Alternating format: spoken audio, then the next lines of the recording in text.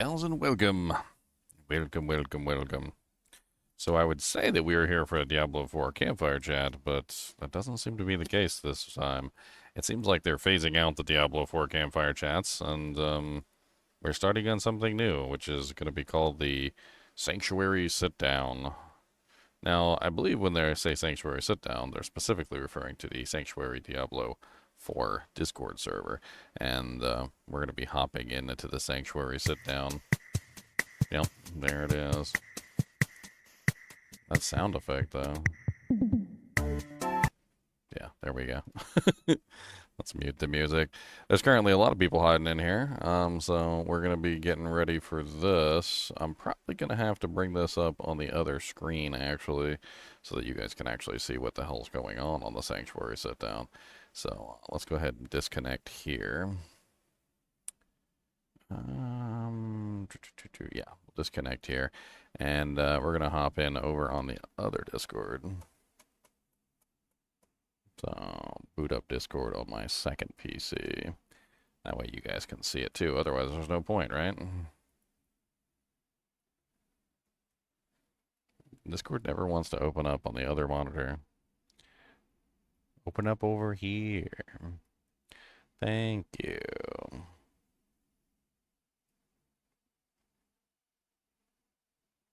Now, supposedly we're going to be getting information on the Diablo 4 next season.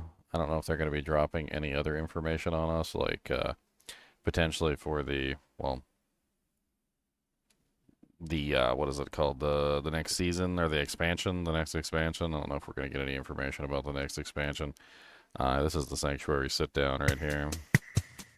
And we're going to mute the awful music. So we're going to be waiting. There's pretty much no other choice to it. We get to wait until the till it starts. It should be starting in approximately like 42 minutes, something like that. Before we get into that, I actually had a Theorycraft that I was doing for a Diablo 2 character, and I might as well play around with that today. So that's what we're gonna do.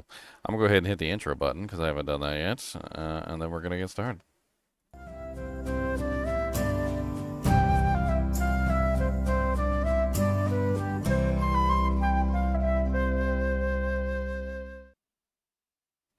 I wonder if I can be in voice chat over here on my server and still be over there. Just a curiosity. Am I still in over here? Looks like it. So I guess I'm in both voice chats at the same time. Alright. So yesterday I had a plan for a Diablo 2 necromancer, a melee necromancer at that, and I kind of wanted to do a Theorycraft on it. So I figure, you know what? Let's do the Theorycraft now while we're waiting for the launch of the game. It shouldn't take me too long to Theorycraft this character out.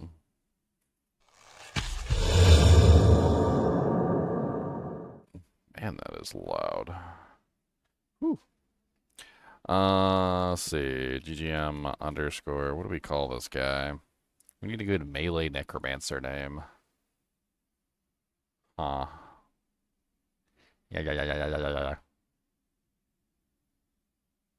He's gonna have a dagger. The dagger's gonna pierce like the gods of heaven or something, or like Masenko, or what's the special beam cannon? I don't think that's gonna fit. I don't think we're gonna be able to fit special beam cannon.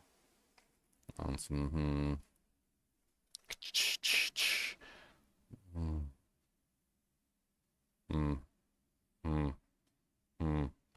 Melee necromancer. Doot. Well, I plan to have three characters with this character. Like, I plan to have three. Hide my bones. Boneless? Let's call him Boneless. Boneless. I love it. We're boneless, boys. We're boneless. Boneless. Radioactive boneless.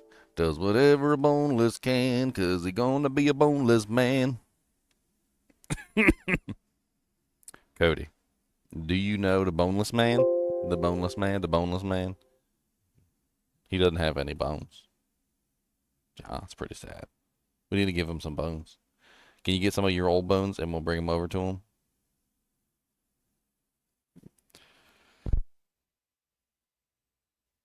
Cody keeps hearing the word bone. He's like, bone, bone, bone, bone, bone. Cody, you want bone? Do you like bones? Are bones your favorite? Do you like to chew on bones? Do you like to eat bones?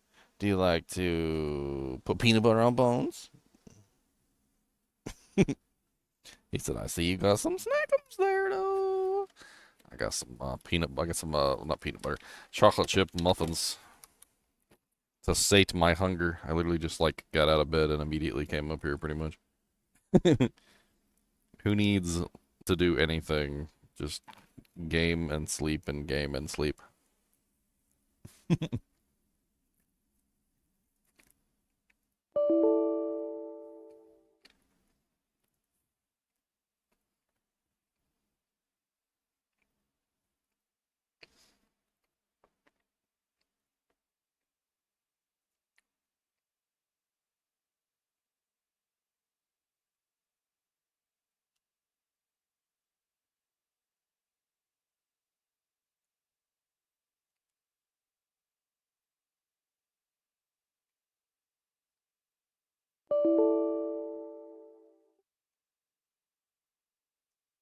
I keep forgetting that the Phoenix shield that's in here doesn't work. I need to delete these and remake them. They don't work properly. So they're just, I don't know why they don't work properly, but they just don't work properly. So I need to get rid of them and update the new file.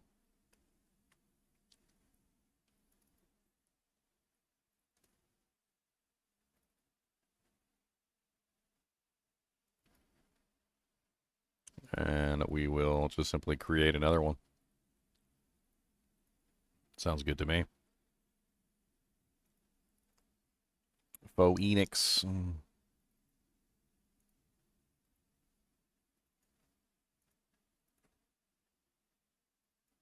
It's what? Vex Lowjaw?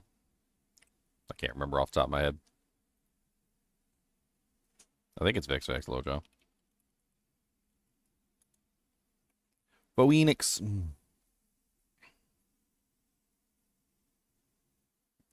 No problem, Dume Gaming. Glad to be of assistance. Womp womp womp, another muffin. Oh.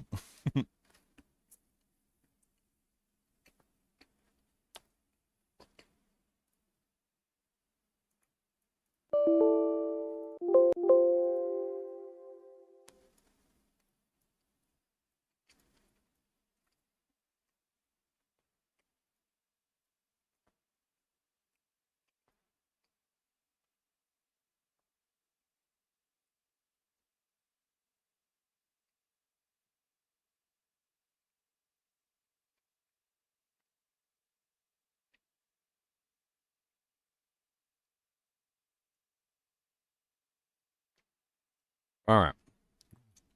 So far we have the basis of our character. Now, I'm pretty sure we're going to be using Ravenfrost. I don't see any reason why not.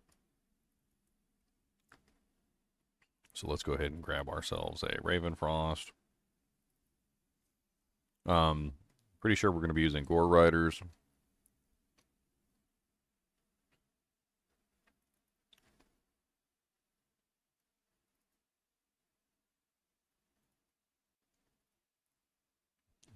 And I'm pretty sure we're going to be using Laying of Hands.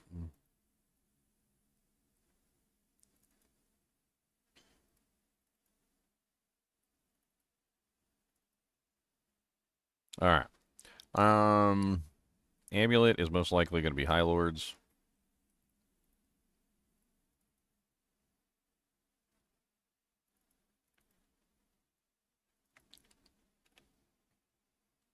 And then what are we left with? Trying to think here. We've got Cannot Be Frozen.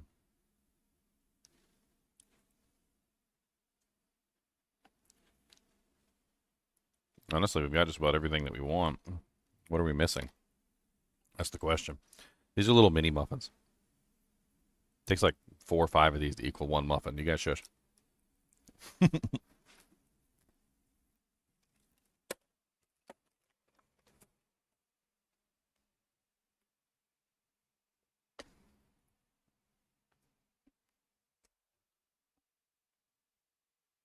Hmm.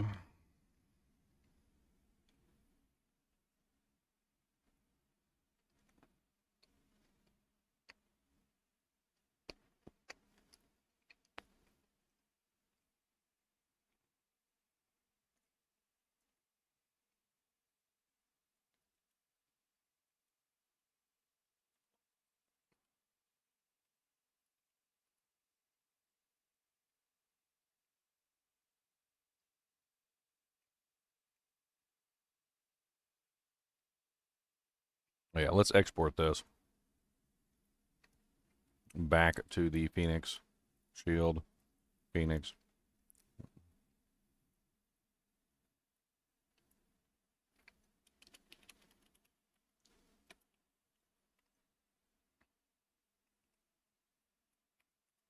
There we go. That way we have that exported with the fixed file. Let's go ahead and get them the basics too, like cube. Get the cubey boobies. The booby cubey boobies. What the hell did I do? I went back too far. Miscellaneous, Quest, Act 2, Cube. Uniques, Class items, Necromancer, Necromancer, Hellfire Torch. Uniques, Achams, Annihilis, Anuhalios, Annihilu, Annihilus. Alright, what do we get for the other ring slot? Honestly, I was thinking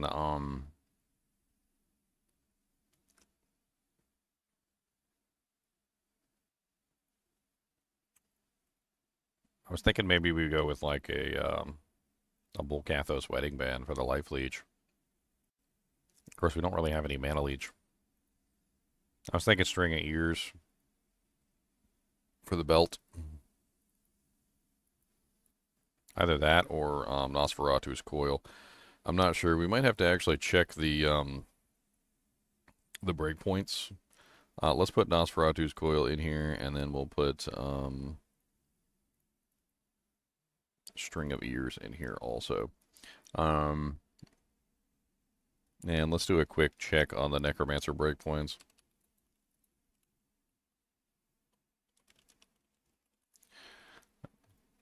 Because we do need to attack fast. Okay, so necromancer skill. It's not even up here. I guess it just counts as standard.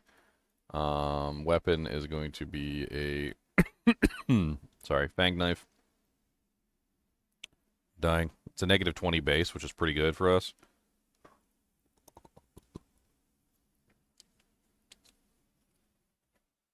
It's actually going to be really nice. We do have increased attack speed, so we're going to be looking at 20% from the gloves, and then we're going to be looking at another 20% from the amulet at the very least. So we're going to be sitting at a solid 40, which means we should be sitting at the FPA of 12 attacks, or FPA 12.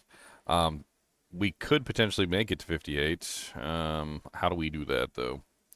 So if we're sitting at 40% increased attack speed, then we add another 10, that's 50. So we'd have to add another 20 to reach the 58 11 FPA. We're probably not going to hit the 99. Not unless we come up with a whole lot of extra attack speed somewhere. So that's probably not going to happen. I mean, helmet options are kind of limited. And Dariel's Visage doesn't sound awful.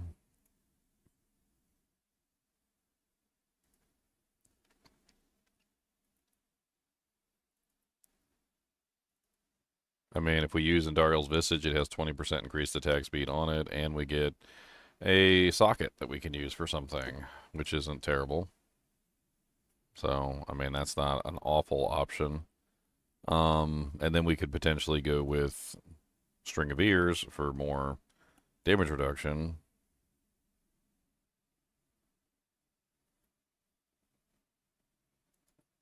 Which one is more damage reduction, actually? Hmm. Hmm. Hmm. Because if we went with, like, Vamp Gaze, for instance, which I think would probably be a better choice, um, I think we get more physical damage reduction with Vamp Gaze, don't we? And we get Mana Leech, and we get Life Leech, all of which are going to be very useful to us. I think that might be the better choice. So we go with Vamp Gaze, and then we put a like 15% IAS jewel in there is what we're looking for. Let's just throw a 1540 in there, why not? Bomb, bomb, bomb. Bomb, bomb, bomb, bomb, bomb. There you go, 1540. All right, now the charms. So we're not going to have a lot of resistances because we're not using a res shield. We do get a small amount of resistances from Fortitude, and then we get the high amounts of fire. We get the extra lightning here. Like there's a couple different places that we're getting the reses from, but it's not a lot.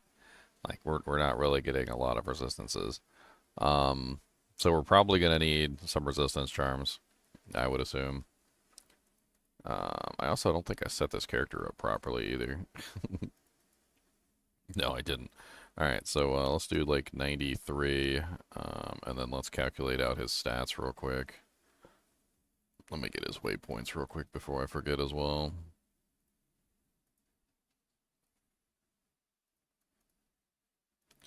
Let's batch finish all his quests. Calculate out his skill points and other things.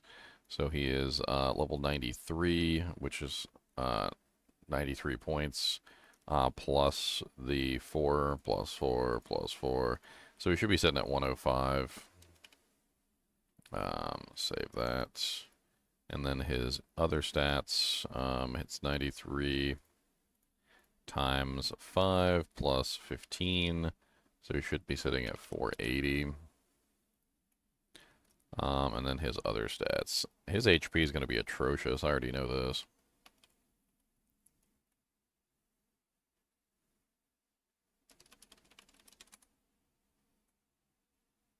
I already know. Let's pull up his base stats here. So the necromancer gets here it is, 1.5 hit points per level. So 93 times 1.5 plus 44 is 183.5, which I guess I can put a 0.5 in there, can I? Didn't even know you could do that. Stamina is 93 plus 78, so 171. And mana is 2, so 93 times 2 plus 24, 210. Alright, so that's set up. The only thing else we have to do is decide on his charms. I mean, technically, I think he wants AR max damage charms, because we're doing a melee necromancer. But he also needs resistances, too, so... With his small charms, let's just go ahead and grab some charms that are like resistance charms. He needs life as well, so let's just do life res charms. We'll see if that's enough to shore up his resistances or not. And if not, then I guess we'll have to figure something else out. And then on top of that, we also are looking for... I'm trying to think here. He probably just wants generic... like sharp, large charms of balance, honestly. Like, he needs faster hit recovery, so why not? Let's just give him a bunch of sharp, large charms of balance. He's also going to want a Bone Sunder as well. Bone. He's going to want a Bone Sunder. His Mercenary, we're going to set up the Mercenary to assist him, because why not? Let's see what we want for the mercenary.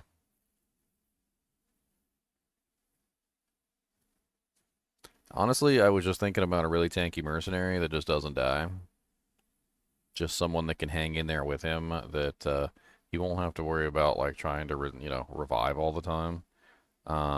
Someone that's gonna actually be able to take the damage and survive. So let's just do obedience. It sounds like a solid option. Let's do an obedience man catcher.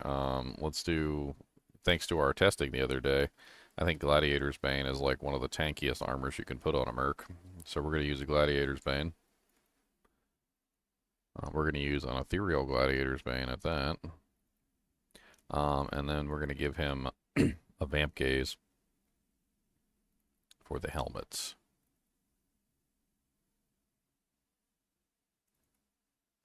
And then he's got 2 sockets he can use. Dying.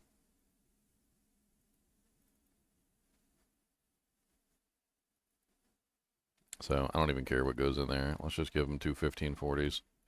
And that pretty much covers him. And then we also need our golem, because we're going to have an iron golem in this build. So iron golem's going to be made out of something generically cheap that I won't have to worry about replacing 1,000 times. Probably something like,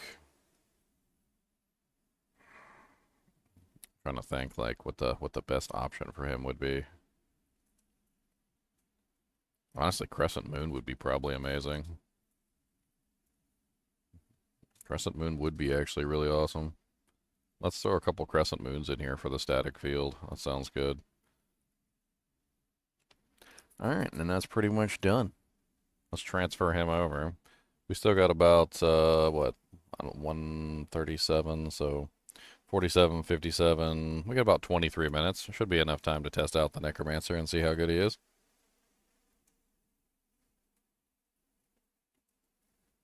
Let's get him copied over real quick so we can test him out.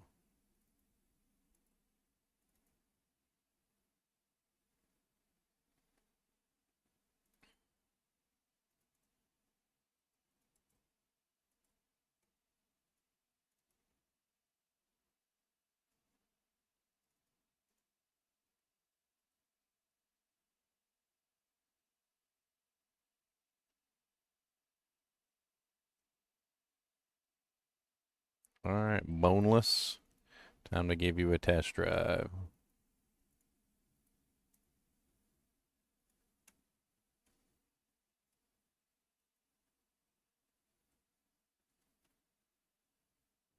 Hey, it actually opened up on the right screen? What the hell?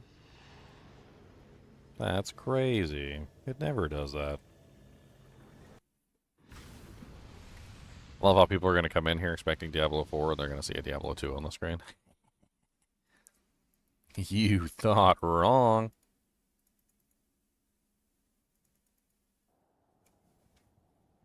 Alright, let's grab the charm real quick, and then we'll hop into the Theorycraft of the actual stats.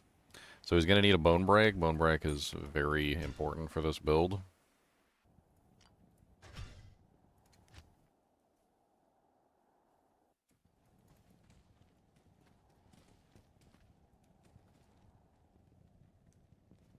And let's go ahead and grab that Bone Break out of there. Let's get our mercenary set up too while we're at it. Most likely going to be like a Might mercenary, I would assume. We're trying to do physical damage, so Might Aura was going to help us do more physical damage, which is exactly what we want. So getting a very powerful Might Merc is the preference here.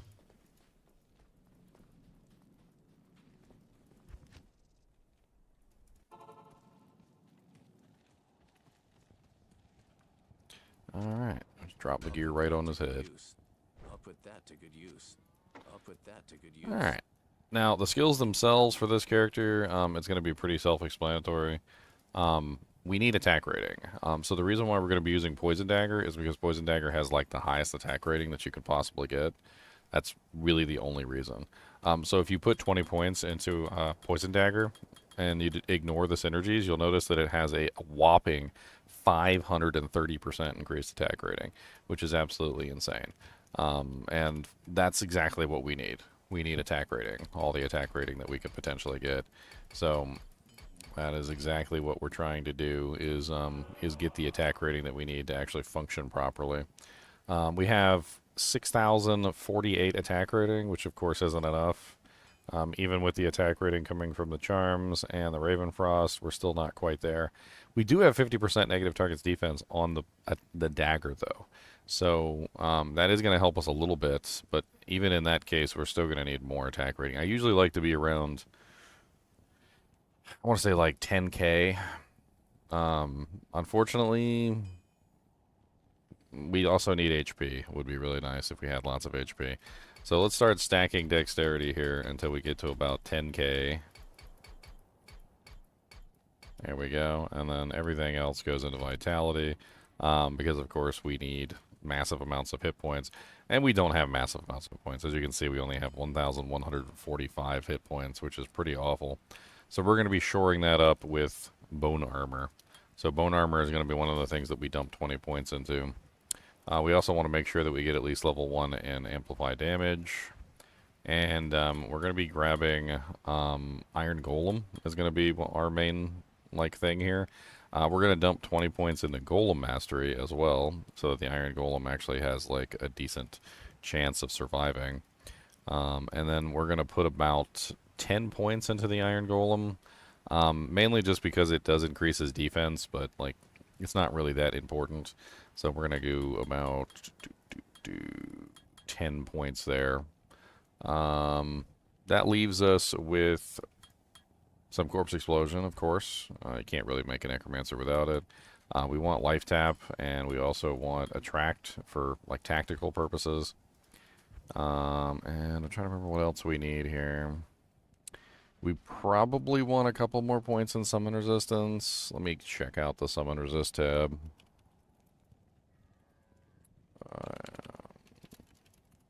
I can't remember the exact point where it starts to really taper off. Since we're going to be using the Iron Golem and we don't want to have to worry about the Iron Golem on a regular basis. So we're currently, at level 7, which is 52. It does go up by 2, 4, and then at level 10 it only goes up by 1. But then it goes up by 2 again at level 11.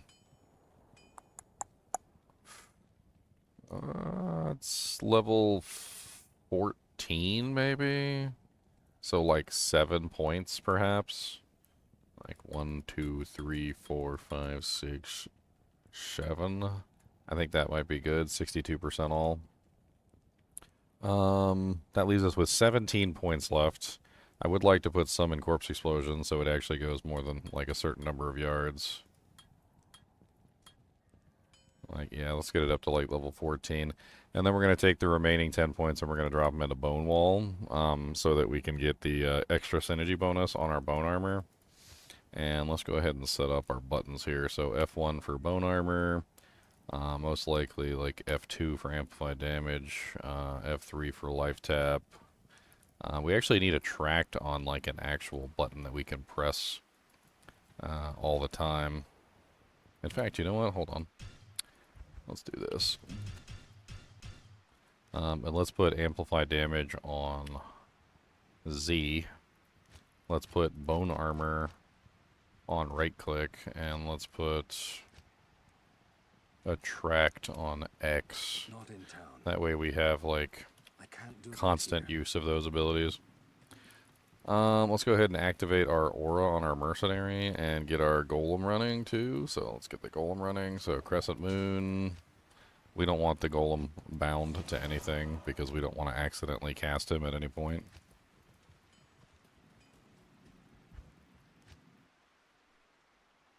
Alright, so with this setup, we should be looking at 2,161 to 6,252 damage on Poison Dagger. We also have 40% chance of Crushing Blow, 60% chance of Open Wounds. We also have a Deadly Strike percentage of, I think it's like 85 or 100%, 82% right there. So 82% Deadly Strike chance. which is crazy. We also have prevent monster heal. We've got extra damage to demons. We've got the negative 50% targets defense, 12% damage taken goes to mana, 25% faster cast rate, which will help us out. We're also running enough faster attack speed to actually hit the higher breakpoint, and 20% life leech, 8% mana leech. I mean, this should all work out quite nicely. Unfortunately, the Sunder does bring us up because this is a really bad Sunder on the physical damage taken, but we do have Bone Armor, which we can cast constantly, which is 545 damage. So we can just keep casting Bone Armor whenever necessary.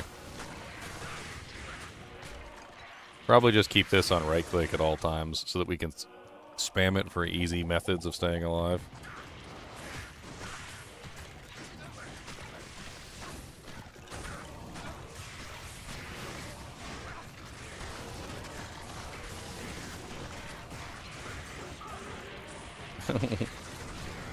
Start getting targeted and you're just like... Alright, we can also cast Amplify Damage, of course, which is going to increase our damage even further. So Deadly Strike, between Deadly Strike and Amplify Damage, we should be looking at some crazy damage numbers. In fact, we could probably try and run these damage numbers real quick and see if we can figure out exactly how much we're actually doing. So assuming that the top end of 6,252, let's do a little bit of calculation here to figure out what we're actually hitting for. So assuming 6,252 times 2, because we got Deadly Strike, we're at about 12,500 damage Deadly Strike. Now, we also have Amplify Damage that we can cast at any time that we want to, which means that most monsters will probably be at negative 50% because most monsters are at 50% resistance, and a few of the monsters will be below 50% because they are 0% physical resistance. But for the most part, we should be gaining about 50% extra damage on top of this, which means we're probably looking at about 18,756 on the top end, like per strike. Should be pretty ridiculous. Should have given myself a Soge so that I could have tested to see, like, against Uber Diablo, because that would have been fun. Although I have a feeling that this character's survivability is not as good as most melee characters, especially considering that low hit point pool. But let's go test it out on some stuff, and let's see. Let's put it on Players 8. It was on Players 2 there. And let's go somewhere like River Flame.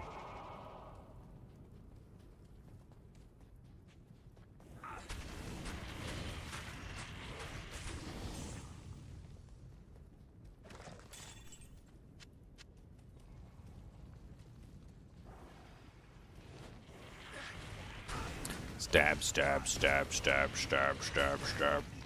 Let's see how fast it kills like Uber Diablo. It would be pretty hilarious. Shiv, shiv, shiv, shiv, shiv, shiv, shiv, shiv. P8 shivving's not too terrible. Die. I will shiv every one of you little maggots.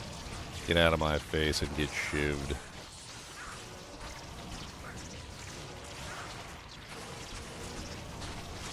Of course, I'm not really casting my Amplify Damage. I'd have to get into a habit of this. I gotta get into a habit of actually casting my Amplify Damage whenever I have a chance. Testing against maggots isn't really very effective. It's kind of a poopy area. Hold on. Let's go to somewhere like Travancore for fun. It's on TZ right now, too. I need a key.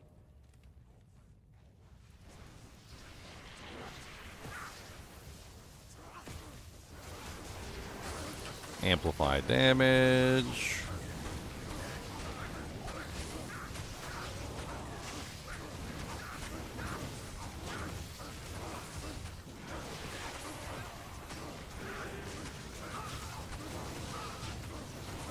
What's up, punks?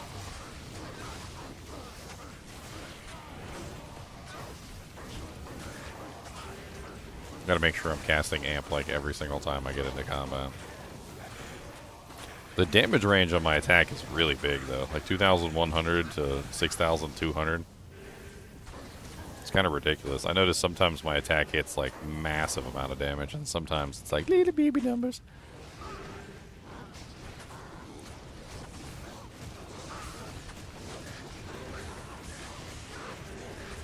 Oh, is the down going the golem?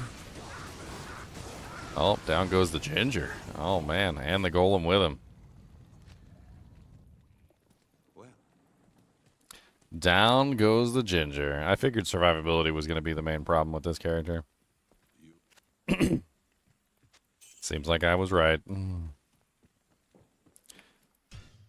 The HP on this character is too low, and I didn't even check his resistances. Whatever his resistance is at, he probably needs more res. 80 fire, 30 cold, 65 lightning, 30 poison. God, he's all over the place.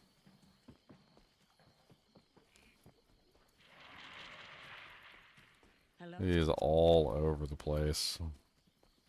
What is his block chance? 45% chance to block.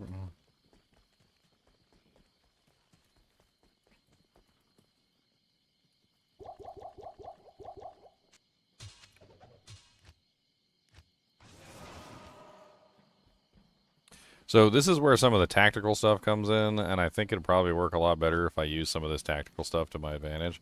So let's give it another try, and what we're going to do is we're going to use some of this tactical stuff that I've been, like, planning for this character.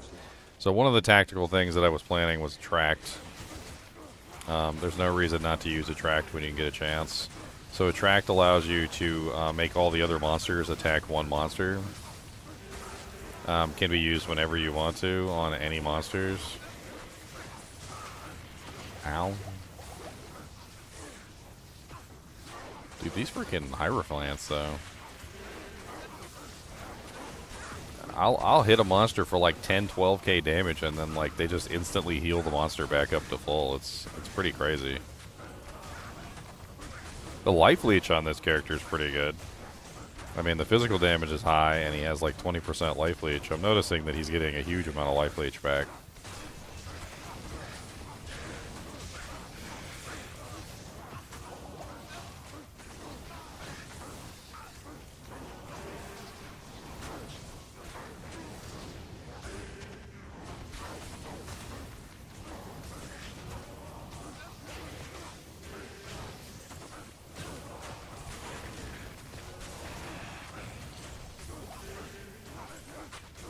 Dead.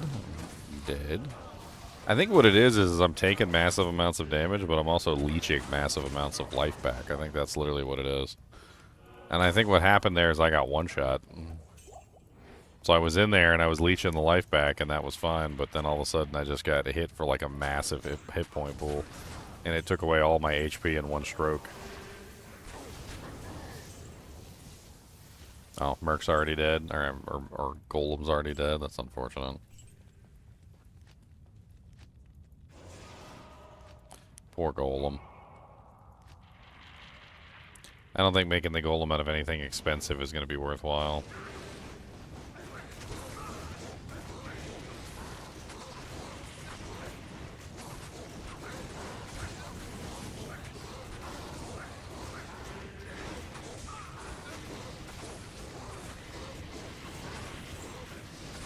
What's up, Galeb?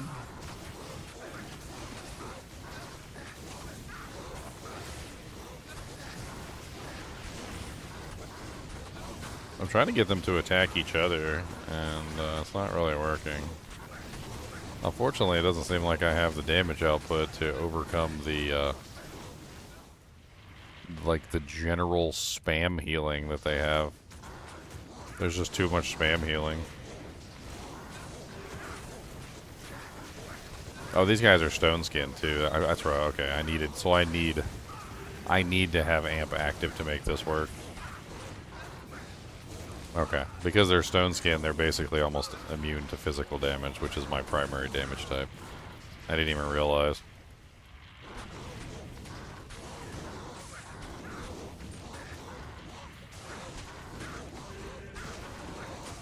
There we go.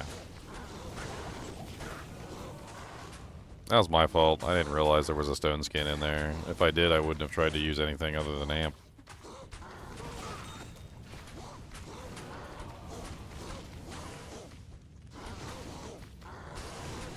Merc's dead. I'm still slapping cheeks.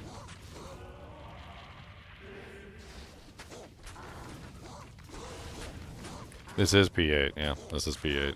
P1, he would have shredded it. I mean, it's pretty impressive. I mean, it's not a bad build. It needs to be refined, but we're out of time. We got about 5 minutes till the thing starts. So, let's end this one here. I think it's a success, marginally. I think we need to work on survivability. Obviously, one of the big issues with survivability is this, because we can have a 10% bone break charm, not a 25%. So a 10% bone break charm would be much better here because we would have much more physical damage reduction as well, which would help us out tremendously. Instead of having this ridiculous amount of physical damage received, we'd be sitting at 20% reduced, or at least 10% reduced instead of increased somewhere along the way. We could also potentially put on a string of ears and drop a breakpoint. Like, it's not entirely important that we hit that upper breakpoint, so maybe having a little bit more tankiness as opposed to a little bit more speed might be more important there.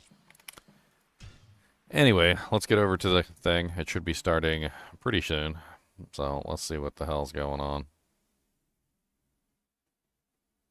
It's like we got a lot of people in here. 323 in audience, and it's growing fast.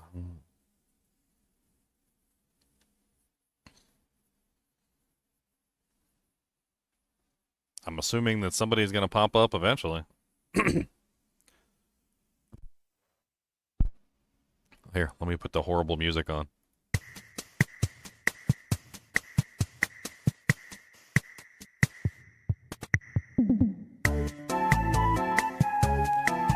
God, that is awful. I'm sorry for the ear rape.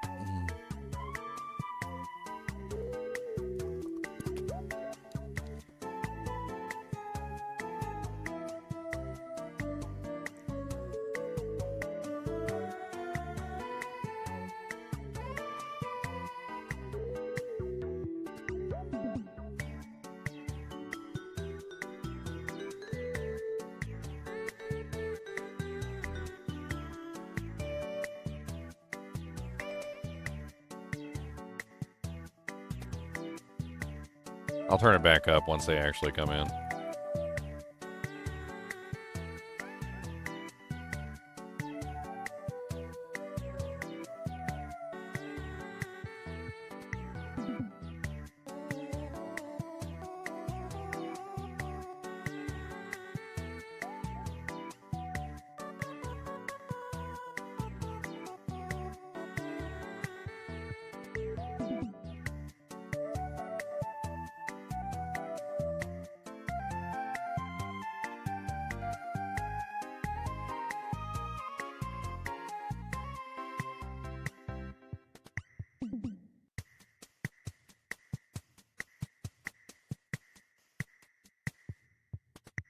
I'm going back to bed, guys.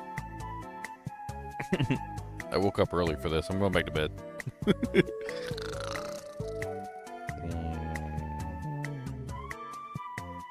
How about, does Cody want a porkum twist? How about that? Does Cody want a porkum twist?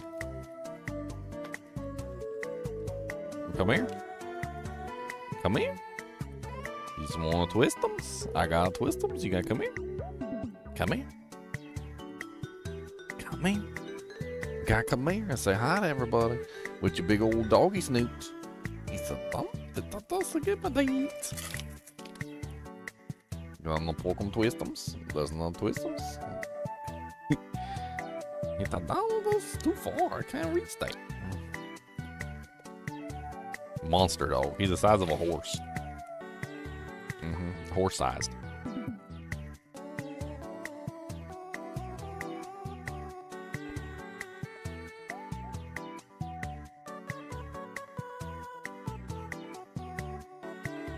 He said, yeah, you got some twists.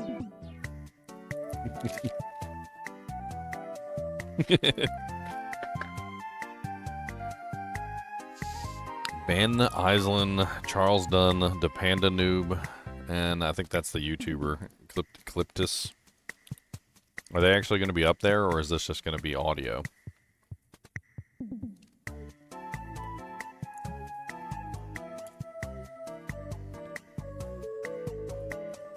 It's 2 p.m. They're late. They're late, Cody. They're late, they're late, they're late for an important date. They're late, they're late, they're late. That's right, they're late. They're late, Cody, and they don't have porkum twists or nothing. They didn't bring no snacks. They broughted no snacks, Cody. No snacks. Yeah, no snacks. This is rude. That's some rude crap. No snacks. That's right. That's right, no snacks. No snacks, Cody. No snacks. Cody says, I don't care about snackums. I want all the treats. Said, I'm a big dog and I need more than just snackums. He said, you think one little snackum is gonna suffice? You think one little snackum is gonna suffice?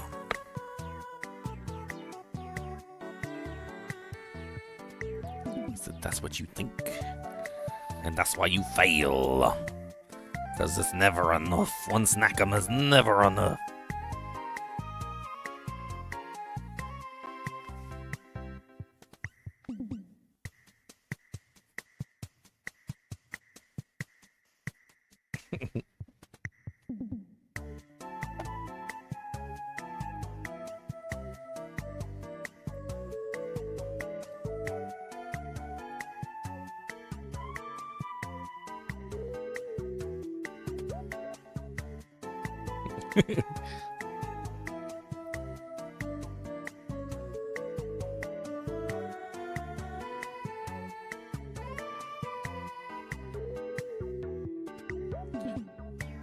All right. 729 in audience, it says. Time to go give some snacks to the chinchillas.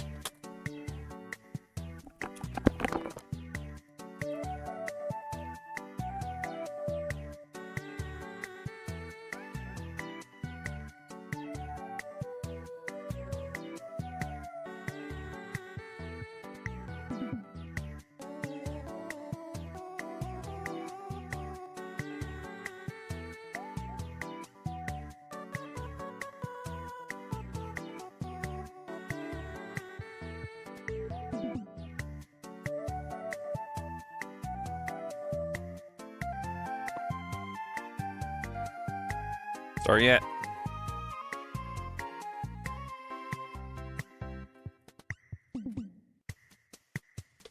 Still started. It's awful. Terrible. They're late. They're late. They're late for an important date.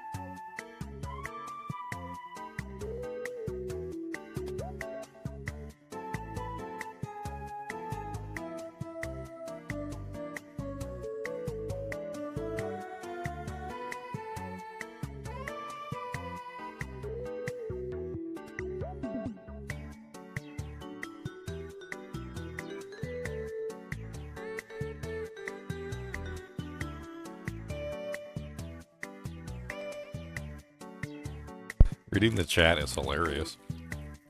I think you guys can still see it through my ethereal body. Oh my god. That's some cake right there. Boop, boop.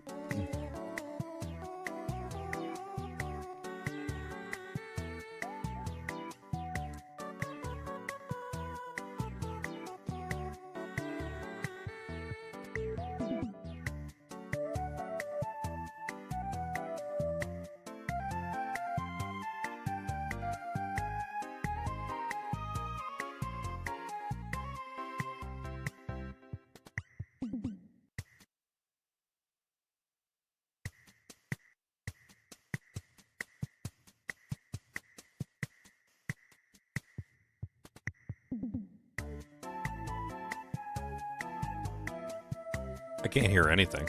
I think I'm gonna try and restart Discord. Hold on. I'm gonna crash Discord and reopen it and see if that fixes it. Boom, I crashed it. Alright, reopening Discord. Let's see if that fixes it. What's up, Leon? What's up? Which server was it? This one right here. This is so silly, I don't know why we're doing this on the Discord.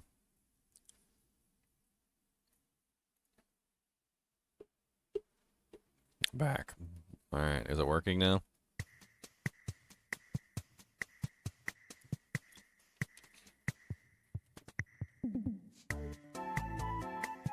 Welcome.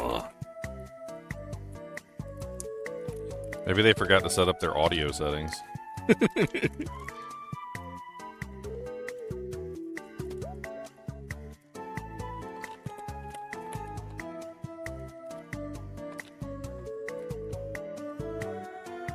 Yeah, they're all muted.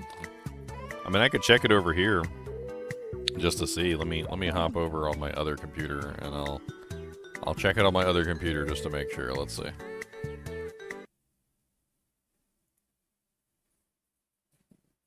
So on the other computer, I have music, no audio.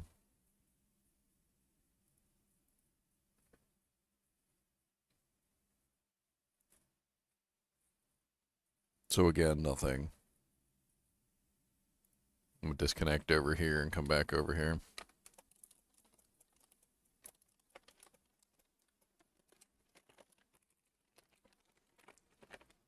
Hey, at least we've got some cheesy music to help us out in the waiting of this. You know, they could have, like, actually practiced this instead of, you know, like, beta testing it on us.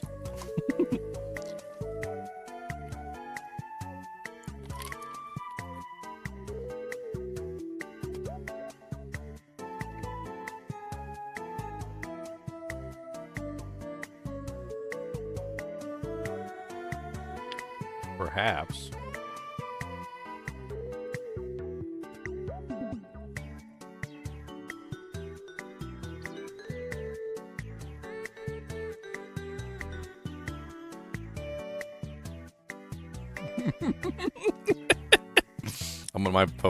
My comment's gonna get deleted, watch. It's gonna get deleted.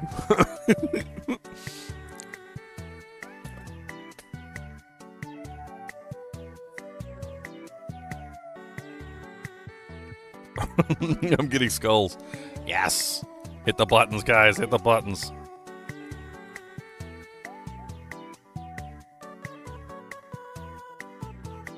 I'm not entirely sure if the people in chat aren't just trolling them like constantly. Like one person saying he hears and then the other person saying he doesn't, and like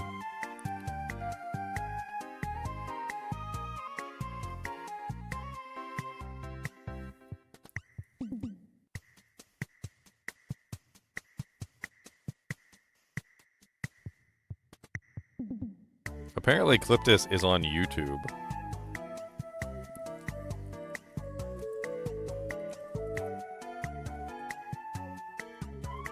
And apparently that's what people are saying, is that they can hear him on YouTube, but they can't hear him on the actual, like, chat window on Discord.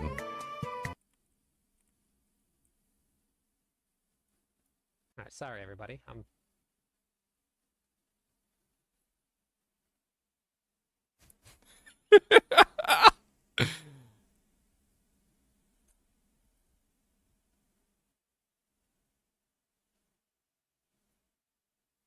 This is great. This is great, guys. This is great. Let's put them side by side. Why not? Let's have both of them side by side. There we go. And then we can get the cheesy music too while we're at it. Let's get the cheesy music running. And let's get the chat up here. Let's have all the chats. Let's have both chats in all the lands here. There we go. Look, we've got everything running now. We've got Chinchillas over here on the left if they decide to show up, you know, like we've got the chat for the actual Doojank on the left side there. We've got Cliptis' stream on the right side. We got the Cliptis chat on the right side as well.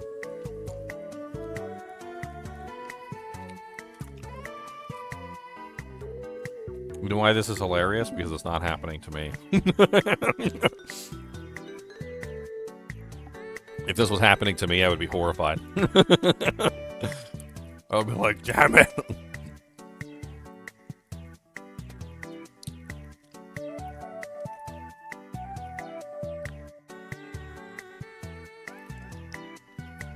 Let's try something real quick. Can anybody hear me now?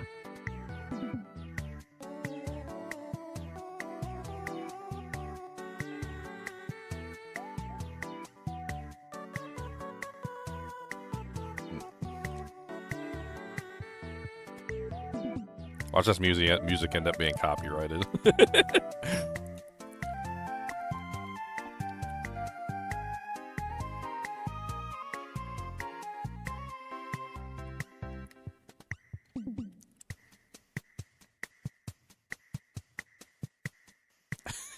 What is even going on right now?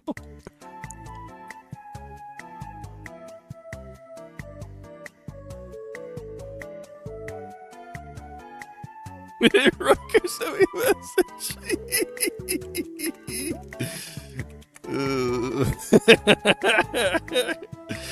Oh man.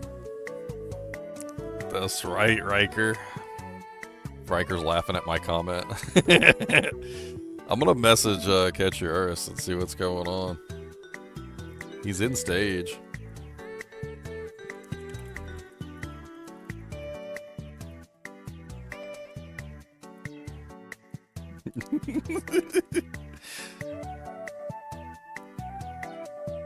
He's probably gonna tell me to shut up. He's like, I'm busy. Gotta fix stuff.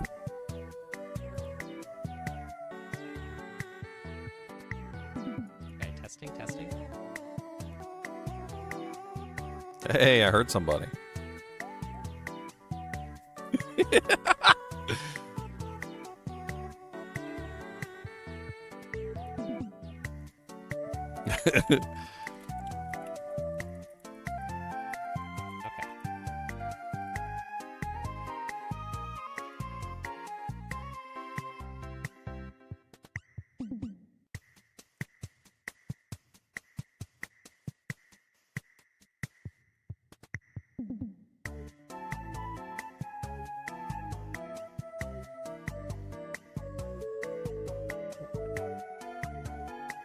For everybody that is hearing music, for anybody that can't hear me, there is a little option right at the very bottom of where all of the images for people are. You can hit mute music. Oh man, I don't want to mute the music. Then I can't hear anything. I'm writing it, but the music is the best part.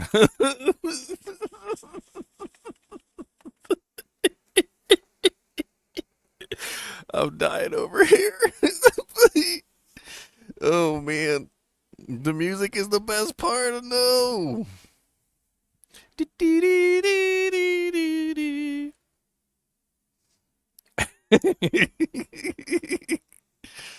And I said, now there's nothing. Now there's nothing. Like, see, now I muted the music and now there's nothing. This is awful. He's so quiet, Cliptus. Like, what is with that? He's like, all right, Yeah, guys. for everybody that is started here listening soon. on YouTube and Twitch, If I'm you going guys are on to YouTube and Twitch, drop the stream real we're quick. gonna drop the stream so you guys can Re-add it join again, us. just to make sure that the stream is not messing with the Discord voice. Yeah, so we get that. We're gonna get that done real quick. Right, And then guys? I'll start the stream back up as soon as That's we as soon as we get this going again. So I apologize for all of the technical issues. I tested Discord before it worked, and it worked. So I'm gonna just drop the stream and then I'll be right back on.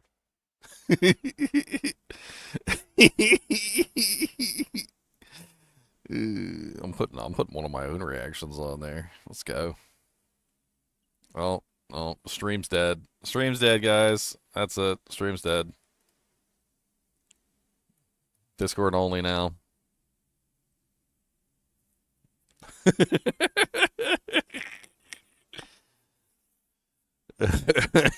Who chose this music? I'm putting the music back on. Let's go. Jam into the music, cause we jam into the beat. Come on, baby mama, we gotta freaking eat. Jamming and we dancing to the beat. Gonna get that money, honey, baby, with the eat. Got the beans and the sausage and we put it on the plate. Don't know what I'm singing, but you guys can't hate, cause we gonna get something tasty to eat. Cause the music's banging and you know it's true. I feel like I'm waiting in a play online lobby.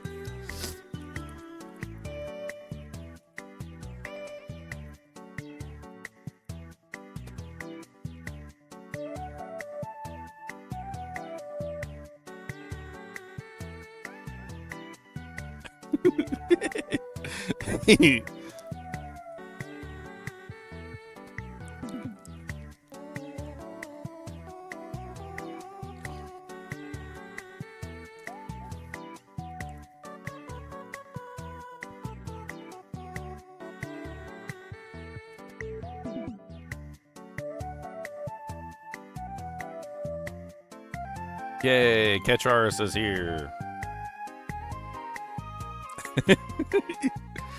Ketcharis technical support.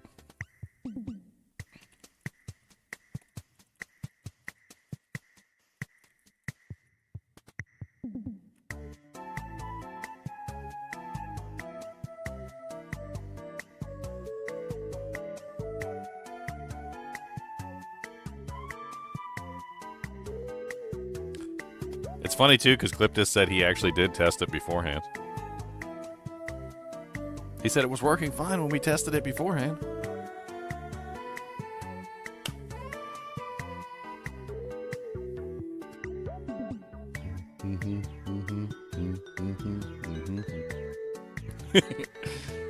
I can't hear jack diddly. People are still trolling, I'm pretty sure. I'm pretty sure they're still trolling. Because there's no sound.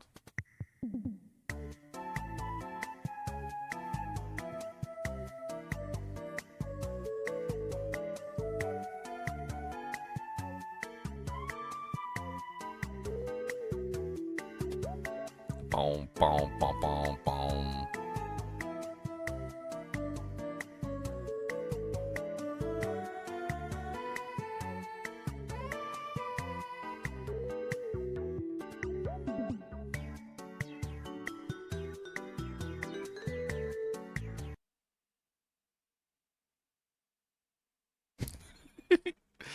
Let me try pulling up Cliptus stream again. Let's see if he has another live stream. Maybe we can hear him on the live stream instead.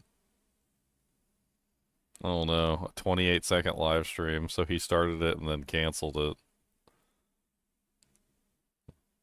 Oh man. What is even going on? No, no, this is the worst case scenario. This is the worst case scenario. This is the worst case scenario. Abort, abort. We are now 21 minutes past the time that we should have started. People are now, the speakers are now leaving chat. Oh man.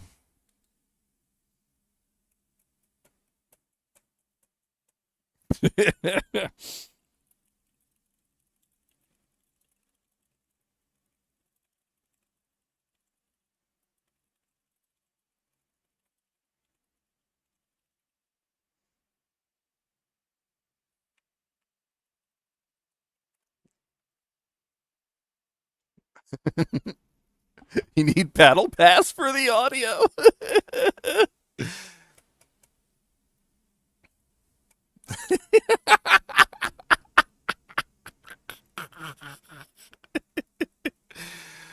Premium battle pass, sir.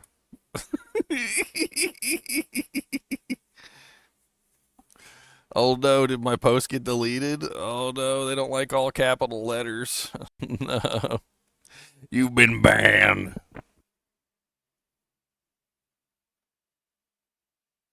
Did they delete the lot of the battle pass comment too? Oh my god. Nothing like when they mess up and then people are trying to have fun and then they start deleting comments because people are trying to have fun. Like they're just making fun and laughing at stuff and they're like, oh, no, oh, you're not allowed to have fun. Stop having fun. Deleted, deleted, deleted. Deleted.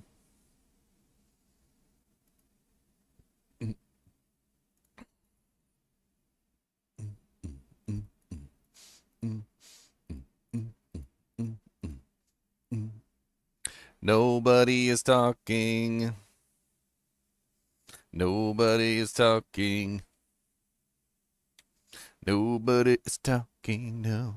Nobody is talking. This is working out way better than the live streams. No, no, nothing.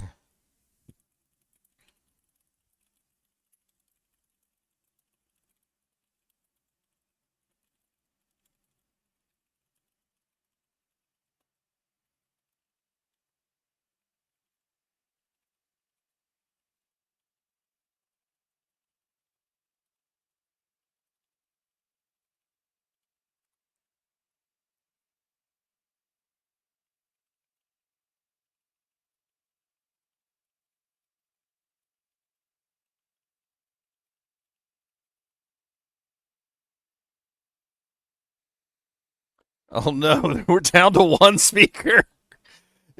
We're down to just one guy now. Hey, people can hear me. Did I actually hear something? Yeah, we can hear you, Charles. Hey, I can hear him. He did that! Mm.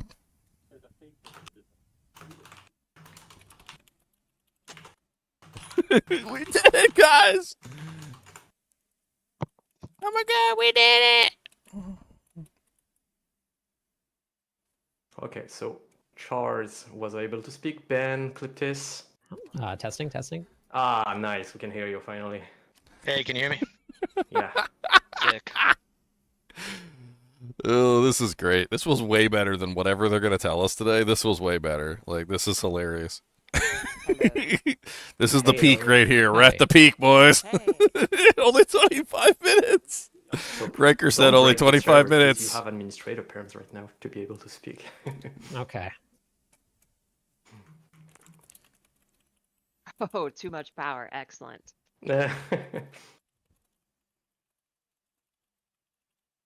Okay, I will leave Alright. silently and I will let you carry on. See you. Thank you. Oh. Still in Riker, somebody said Okay, that you so needed a battle everybody here pass already. to hear the audio, and they deleted the comment. Ready. Good to go.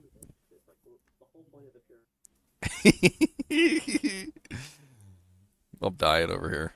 Wanderers, welcome to the Sanctuary Sit Down, a series where members of the Diablo community like me get a chance to chat with the developers about upcoming seasonal content. I'm your host, Glyptis. Joining me today are three of the developers that are going to walk us through what to expect during the upcoming public test realm. Before we get into the good stuff, let's get some introductions out. Aislinn, you want to start? Sure, yeah. I'm Aislinn Hall. I'm a systems designer working on Diablo 4, mostly working on seasonal stuff at the moment, like Season 10. Hey, I'm Ben Fletcher. I'm the lead designer for Season 10. And hi, I'm Charles Dunn. Working on the final design team. I mostly do class design work. And for Season 10, I worked on the Chaos perks. Talk about.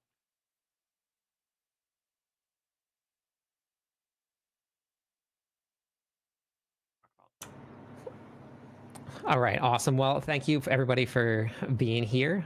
So Charles, let's start with you. What are some of the things that we're working on for Season 10? Love to talk about Chaos perks. It seems like someone's saying my audio is a little low, so I'm going to try to talk loud here, I guess. Doesn't seem like there's anything special on this. So I'll keep my eye on this in case they show anything on here. But on Discord in particular. So for Season 10, I want to talk a little bit about kind of the concept of seasonal powers and kind of how we've thought about it in previous seasons, and a little bit about how we're thinking about them now here in Season 10 and moving forward. We've had a number of seasons where we introduced like some seasonal powers, in the season of Witchcraft, we had the Witchcraft powers and then the boss powers and so on. And a lot of times when we think about like building your character, you build up your character in kind of multiple layers where you get your basic skills, or like your skills that you pick in your skill tree, then your items on top of that, and your paragon, and then kind of the like icing on the cake, the top layer is kind of those seasonal powers. And we add in new seasonal power, and it modifies your build a little bit, makes it a little different flavor. But then a lot of the feedback we've heard from players is that next season you kind of scrape off that icing and then put on a new flavor of icing. And so kind of the running joke is like, well, what flavor is the next season going to bring? And we thought here for Season 10, we really want to disrupt that pattern, where we're not looking at just kind of surface layer powers that are just kind of added on and removed. We're really looking at, to continue the cake analogy, right, is looking at changing up the filling of the cake, the kind of connective tissue between your builds with our seasonal offerings. To be able to be like, hey, here's something that actually just fundamentally changes how you play your character. It's not just an extra effect that just, is added on top of everything else. And so with that in mind, we built what we call Chaos perks. And calling them perks kind of differentiates them from the kind of power designs that we've had in the past, where it really is focusing in on this kind of connective tissue in between they changed kind of the layers name. of your classes, your skills, Perks, your not actual powers. skills, and your itemization. And so we built this seasonal power system really all about making sure it hooks into your skills. It influences your build in ways that we have not really done before with seasonal powers in the past. And also speaking of item builds, we're going to be talking a little bit later about Chaos Armor. I think Aislinn will be covering a lot of that, which is also kind of another take on how we took the learnings of previous seasonal powers and kind of feedback we've gotten around that and use that to iterate and make a more interesting and engaging system here moving forward.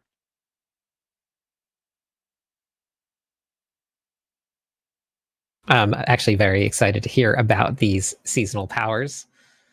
So with the way that we're approaching this, so we're still thinking about seasonal powers, but this is now going to be something that we're going to just add extra layers on, because you said armor and now it's going to be moving to perks. So is this going to be something that we're going to be looking to do going into every season now? I don't want to commit to future seasons. We're here talking about the season 10 PTR and how we're really looking at that. I think it's definitely something that the entire team has taken feedback in on, and we're going to be using that to influence our future design directions. But mainly want to talk about what's coming in season 10 and not necessarily on future seasons, which are still in development. Okay, that is awesome. So we got Ben here. We have actually, I have a graphic here that I want to put up on the screen that maybe we can talk about here. Let me just get this up. Their volumes are so different. I have to adjust volumes in between people, by the way. It's honestly kind of embarrassing.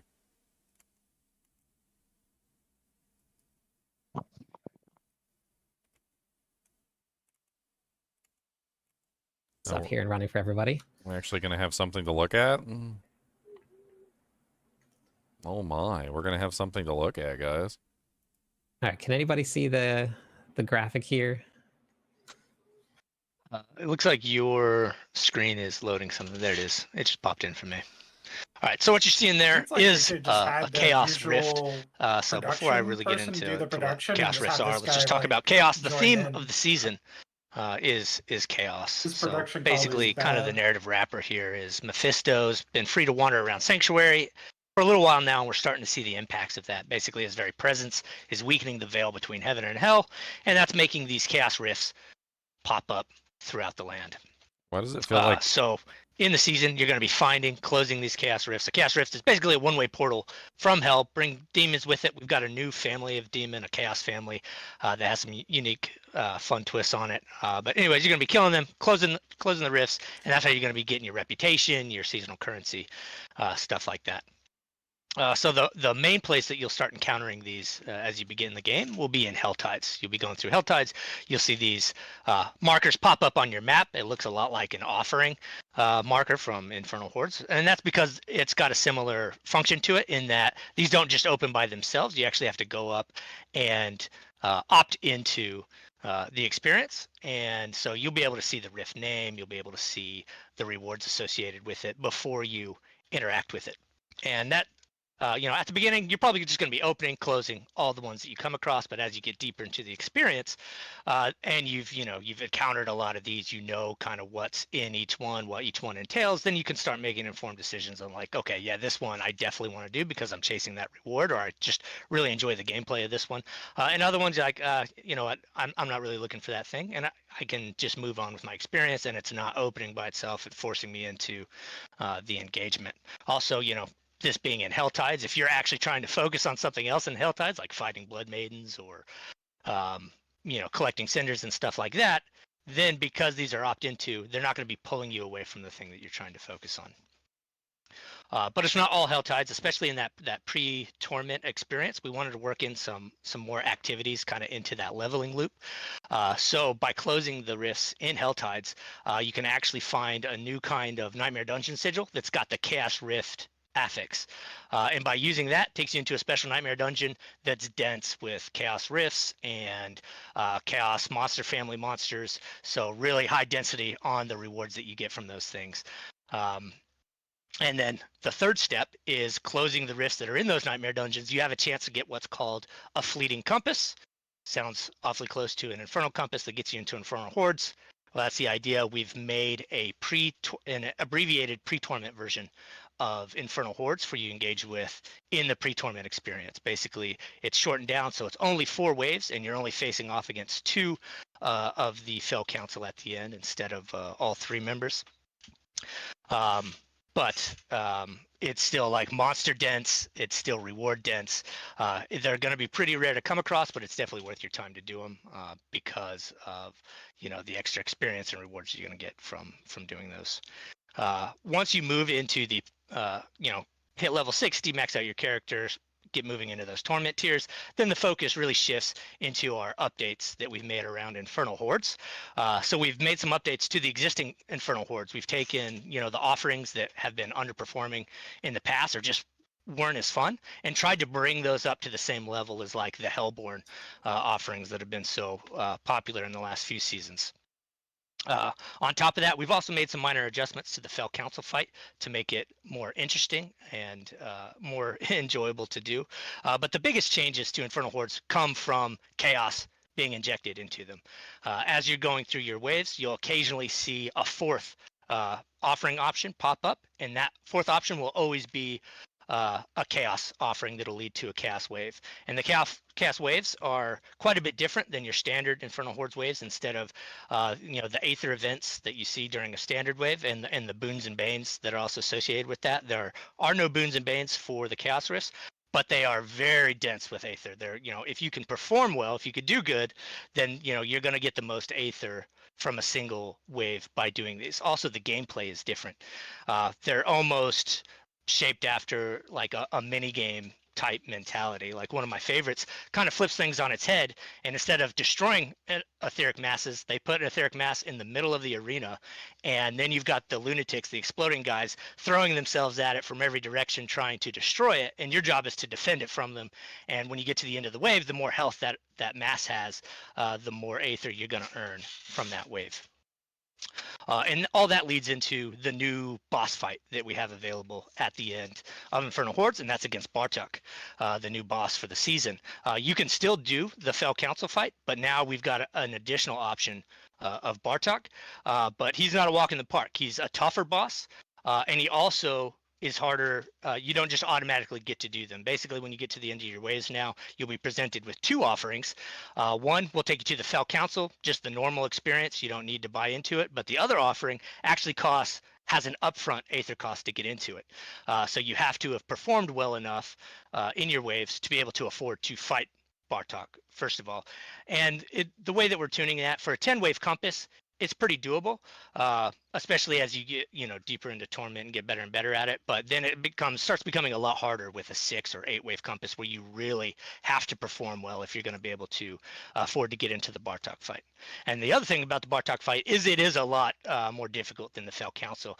The fight itself is a lot more complex. It's kind of a bullet hell style where we've got teleporters in the arena, and you're having to teleport back and forth and avoid these massive just screen clearing attacks that he has, and it's just got a lot more flavor to the boss fight.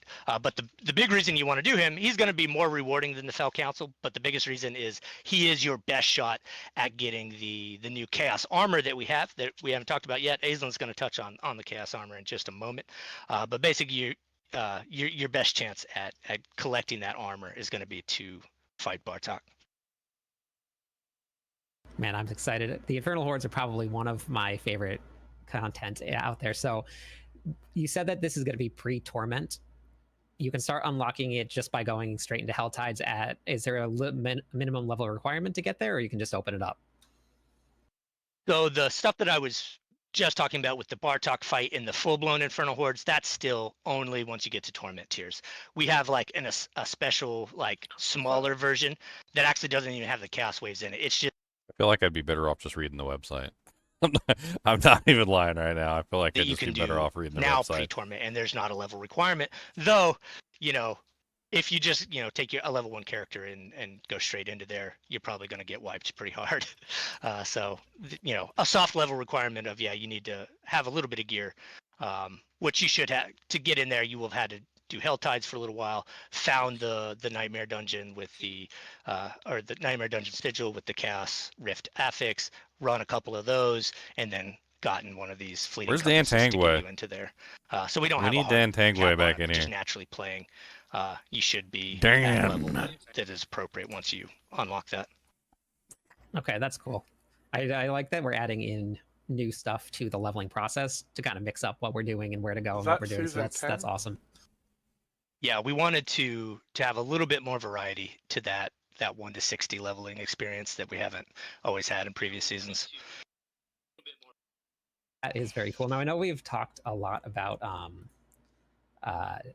the Chaos armor, but I want to share one more graphic. I'm going to swap this graphic around, and Yay, we're finally going to swap Charles, graphics? Oh my god, yes. Perks. So I wanted to get that up on this screen. So let me just get that real quick.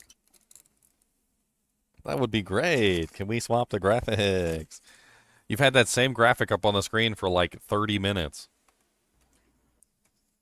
By the way, before he starts talking again, it seems obvious that the Chaos Armor allows you to basically find a piece of armor, like a unique item that is not in the right Talk about set. a little bit of the details of like the exact mechanics of it.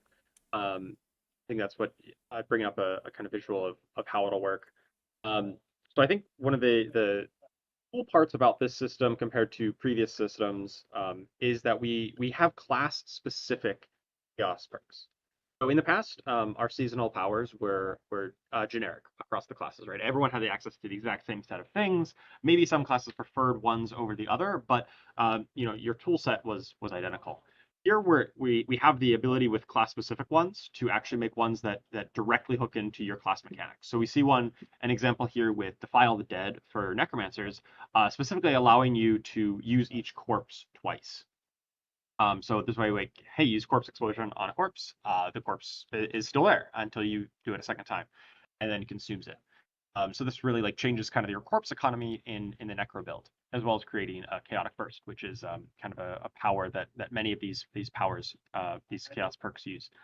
But I think this is really cool that it allows us to look at different class mechanics, and there are still some generic effects here, but there are 4 class-specific perks per class, and so to really get to see all the things that are available across this entire system, you're going to need to take a look at each class. In terms of like how you're actually going to interact with it, pretty straightforward and pretty similar to some previous seasonal powers, just because we think that a lot of the complexity here is in their actual effects and how they impact your build. Obviously, Defile the Dead here, this example is relatively straightforward in terms of what it does, but there are definitely ones that have a lot bigger modifications to your build that really ask you to like play very differently, use your skills in different ways, or itemize totally separately than you would have before to really take advantage of it.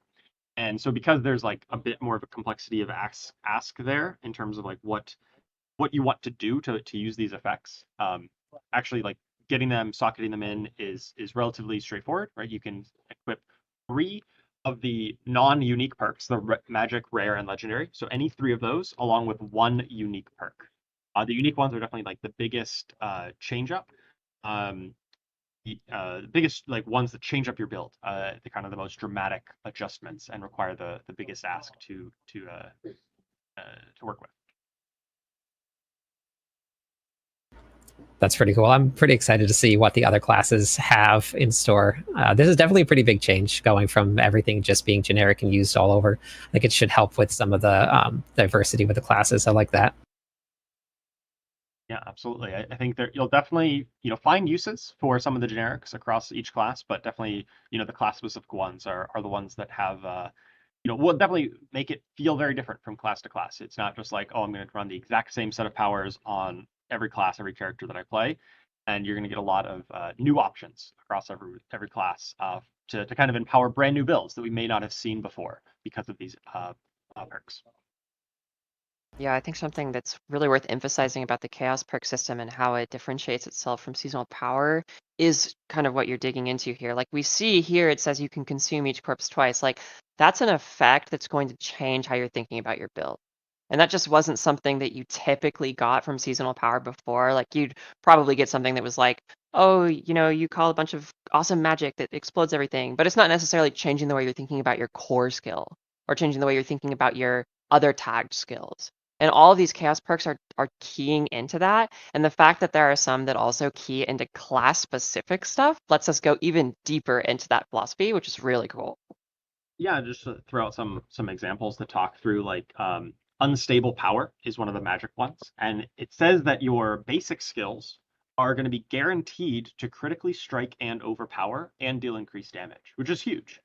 But the downside is that your basic skills now have a 3-second cooldown.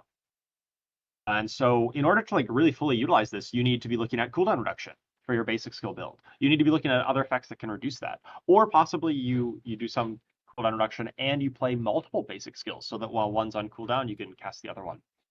And so this is like a new pattern. Like we're giving you a huge benefit, right? Guaranteed crit, guaranteed overpower. You don't need to build crit strike. You don't need to build overpower. Or you build overpower damage. And you get a ton of damage up front, but you have a different problem to solve. And I think that's like really the sweet spot for these types of perks, where it gives you a huge benefit, but also asks you to do something different in your build that you might not have done before. Really take full advantage of it.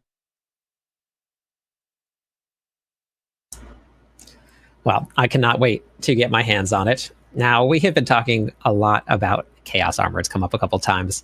I am pretty excited to dive into this. So, Aislinn, we've already heard a lot about the season, but let's talk about the Chaos Armor. I'm going to get the screenshot up on the monitor while you hop into it. Sure, sounds good. Yeah, so we talked a little bit about Bartuk. We talked a little bit about the seasonal theme of chaos. So I want you guys to go on a little bit of a word journey with me here. So you're the hero of Sanctuary. You're going around, you're bopping demons on the head. You go into the Infernal Hordes, bop the demons on the head. You finish that.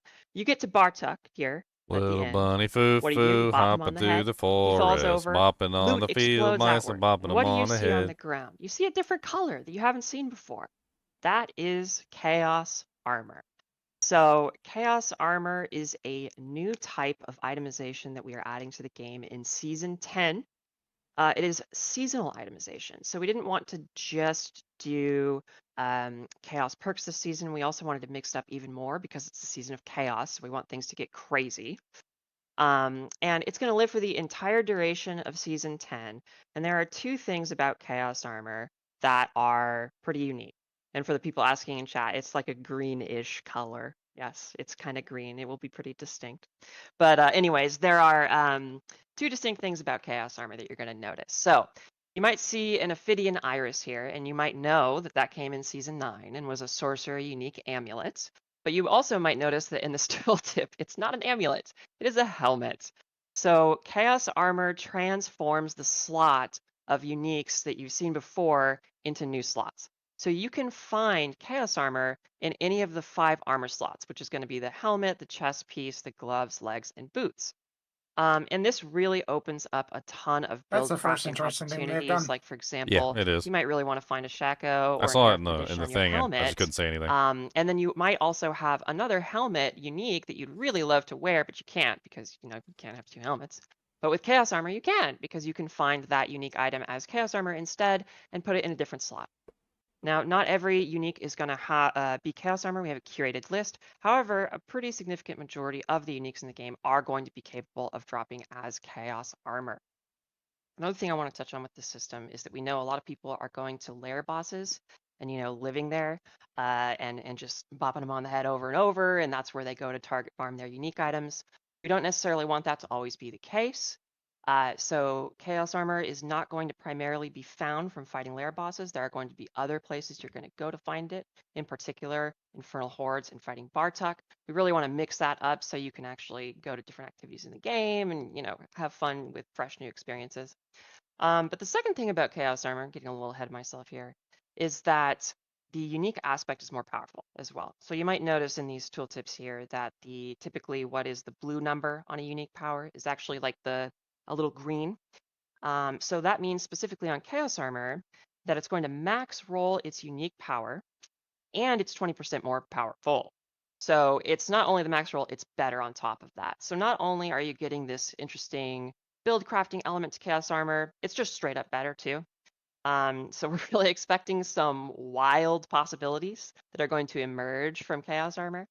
And we kind of had when we had a few primary goals when we were working on Chaos Armor, but the big thing is we really wanted to shake up the meta. We're really expecting builds that were, either previously underperforming to be really powerful because of the permutations that are now available via Chaos Perks and Chaos Armor in Season 10. And we also expect there to be builds that weren't even like a twinkle in our collective eye to emerge in Season 10 because of these systems and go wild. And so I cannot wait to see what people come up with these systems combined. I think Season 10 is going to be absolutely wild. I think it's going to be crazy. So I'm super excited about it. And the last thing I want to touch on before we dive into conversation is just a little bit about what we're looking for in the PTR.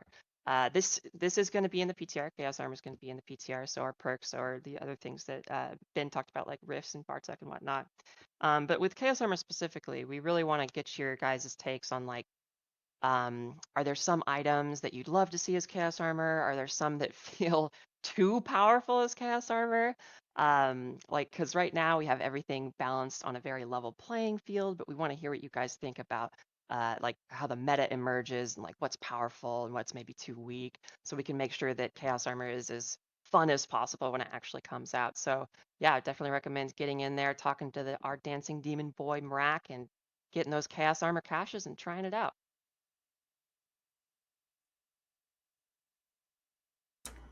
Well, I honestly cannot wait to get my hands on it. So you want us to focus on the Chaos Armor, and this is during the public test realm. See what's strong, what's working. If there's something else that we want to add in, was there anything else that we should be focusing on during the public test realm? I think Yeah, for like yeah, go ahead. I was mentioned for Chaos Perk, it's similar, right? You know, this is testing.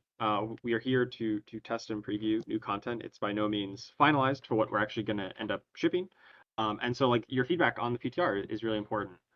Specifically for, I guess, the combination of the Chaos Perk system and the Chaos Armor system is, as Aislinn mentioned, making brand new builds, new things that like, hey, I've never been able to do this kind of build before, or I've never had to solve this problem, right? Whether it be, you know, getting different, you know, stats or cooldowns or whatever kind of combination you're trying to do. We want things to be, you know, new builds, new avenues, new ways to play, and that it should feel very different. And we want to make sure that we're hitting that mark, and we're like giving you powerful things and reasons to be playing in different ways. And so we just really want to make sure that both these systems combined are really leading towards that goal. Okay, so everybody heard that. We got to get some testing done to make sure that we are just giving as much feedback as we can. That is the whole purpose of the PTR. It's super important to get this testing done so we can get the best launch of the season possible. Was there anything else anybody want to cover, or we can hop into the Q&A section? They're already on the Q&A section? We'd also love to, you know, see people What the go in. hell? Like, we made a lot of changes to Infernal Hordes with the Chaos stuff. I'd love to see people go in, try out the new Infernal Horde shakeup we've got, try out Chaos Waves, try out the Bartuk fart. How does it, excuse me, fight?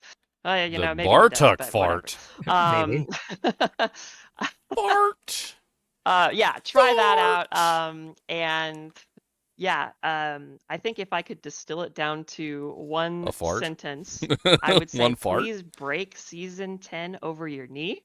Mhm. There's a lot of crazy stuff going on in Season 10. Again, I just really want to emphasize it's the season of chaos. So please go in, try all the different combinatorics, show us what insanity you can, you know, conjure up, and show us that we've made terrible, terrible mistakes. That sounds like a lot of fun. So will we be getting Mrak right off the bat, or are we going to get some like a day or two to do leveling testing? Oh yeah, I think we're getting leveling, or excuse me, Mrak right off the bat, so you guys should be able to go in there and just get boots on the ground immediately. That's awesome. And for anybody that does get to try out the test realm is going to be for PC Battle.net users. The leveling process sounds like it's going to change a little bit with the introduction of these new rifts for the season. So make sure you do get some level testing in just to see, so we can get some feedback for how the leveling is going to feel too. All right. If anybody, yeah, all the Chaos Armor say account bound on if them, you by the end way. up being one of our wonderful champions that does decide to level test, first of all, we love you. Thank you so much. Ugh. Second of all, please, we'd love to hear what you have to think, or what you have to say about like Helltide and Chaos Rifts and the new like Nightmare Dungeon Affix, and of course Fleeting Hordes, which is the pre-Torment version of Infernal Hordes, which is mostly designed to be achievable for leveling characters, but it's probably going to be pretty tough because Infernal Hordes is just naturally fairly challenging, especially if your build's not totally ready. So get in there and try it out and let us know what you think of that too. All right. Yeah, okay. Sounds good. My one of my favorite parts about this is the leveling process. So so I guess we can probably hop into the Q&A section.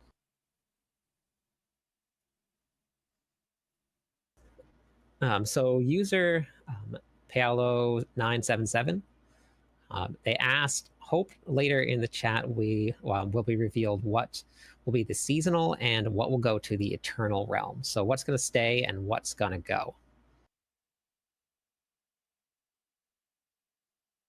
The Chaos perks and Chaos armor are seasonal features. These are limited to Season 10, Season of Chaos. A lot of the changes, same with a lot of the changes to Infernal Hordes, the improvements to the boons and banes, and the updated structure there are going to be permanent additions. So just like we've done in past seasons, where a lot of the systemic changes to the activities that we did in like the past 2 boss ladder changes and Tide and Whisper changes and so on in previous seasons, those were evergreen. Those are always in Eternal for the rest of Diablo 4. But then there was the new power systems were seasonal specific. Okay, awesome. Ignition asked, will the transitional armor gear always be set into a different slot, or will the chaos be random? So is the armor going to stay in the same spot like designated, or is it going to be a random slot that's going to go to? Oh yeah, so when something rolls as chaos armor, it can be any of the chaos armor slots. There is one exception. So just to kind of outline this again, there are 5 slots in which chaos armor can drop, which is the helmet, chest, gloves, legs, and boots. The one exception, or rather what I should say is like, let's use the example of Ophidian Iris again, which is an amulet. You can find a chaos armor version of Ophidian Iris in any of those 5 chaos armor slots. That is random. However, if there's a unique item that originally started in one of those slots, like for example, Fist of Fate is gloves typically, you won't be able to find a gloves chaos armor version of Fist of Fate because it was already gloves, but you would be able to find the other 4 slots for Fist of Fate. I think a lot of people that were looking at the screenshots and saw the Ophidian Iris as a helmet and wanted to run their Shaco probably just had a big sigh of relief there. So they can still run their Harlequin's Crest and still get the Ophidian Iris in some other slot. That's awesome, honestly. Yeah, that's the goal. You know, we want it to be very flexible. We also want to make sure that it's like an in-game chase, right? Like we want it to be something really fun to find. And that was part of the reason why we made them capable of being dropped in those 5 slots, so that like, you know, you're chasing like the perfect chaos armor. That is incredibly fun. That's going to open up so many opportunities for different builds and different diversity to come out. So for the next one, Panda asked, is the chaos armor going to be account bound? That's a good question. All of the screenshots showed That is a account great bound. question. Chaos armor is going to be account bound, so we want you to kind of go on your own personal chaotic journey, I guess you could say.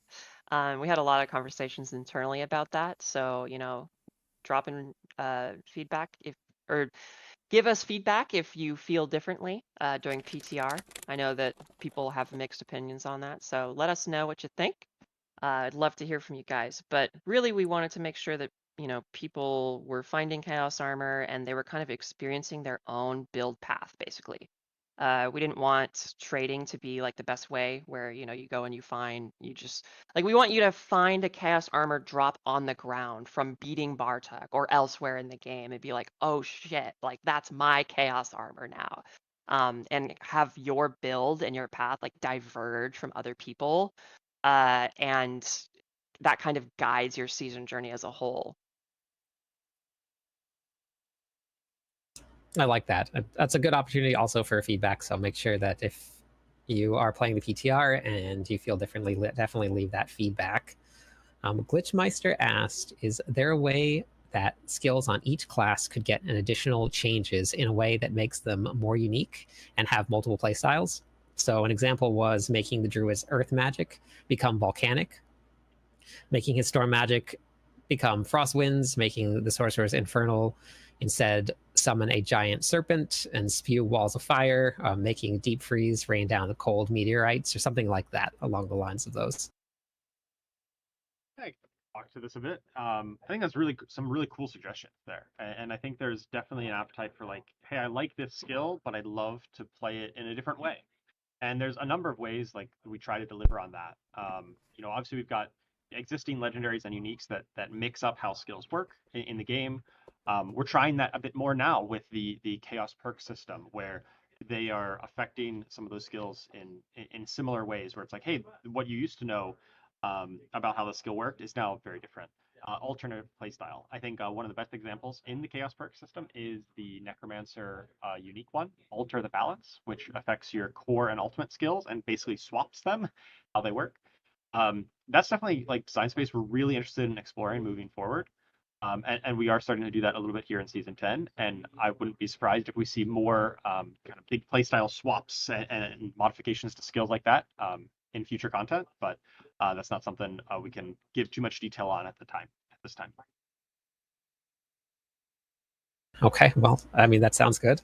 So Dante asked, can you bring some seasonal powers from previous seasons into permanent edition like rings that have powers from season 1 or an aspect from season 2? I know that this is something that people have asked in the past. They already do that. That's what... Yeah, that is something that we did on a couple of those earlier seasons where we brought some of the favorite powers back as unique items, as kind of one-offs. And that's definitely like something we look at and could consider for future designs. Definitely ones that really resonate with players. I definitely know there were some previous seasonal powers that players really loved and would love to see back. And trust me, the dev team has heard that.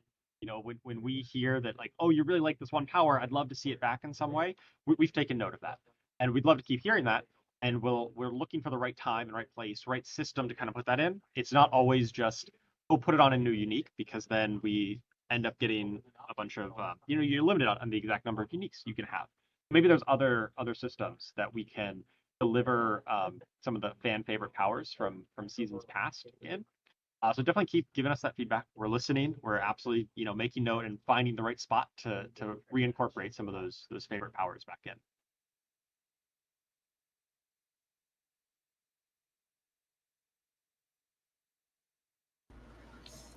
All right. I think that looks like that we're pretty much actually here. Give me just one more second. Let me just grab this here real quick.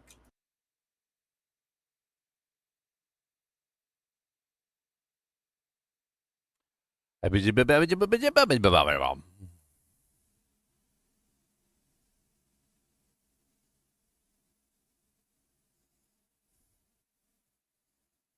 you done? Are they done? I'm so ready to move on to the patch notes. Like, come on, let's go. They did a horrible job All right. explaining Looks this. like we are at time. But thank you, everybody, for coming out today. Thank you for hanging out while we... All right, bye. Bye. All right, let's do the notes. You guys ready? And we're actually going to get some real information. 2.40 PTR, what do you need to know? So the 2.40 public test realm is going to be on August 19th to the 26th, offering you a chance to test the upcoming changes. Obviously, the purpose of this is for us to break the game, so that's what we're going to do. Infernal Hordes Reborn. The Infernal Hordes are hotter than ever. We're dialing up intensity on this incendiary mode. Infernal Hordes refined. We've done significant rework and the infernal offerings revealed between each wave. Our goal is to try and make all offerings feel valid as choices for you as you start to stack them to focus on your run. We're doing this by balancing existing offerings and changing the effects of some of the offerings and adjusting base monster populations. At the start of the Infernal Hordes, you'll start with the Infernal Offering to immediately stoke the embers and breathe some fire into your run. So it looks like they're going to focus on the Infernal Hordes, which is a pretty fun thing, especially if they do it properly. The Fell Council. The Fell Council has some promotions. When fighting them, one of their members will now be designated as a council speaker and gain enhanced abilities. Chaos Monsters. Hell has unearthed a new monster from the family of its deep, horrid maw. Born of the smoke and brimstone, these Chaos Monsters provide powerful shrine-like buffs when killed. Chaos Waves. Hellfire brews the dastardly maladies within the Infernal Hordes. You'll occasionally be offered the choice of Chaos Wave within the Infernal Hordes from your Infernal offerings. You can expect an amount of Chaos Waves offered relative to the Infernal Compass tier each time you enter the Infernal Hordes. Chaos Waves completely alter the upcoming wave, imbuing havoc and intense challenge. These waves will have significantly increased difficulty, but far more reward. Aether should you be able to survive. Chaos Waves will have many different combinations to discover and master. Dodge deadly projectiles from Chaos Rifts, slay rampaging hellworms, or hunt down erratic Aether goblins. Chaos awaits. Ooh, goblins inside of the Infernal Hordes. That's pretty cool. Fight Bartok, the Warlord of Blood. Bartok the Bloody. Bartok the Bloody. He's very muddy, 'cause I buried him in the backyard with my buddy. That's actually a short on my channel. Rather than facing off against the Fell Council, you can choose to risk your hard-earned Aether and throw down against the insidious reborn Bartuk to complete your Infernal Hordes run. The Fleeting Hordes. We're introducing a warming version of the Infernal Hordes to burn through your earlier in your character journey. Okay, so they want you to go in before you hit the Torments. In pre-Torment tiers, you'll play this modified version of the Infernal Hordes to slay through before reaching Torment difficulties. Fleeting Hordes will be 4 waves in total with limited offerings to keep the packs vicious and goblins under control. Upon completing 4 waves, you'll fight 2 Fell Council members before you can spend your hard-earned Aether rewards. Bartuk beckons. An infamous warlord known for his acts of cruelty performed in the Mage Clan Wars, Bartuk's perversion knows no bounds. He returns to Sanctuary with a new title, the Warlord of Chaos. Each member of your party will need to spend Aether to fight the infamous Visagary Bartuk, who was once known as the Warlord of Blood. The first player who chooses sets the decision for the rest of the party. Bartuk will harness Chaos Portals to shoot projectiles at your location, master his tactics, and enter these Chaos Portals to tactically gain the upper hand. Upon defeat, Bartuk's rewards will appear on the ground, so you do not have to spend additional Aether to claim these spoils. Harness Entropy with Chaos Armor. So this is actually kind of the most interesting thing they've come out with yet. The only certainty is that nothing is certain. No entity is free from chaos grasps. Human, Herodrum, angel, or demon all dance in its path, so rather than succumb to its erratic forces, harness this untapped power for yourself. So basically what they've done is they made it so that Bartuk the Bloody has the ability to drop you these new Chaos Armor pieces. A Chaos Armor is a more powerful version of existing unique items that comes with a diabolical twist. The Chaos Armor are unique items that appear as more powerful counterparts for other item slots, leading to entirely new ways of dispensing carnage. Chaos Armor can appear for the following item slots: helmet, chest, gloves, boots, and pants. Chaos Armor will only appear as an item fit for anything other than its original slot. For example, Flicker Step won't have Chaos Armor version of the boot slot. Chaos unique powers are also more potent than their normal counterpart, always appear at maximum power, and have at least one greater affix. You won't be able to equip the same unique item between Chaos version and Standard. For example, you could have Fists of Fate drop as a helm instead of gloves. Also, you equip a different set of unique gloves to compound those affixes in combination that was previously unavailable. So basically what they're saying is that if you have like Ophidian Iris, which is an amulet, it will not drop as an amulet, but it can drop as any of these. If you have Fist of Fate, which was a pair of gloves, it will not drop as gloves, but it can drop as a helmet, chest, pants, or boots, essentially allowing you to equip any of these unique items to pretty much any slot on your character, allowing you to customize more succinctly what you're going for. It's actually extremely powerful, like just thinking about it in my head, because obviously you can save your precious amulet slot. Like a lot of the times people like amulets, right? Unique amulets, but they'd rather use that amulet slot for something else, or they'd rather use, you know, like Banished Lord's Talisman. Well, in both cases, you could either A, have a unique amulet, or like 2 unique amulets on at the same time, essentially, or you can have your Banished Lord's Talisman be a pair of gloves, or a pair of boots or something.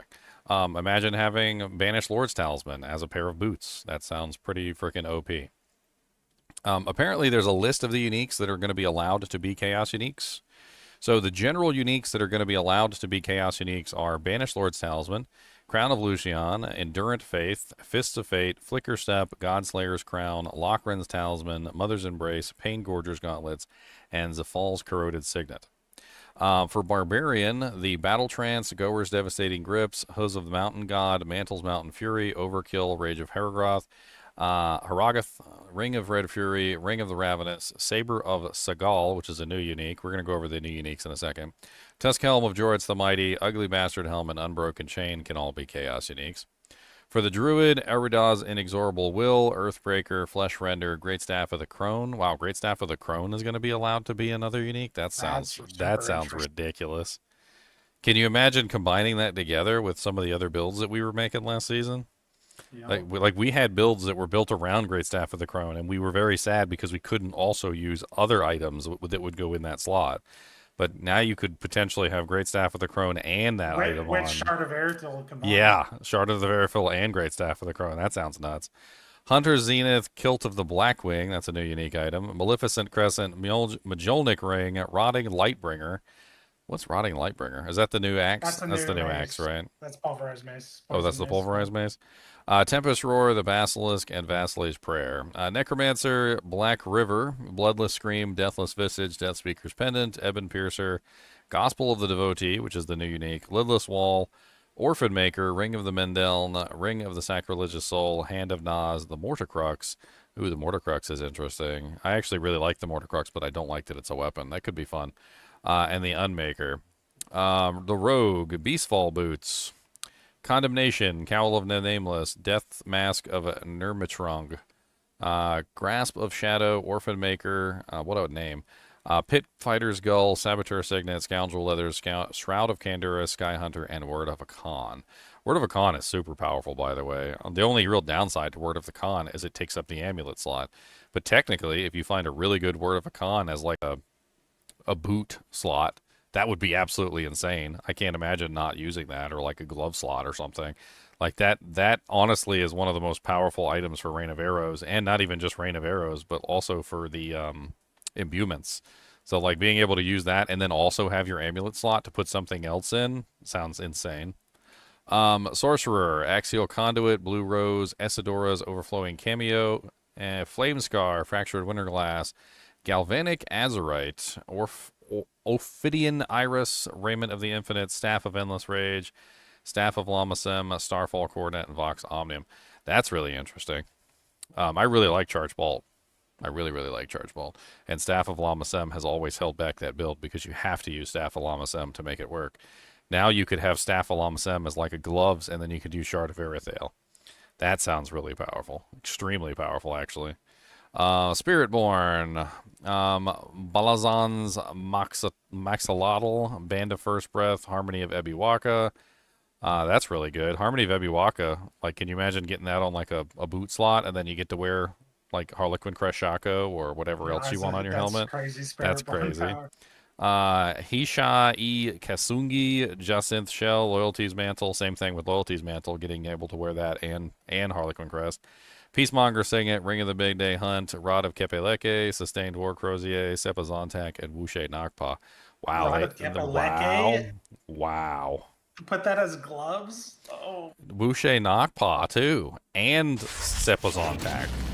Can you imagine if you set up, like, Sepazontak, Wushe Nakpa together? You can run them all. You could run all three. You can literally just be the most broken Spiritborn that ever existed.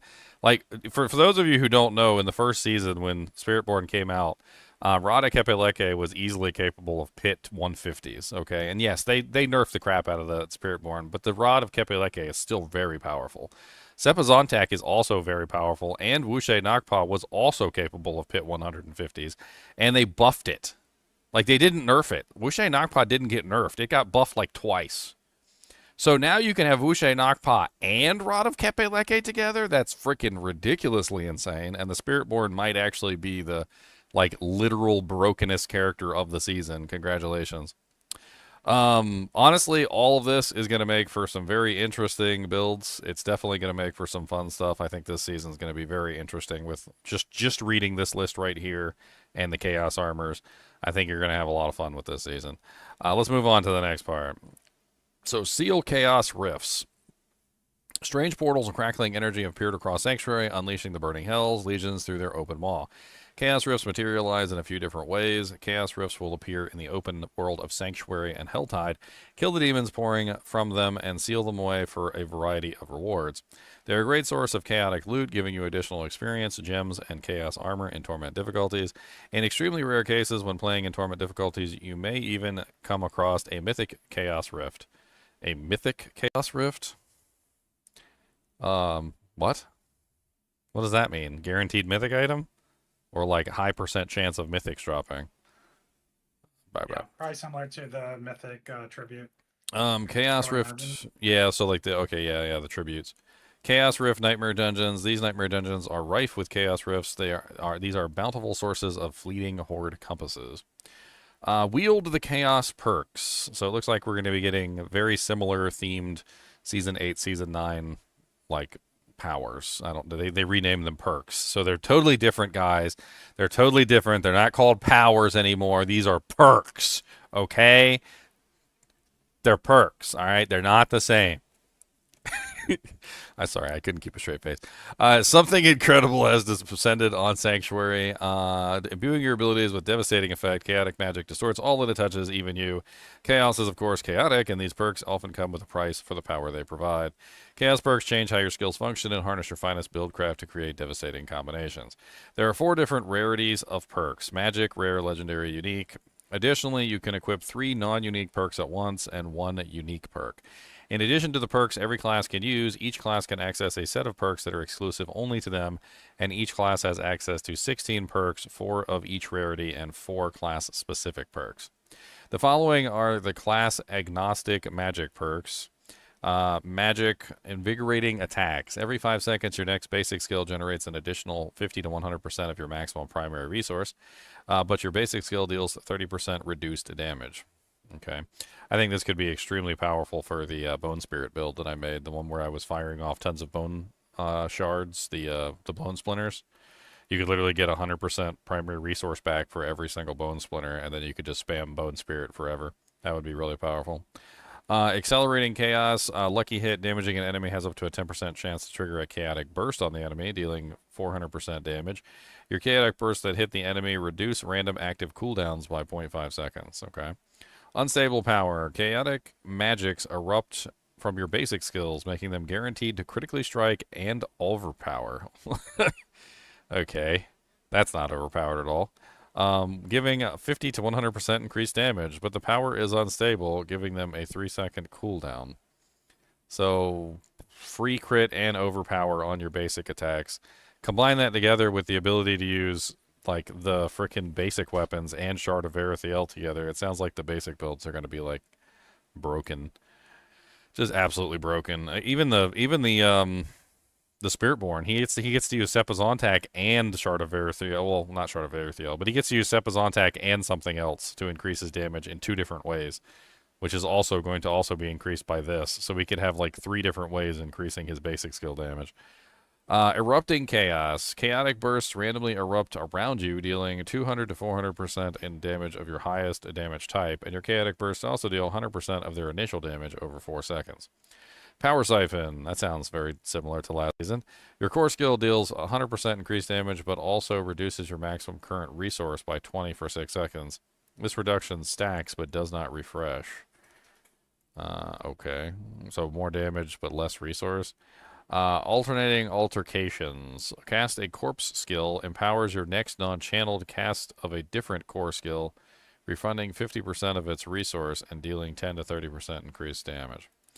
Legendary Marred. You can no longer be healed above 50% life, and you gain 5 to 10% maximum resistance to all elements, 20 to 40% armor, 50 to 100% increased barrier, and fortify regeneration. Huh. Chaotic cooldowns. Casting a skill with a cooldown will randomly set its cooldown between 2 seconds and its base cooldown, and you no longer benefit from cooldown reduction. Using cooldown, a cooldown unleashes a chaotic burst, dealing 500% of your highest damage type. Crazy Brew. Your healing potion is infused with the power of chaos, granting you 100% resource cost reduction, 80% increased attack speed, 80% increased movement speed for 4 seconds. Your healing potion also has a 10-second cooldown, and you can drink it while you are at full life. 80% increased attack speed and 80% increased movement speed and 100% resource cost reduction? That's kind of ridiculous. So you basically just spam it every 10 seconds for a 4-second. I mean, 4 seconds isn't a lot, but I guess it's still really powerful the way they have it set up. Chaos Unleashed. Killing an enemy generates 2 stacks of chaos, and dealing direct damage to a boss generates 5 stacks of chaos. At 100 stacks, unleash a salvo of 9 chaotic bursts, dealing 500% of your highest damage type. Your chaotic bursts gain 20% critical strike chance and deal 100% times increased damage. Brawn over Brains. 200% maximum life, 100% healing received, and 100% times overpower damage. However, your maximum resistances are reduced by 25%, and your damage reduction from armor is capped at 60%. Well, that's just suicide.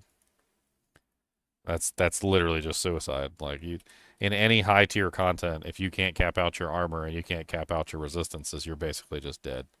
Having 200% maximum life is nice, and that would be kind of crazy, but I don't know if that's going to be enough to make up for the fact that you're basically missing a huge portion of your damage reduction, and you're just going to end up getting clapped. Would be interesting to see how that goes.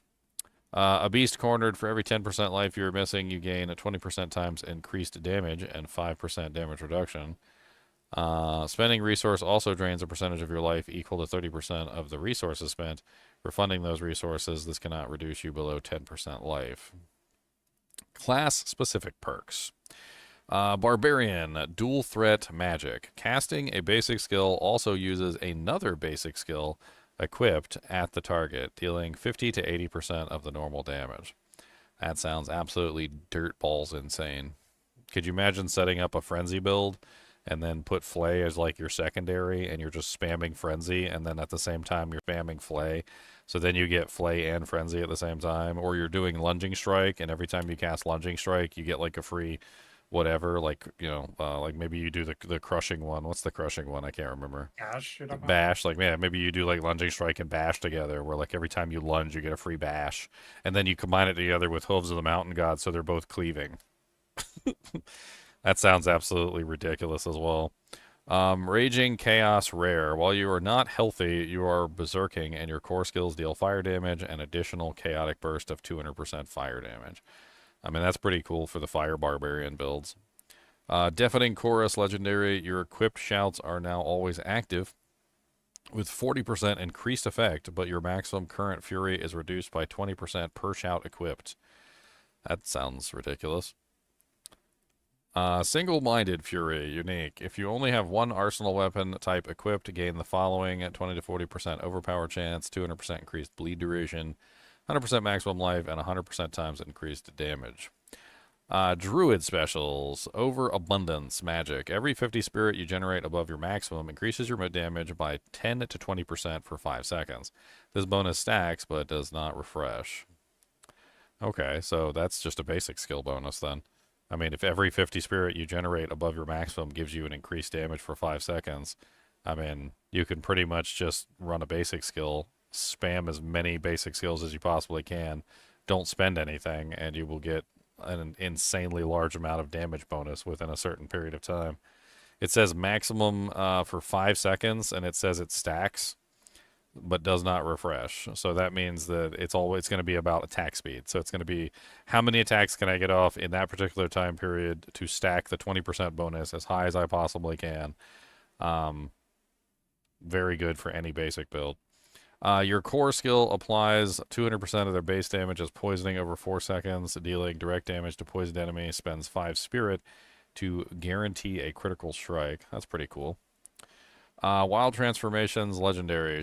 Shifting into a new form uses a free skill and grants an additional bonus for 5 seconds. Werewolf uses Blood Howl with a 20% increased critical strike damage multiplier. Werebear uses Debilitating Roar with 20% damage reduction. And a human uses Cyclone Armor with a 20% times increased attack speed.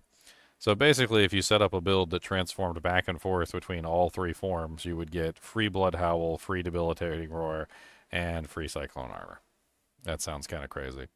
Savagery unique. Your companion skills are altered to also be core skills. Your companions grow in size and gain 60% times summon damage. So your companions become core skills. That sounds kind of crazy too. Necromancer, Grim Reaper's magic. Your skeletal warriors now also use Reap, dealing 150% of normal damage in addition to their regular attacks. That's pretty cool. Decimating Desecration, rare. Your damage over time effects have a chance equal to your critical strike chance to deal 100% times increased damage. Defile the Dead, legendary. You can consume each corpse twice. That sounds pretty cool for a corpse explode build. Consuming a corpse creates a chaotic burst, dealing 200 to 400% shadow damage. After Alter the Balance unique, your base core skills are now empowered as ultimate skills that cost no essence, but have a 30 to 20 second cooldown. Your base ultimate skills are now altered to also be core skills, and no cooldown, but cost 70 to 50 essence. That's pretty darn cool. So the ultimate skills become basics or core skills. So you could use like Bone Storm, Blood Wave, or Army of the Dead as a core skill. And your core skills become ultimates. That's a weird swappy there. It could be kind of fun though. I mean, that's interesting. Rogue, unpredictable alchemy, magic. Imbuements flow wildly, imbuing every basic skill cast with a random imbuement. Imbued skills deal 20 to 40% times increased damage. Well, that's pretty amazing. I've always wanted to do like a imbue basic skill build, but it never really worked properly. That sounds like it would work way better than what I had built in the past. Enervated strikes, rare. You no longer passively generate energy. Gain the following. 50 to 100% chance for twisting blades to hit twice. 50 to 100% chance for flurry to deal double damage. 50 to 100% chance for barrage projectiles to cast twice. 100% chance for rapid fire projectiles to cast twice. And 100% chance for rapid fire projectiles to cast twice. Why is that up there twice? To cast twice. To type twice. That's more like it. I mean, all of this is obviously really good. Chaotic grenades, legendary. Your stun grenades also trigger chaotic burst, dealing 100% physical damage. Chaotic bursts generate 5 energy if they hit an enemy. Hit and run. Every 15 meters you move grants 50% times increased damage for 5 seconds. This bonus stacks but does not refresh. If the bonus is not active, you deal 30% reduced damage. Sorcerer, sorceress, more like it. Explosive combinations magic. Casting a basic skill increases the damage of your next core skill cast by 50% times, stacking up to 3 times. Advanced techniques, rare. Your base core skill ranks increase their mana cost or cooldown by 10% and further increase their damage by 20% times. Mana infused conjurations, legendary. Your conjurations are empowered to deal 30% times increased damage, but each one drains 5 mana per second. Ice Blades attacks burst in an area around the target. Lightning Spear hits have a 10% chance to spawn static ball lightnings. Familiar leaves damaging ground after its attack, and Hydras periodically create firewalls towards the target. That's pretty cool. Mana Shield, unique. You have a 99% reduced maximum life, but any damage you would take is dealt to your mana before your life. If you have not taken damage in the last 4 seconds, your mana regeneration is increased by 5,000%, and you gain 400% increased maximum mana, and each point of intelligence increases your maximum mana by 1. Okay, so they added Energy Shield. That's basically what it is. So, Sorceress has finally gotten Energy Shield, and it actually looks like it works like Energy Shield, so could be interesting to see how that functions. It sounds like you would want to stack maximum mana as much as possible, and you would most likely want to get lots of regeneration too, by the looks of it. It says each point in intelligence increases your maximum mana by 1 as well, so stacking intelligence there is going to be a huge boon for you. Spiritborn, Alacrity, Magic. Your basic skills gain 10 to 30% increased attack speed. Their dash range is increased by 50%, and their third attack now happens every second attack instead. It's pretty OP. Combined Strikes, rare. Your base core skill hits an additional times in a large area for 40% times increased damage, but also have a 10-second cooldown. Your basic attack's third attack resets the cooldown of your core skill. Back Off, legendary. When casting a skill, it deals 30% reduced damage to enemies who are close to you, and when you cast, and 200% times increased damage to all other enemies. Convocation of Spirits, unique. Casting a non-ultimate skill has a 1% chance to invoke the spirit of the skills types which deal 100 to 200% increased damage. This chance is increased by 1% of your ultimate skill's damage by up to 10%. Alright, new unique item. So the Barbarian got the Saber of Sagal. 50% enhanced damage, 121 strength, physical damage, 3 core skill ranks, and 3 to Warpath. I don't know why this is... that O is there. You gain 5% times increased damage for each damaging skill you have equipped, an additional 10% times for 15 seconds when each of those skills is used. So, basically no buffs. So the item is essentially set up so you have like all damage abilities on your character. Kind of sounds like that. Kind of sounds like that build I did with the. Of course, this is Barbarian, but it sounds like that build I did with the Spiritborn back in Season 6, where I had like 4 basics. Like, it sounds like that's basically what you're doing here. Like, you would set up a character and you'd have like a bunch of attacks on the bar, and you just keep using all your damaging attacks, and you get like huge bonuses for having tons of damaging attacks, and then you switch back and forth between them, so you're just like constantly using all of them and getting like a huge damage bonus. It's interesting. Druid Kilt of the Blackwing, unique pants. These are +3 ranks to Ravens, Raven cooldown, and chance for Ravens to deal 11 damage, so they seem to be designed around Ravens. Ravens deal 100% times increased damage, and shapeshifting into a different form or activating a companion skill summons a Raven that attacks nearby enemies. Summoning a Raven has a chance to call forth an unkindness for 10 seconds, increasing the number of Ravens summoned to 3 for the duration. So just an entire pair of pants designed around the Ravens. That's pretty cool. And combine that together with the power that allows you to turn the companion skills into core skills. And now you have the Ravens as a core skill, which should be pretty darn powerful, especially if they also get the companion tags as well. So if they're getting the companion tags and the core skill tags, then you can easily set them up to be insane damage output. And don't forget, there's also the aspect that turns them into lightning too, so you can scale them with lightning modifiers. Necromancer, Gospel of the Devotee, a unique focus.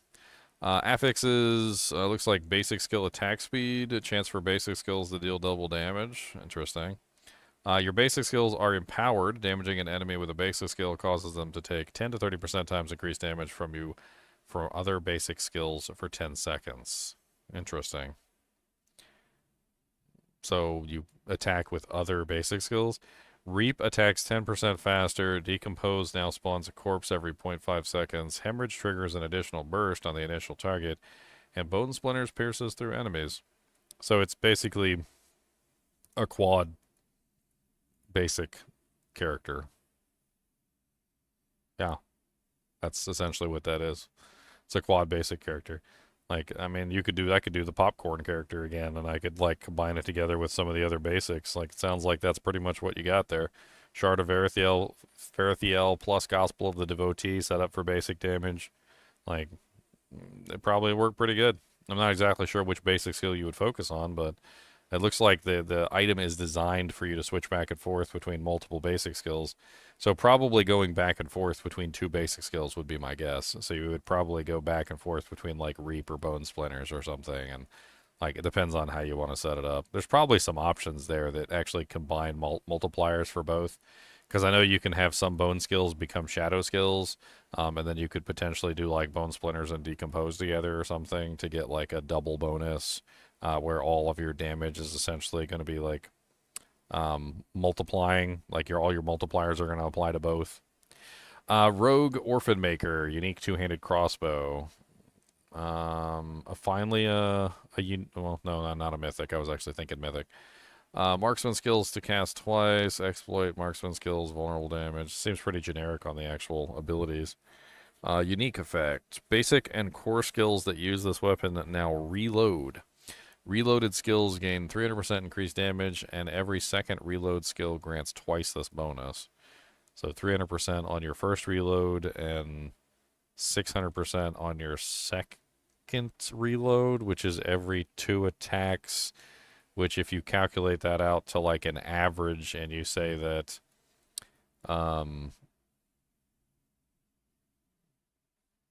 so you have to fire 1 time to make it reload, then another time and it is reloaded, and then you gain the 300% bonus when it reloads. Then it attacks again and it's not reloaded. Then it attacks a 4th time and it reloads a 2nd time. So essentially on the 4th reload you get 600% damage, but you only get 600% damage on the 4th attack. And you get 300% damage on the 2nd attack. So 6, 7, 8, 9. So you take 900 and you divide it by 4, and it's roughly an average damage increase of 225%. But you will get some really big hits in there, obviously. Your second reload is going to be a really big hit, and then your hit after that is going to be tiny. New keyword, reload. Skills with reload have a slight delay in which they cannot cast again. Their damage and reload speed benefit from 50% of your attack speed bonus. Sorceress, Galvanic Azurite, unique ring. Inherent, 12.5% resistances and 5% to all resistances. 6% critical strike chance, 75% lightning damage, cooldown reduction, and ranks to elemental synergies. That's interesting. +3 to ranks to elemental synergies. What does that even mean? What is elemental synergies? Is that the actual ability? I was thinking it was elemental passives in my brain, and then like elemental synergies is probably a passive. It's probably a single passive. Lightning damage leaves enemies magnetized for 4 seconds, causing them to emit crackling energy and increase all lightning damage they take from you by 40 to 60% times. If two magnetized enemies hit each other with crackling energy, they pull each other together. Huh. You know, there's a ton of fun builds I'm seeing in this season. But the one that interests me the most at this particular time is the Charged Bolt Sorceress. So Charged Bolt has always been a favorite of mine. It's not like the most amazing thing out there, but it's always been one of my favorites. And it sounds to me like Galvanic Azurite combined together with a Charged Bolt build, utilizing the Staff of Lama Sem not in my hand, so just get it as like a pair of pants or something. Then use Shard of Verithiel in my actual hand, and then I get to combine it together with a focus. Sounds to me like Charged Bolt, or not Shard of Verithiel, probably was another item. But like this sounds absolutely insane with that combination. Like I could very easily see a crazy Charged Bolt build where Staff of Lama Sem is not in my hand, and I utilize something else as my main attack item to get even more damage out of it. Like this could be kind of crazy. Spiritborn, Hisha E Kasongi, unique gloves. These are 10 to 15% increased attack speed, vulnerable damage, ultimate cooldown reduction, and 5 gorilla skill ranks. Unique power. The protector can be invoked at range and pulls enemies inward with its smashes. So it no longer is on you. You can actually like target it on somebody. That's kind of cool. Enemies in its area take 50% times increased damage from your gorilla skills and doubled while they are knocked down or a boss. So it seems like this one's designed around the gorilla power. Honestly, the gorilla power is pretty OP, and like there's a lot of things where the gorilla power works really well on. Like it's really good for thorns damage, and honestly, having them take like 50% times increased damage and double if they're knocked down or a boss means you're basically just going to get like almost like double damage versus bosses if you're doing like a thorns build with the gorilla. That could be kind of cool too. And I think that's pretty much it. They're talking about the actual testing, so we're going to be able to hop onto the servers and we're going to be able to test this stuff. These are the actual patch notes. Okay, so we do have the actual patch notes here. There's the unique item that we already went over. Spirit Halls, Primary Jaguar Hall. Additional strikes no longer benefit from bonuses given by the aspect of the planes power.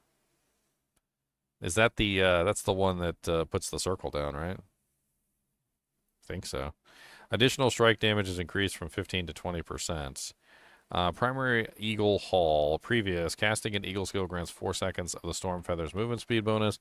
When you evade, fling up to 8 Storm Feathers for every remaining second, each dealing 125% lightning damage and making targets vulnerable for 5 seconds. All skills are now also Eagle skills. They changed it to casting an Eagle skill or evading shoots 6 Storm Feathers, each dealing 140% lightning damage and applying vulnerable for 5 seconds. The Storm Feather's movement speed bonus is doubled and always active. All skills are now also Eagle skills. Secondary Eagle Hall. Previous, for every 4 meters you move, you gain critical strike chance, increased by 4%. This bonus reset 4 seconds after you critically strike. Now, every other cast is a guaranteed critical strike that grants you 20% vulnerable damage for 5 seconds. That's kind of a huge buff. Crushing Hand, damage increased from 50 to 100%. Quill Volley, damage reduced from 26 to 20%. Rake, initial damage increased from 30 to 40, and second hit increased from 45 to 60%. Stinger, damage increased from 77% to 115. The Protector, rank 5 Thorns damage bonus increased from 150 to 300%.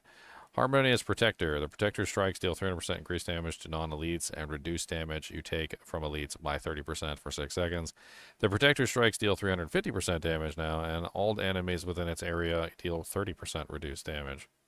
Exalted Protector. The Protector's area persists for 6 additional seconds. While in the area, you are unstoppable, deal 25% increased damage, and any enemies or small missiles inside are slowed by 80%. The Protector's area persists for an additional 6 seconds, slows enemies and small missiles by 80%. While it's nearby, you are unstoppable and deal 30% increased damage. The Hunter. The Hunter's initial damage will execute injured non-boss enemies. Previous. Now, after the Hunter pounces, your first hits have a 10% chance to execute a non-boss enemy for 8 seconds.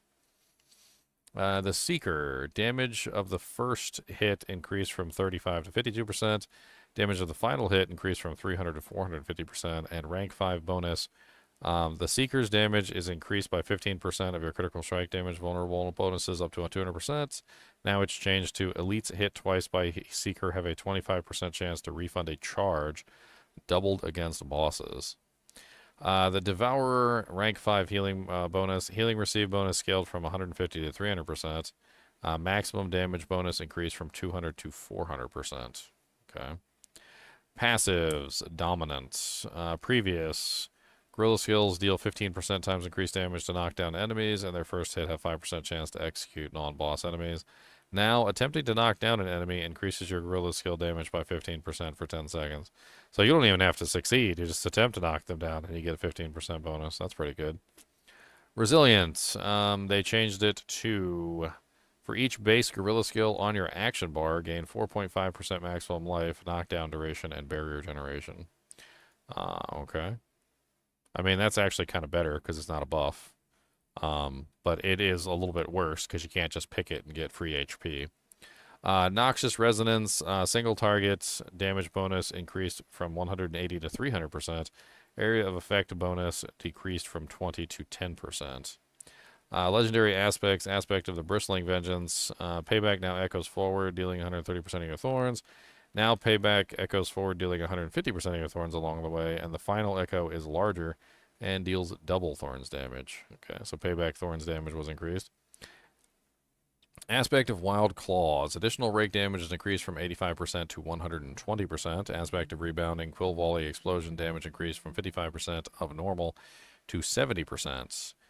Unique items. Harmony of Ebiwaka. Damage per spirit type has been increased from 10 to 30 to 20 to 40%.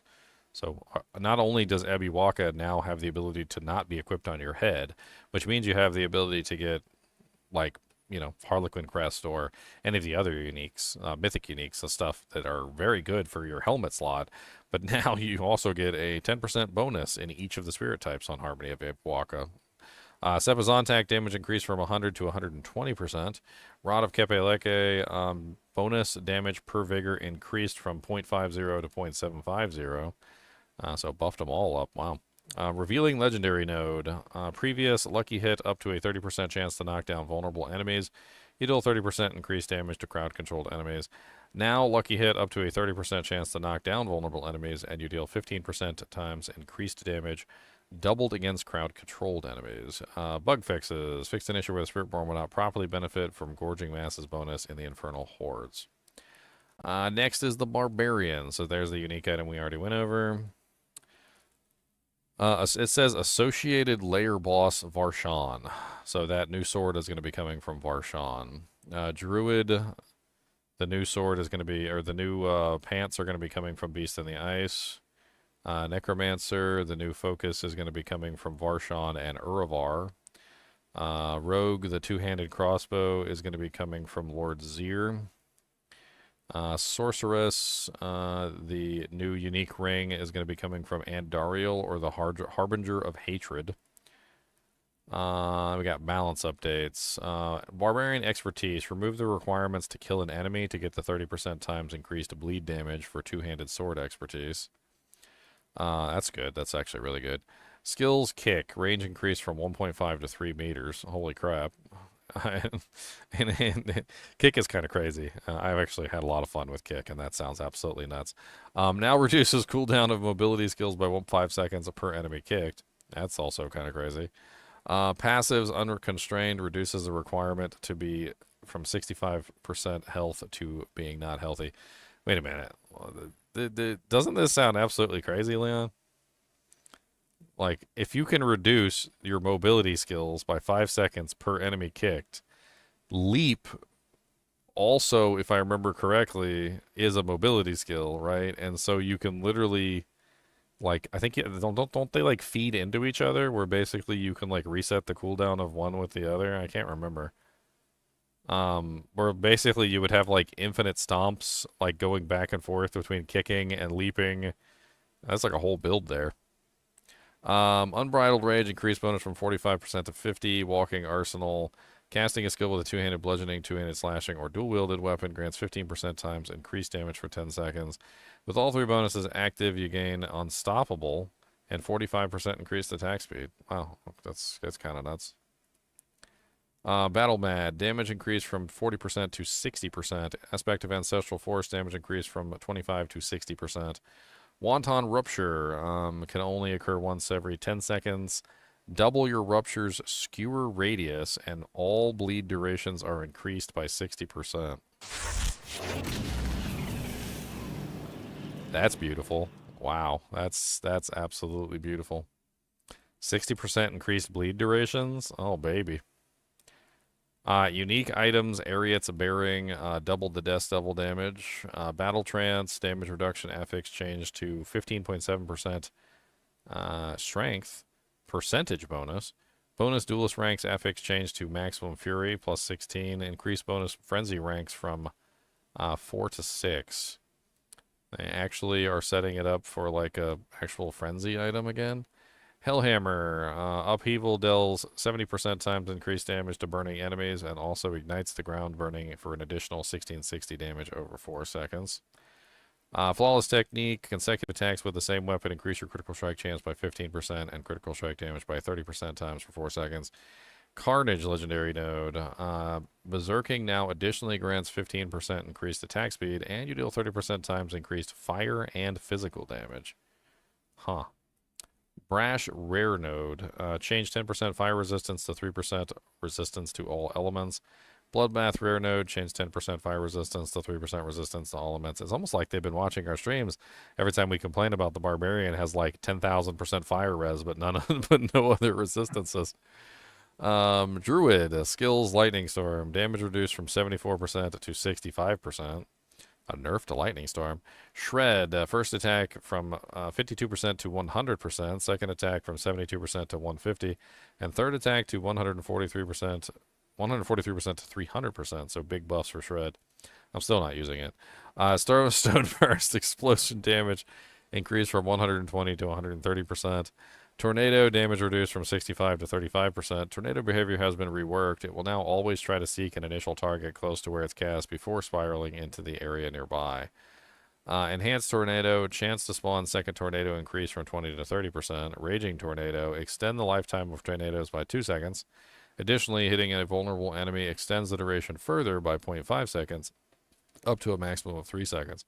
Sounds like they decreased the damage of tornado, but increased the number and the duration. So it probably works out to be about the same. Primal Tornado. Enemies damaged by tornadoes are slowed by 8%, stacking up to 40%. Enemies hit by tornado are slowed by 60%. Grizzly Rage. Base damage reduced from 60 to 40%. Damage bonus per second reduced from 4% to 1%, capped at 25% rather than 100%. Now begins its cooldown when activated rather than after it ends. Passives. Previous Perfect Storm. Storm skills that you grant you 2 spirit and 80% times increased damage when vulnerable, mobilized, or slowed. Now, Storm skills deal 80% times increased damage when damaging a vulnerable, immobilized, or slowed enemy with Storm skills. you cast grants 2 spirit. It sounds like it's exactly the same. Balanced aspect, your maximum spirit increased by 50, not 50 to 90. Casting a skill with cooldown increases spirit regeneration by 15 to 25 per second for 8 seconds. They took away the Grizzly Rage part of it too. Of Wild Rage, your companions gain double the bonus from Bestial Rampage. Now, casting a companion skill has a 40% chance to activate a equipped companion skill and reduce its cooldown by 5 seconds. Storm's Claws aspect, damage reduced from 80% to 60. Storm Chaser aspect, Tornado will seek up to 1 to 5 targets and deal 50% times increased damage. Now, Tornado drags non-elite enemies with it and deals 20% increased damage for each enemy or object inside the tornado. Flesh Render can now trigger from auto-cast skills. Okay. Damage, that sounds like an absolutely insane buff to Flesh Render. Unsung Ascetic Wraps, damage on critical hit increased from 40% times to 100% times. Earth and Sky Node, damage bonus increased from 10 to 18. Tornado Tectonic Glyph, 20% lucky hit chance, changed to 15% damage to crowd control enemies. Human Node, 12% increased damage and 12% and damage reduction while in human form. So they nerfed it a little bit, but they also gave some damage bonus to it. Shapeshifter Glyph, shapeshifting increases critical strike chance and critical strike damage by 10% for 2 seconds. Guzzler Glyph, you gain 3% times increased damage and 5% increased potion healing for each missing healing potion. Exploit Node, the cooldown before enemies can become vulnerable again is reduced from 20 to 5 seconds. Tempering, Earth Augments, chance for Boulder to cast twice was changed to chance for Boulder to deal double damage. Probably better for Boulder anyway, because Boulder has I think it's like a maximum number of boulders that you can have active per second. So, like, having the ability to cast them twice, I don't think is as good as them dealing double damage, since there's a maximum number of boulders that you can have on the screen at any given time. Necromancer, all damage minions now resummoned when the Necromancer is resurrected. Okay. Blight, corrupting damage increased from 135 to 160%. Supernatural Blight, you and your minions deal 10% times increased shadow damage to enemies within Blight. Okay, well, they nerfed that hard. Went from 20 to 10, and they also limited it to shadow damage only. So not only did they reduce it by half, but they also limited it to a specific element type. A lot of people would use Blight for the 20% times increased damage, like, to all elements. Now it only does 10% times increased damage and only to shadow. Blood Lance damage increased from 80 to 110%. Blood Surge Nova damage increased from 70 to 80%. Sever main damage decreased from 110 to 100%, and return damage increased from 45 to 20%. Plagued Corpse Explosion damage bonus increased from 10% times to 25% times. Legendary Aspects, Essence Drain for Aspect of the Great Feast increased from 1 to 2 per second per minion, and 7 to 14 if no minions are active. Damage bonus increased from 50% times to 55% times. Bloodseeker's Aspect, Blood Lance damage per lanced enemy decreased from 30 to 15 times. Blood Lance critical strike damage while healthy decreased from 45% to 35% times. Reaping Lotus Aspect, Sever damage increased from 200% times to 240% of normal damage. Aspect of Fell Gluttony now also increases your golem's damage by 40% times. Cadaverous Aspect, consuming a corpse increases your damage by 7% times for 5 seconds, up to a total of 35%. So this is... Yeah, okay. So they basically just kind of removed the restriction. So it used to be restricted to core and ultimate, and now it's not restricted to core and ultimate anymore, so that's good. Paragon, your shadow damage now has a 20% chance to deal 3% increased damage. Looks like they just completely gutted that one. Because it used to be, this chance is increased by 2% times bonus, damage is increased by 8%. For each 60 intelligence, you have up to 2,000. I'm not sure if they simplified that or made it worse. I can't really tell.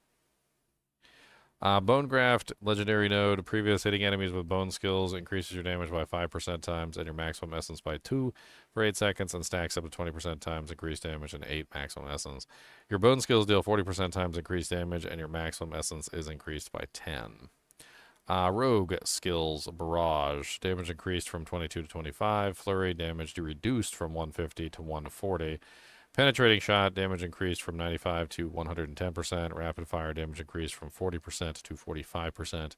Twisting Blades, Impale, damage reduced from 70% to 30%. Return damage reduced from 112 to 70%. Enhanced Twisting Blades, damage bonus increased from 35 to 45%. Death Trap, pull-in range increased by 100%. That's kind of cool. Dance of Knives, reduced cooldown when deactivated. The skill while one or less charge remains. Now has a high chance to prioritize champions, elites, and bosses. Advanced Penetrating Shot, reworded tool trip to clarify its damage bonus is only from Penetrating Shot. Primary Forceful Arrow. Every third cast, Forceful Arrow pierces through all enemies hit. Now, Forceful Arrow now pierces through the first enemy hit and has a 30% chance to execute injured non-boss enemies. Fundamental Forceful Arrow. Forceful Arrow knocks back elite on elite enemies if they are close. If they collide with another enemy, they are both knocked down for 1.5 seconds. Now, Forceful Arrow knocks back close enemies and immobilizes them for 2.5 seconds. Enemies immobilized this way take 50% increased damage from you for the duration. Passives Aftermath. Energy Refund is now always 35, increased from 25 rather than scaling per rank. Legendary Aspects, Blade Dancers. Damage bonus increased from 80% to 120%. Unique items, Condemnation. Your core skills now deal 70% times increased damage when spending 3 combo points. Casting a basic skill will always generate 3 combo points. So they buff that significantly from the original 50% chance. Grasp of Shadow, chance to spawn Shadow Clone increased from 50 to 80%. Eaglehorn, damage increased from 80 to 150%. Wind Force, chance to deal double damage and knockdown increased from 50 to 75%. Tempering, Cutthroat Finesse, vulnerable damage removed.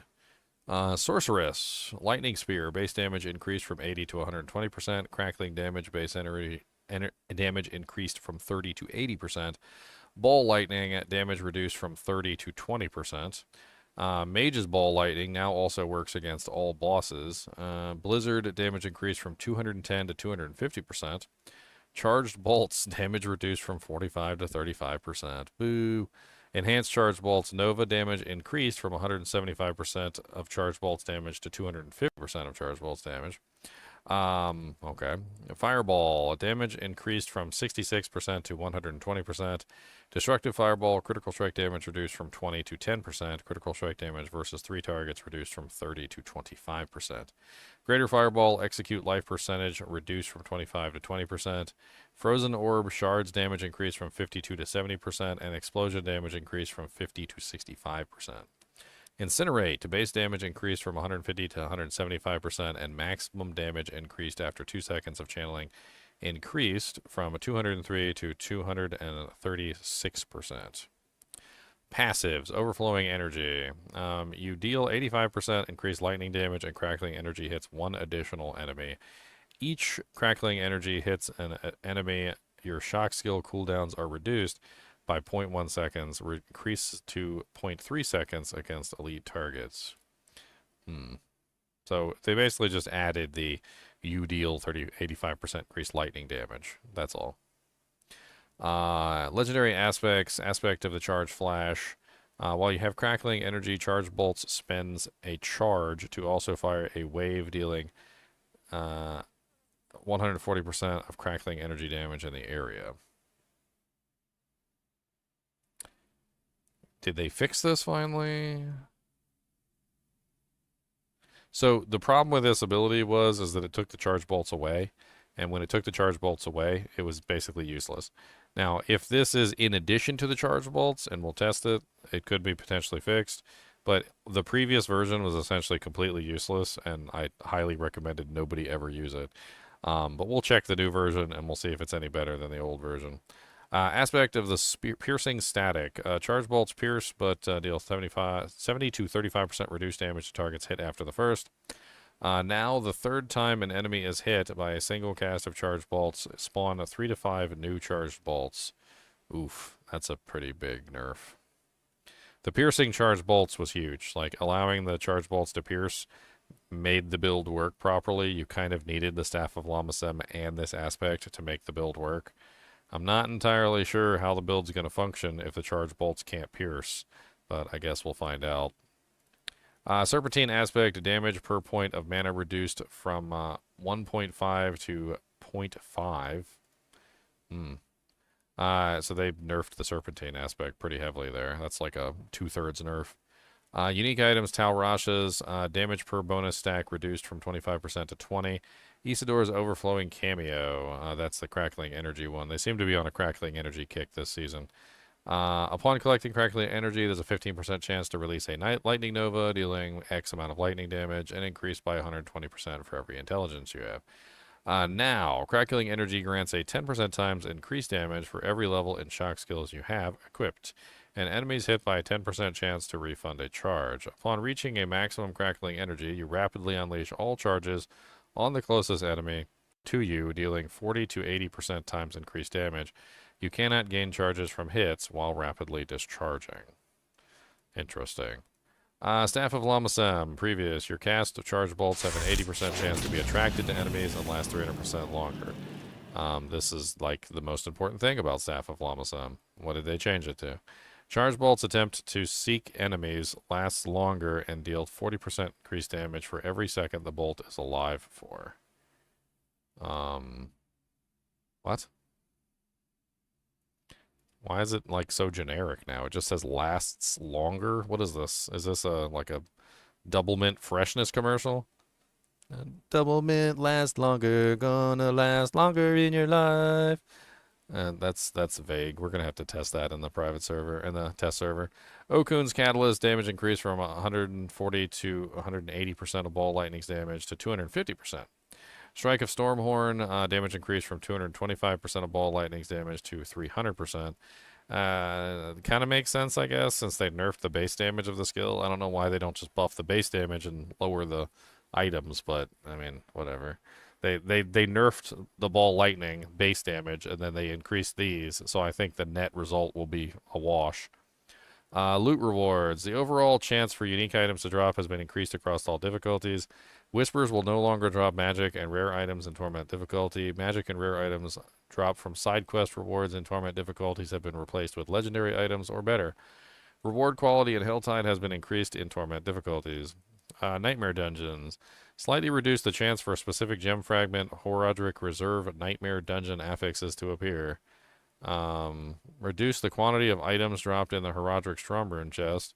Infernal Hordes. The materials chest and gold chest no longer suffer diminishing returns. The greater chest of materials now costs 400 Aether, up from 200, and awards Obdusite and gold in addition to gear. Unique items and legendary aspects were primarily found in the Infernal Hordes have been moved to general pool, and the unique items have been added to their layer boss unique pools. 400 up from 200 is kind of insane. Like, there are times when you're doing, like, Infernal Hordes where you get really bad rolls and you just don't even get, like, enough to open the chest. Like, there's been times where literally I haven't gotten enough to open the chest because of how terrible the rolls have been. Like, and 400, like, you're going to find a lot of people probably not able to open up the chest. The greater layer boss pool is now split up among 3 bosses. Each greater boss will have 2 of these. The loot pools for the greater bosses, Duriel and Dariel, Harbinger of Hatred, have been broadened and now partially share pools between them.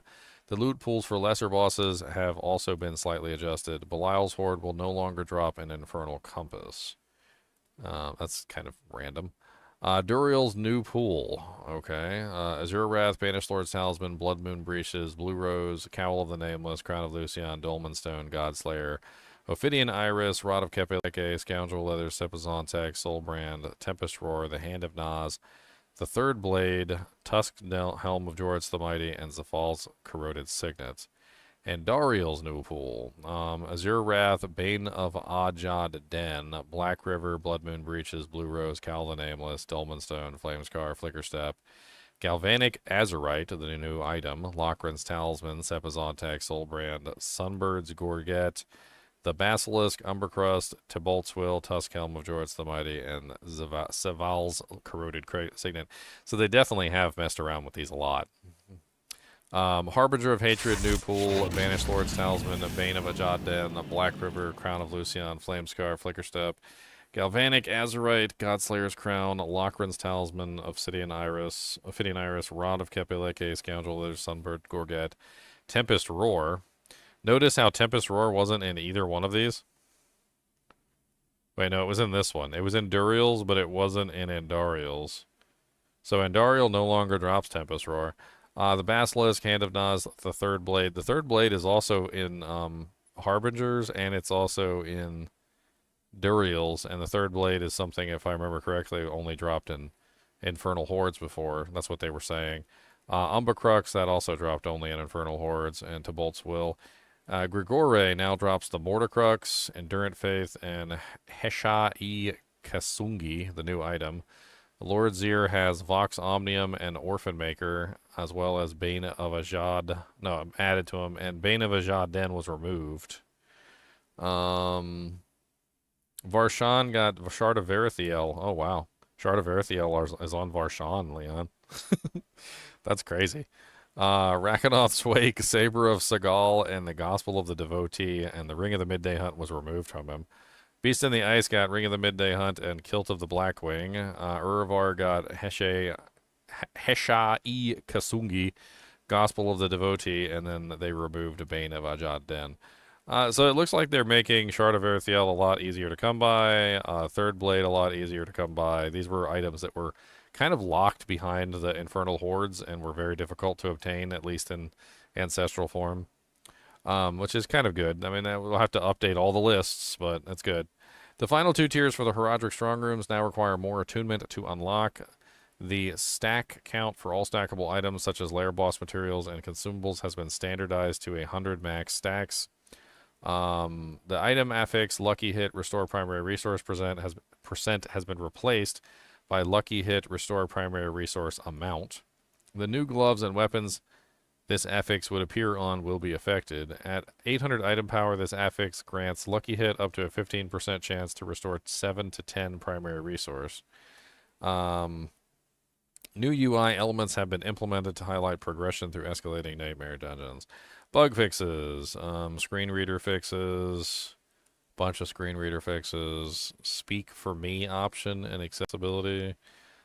Fix an issue where Astaroth dropped more items than intended when the unique spoils affix was active. Fixed an issue where the Harbinger boss material affix couldn't appear for the final dungeon.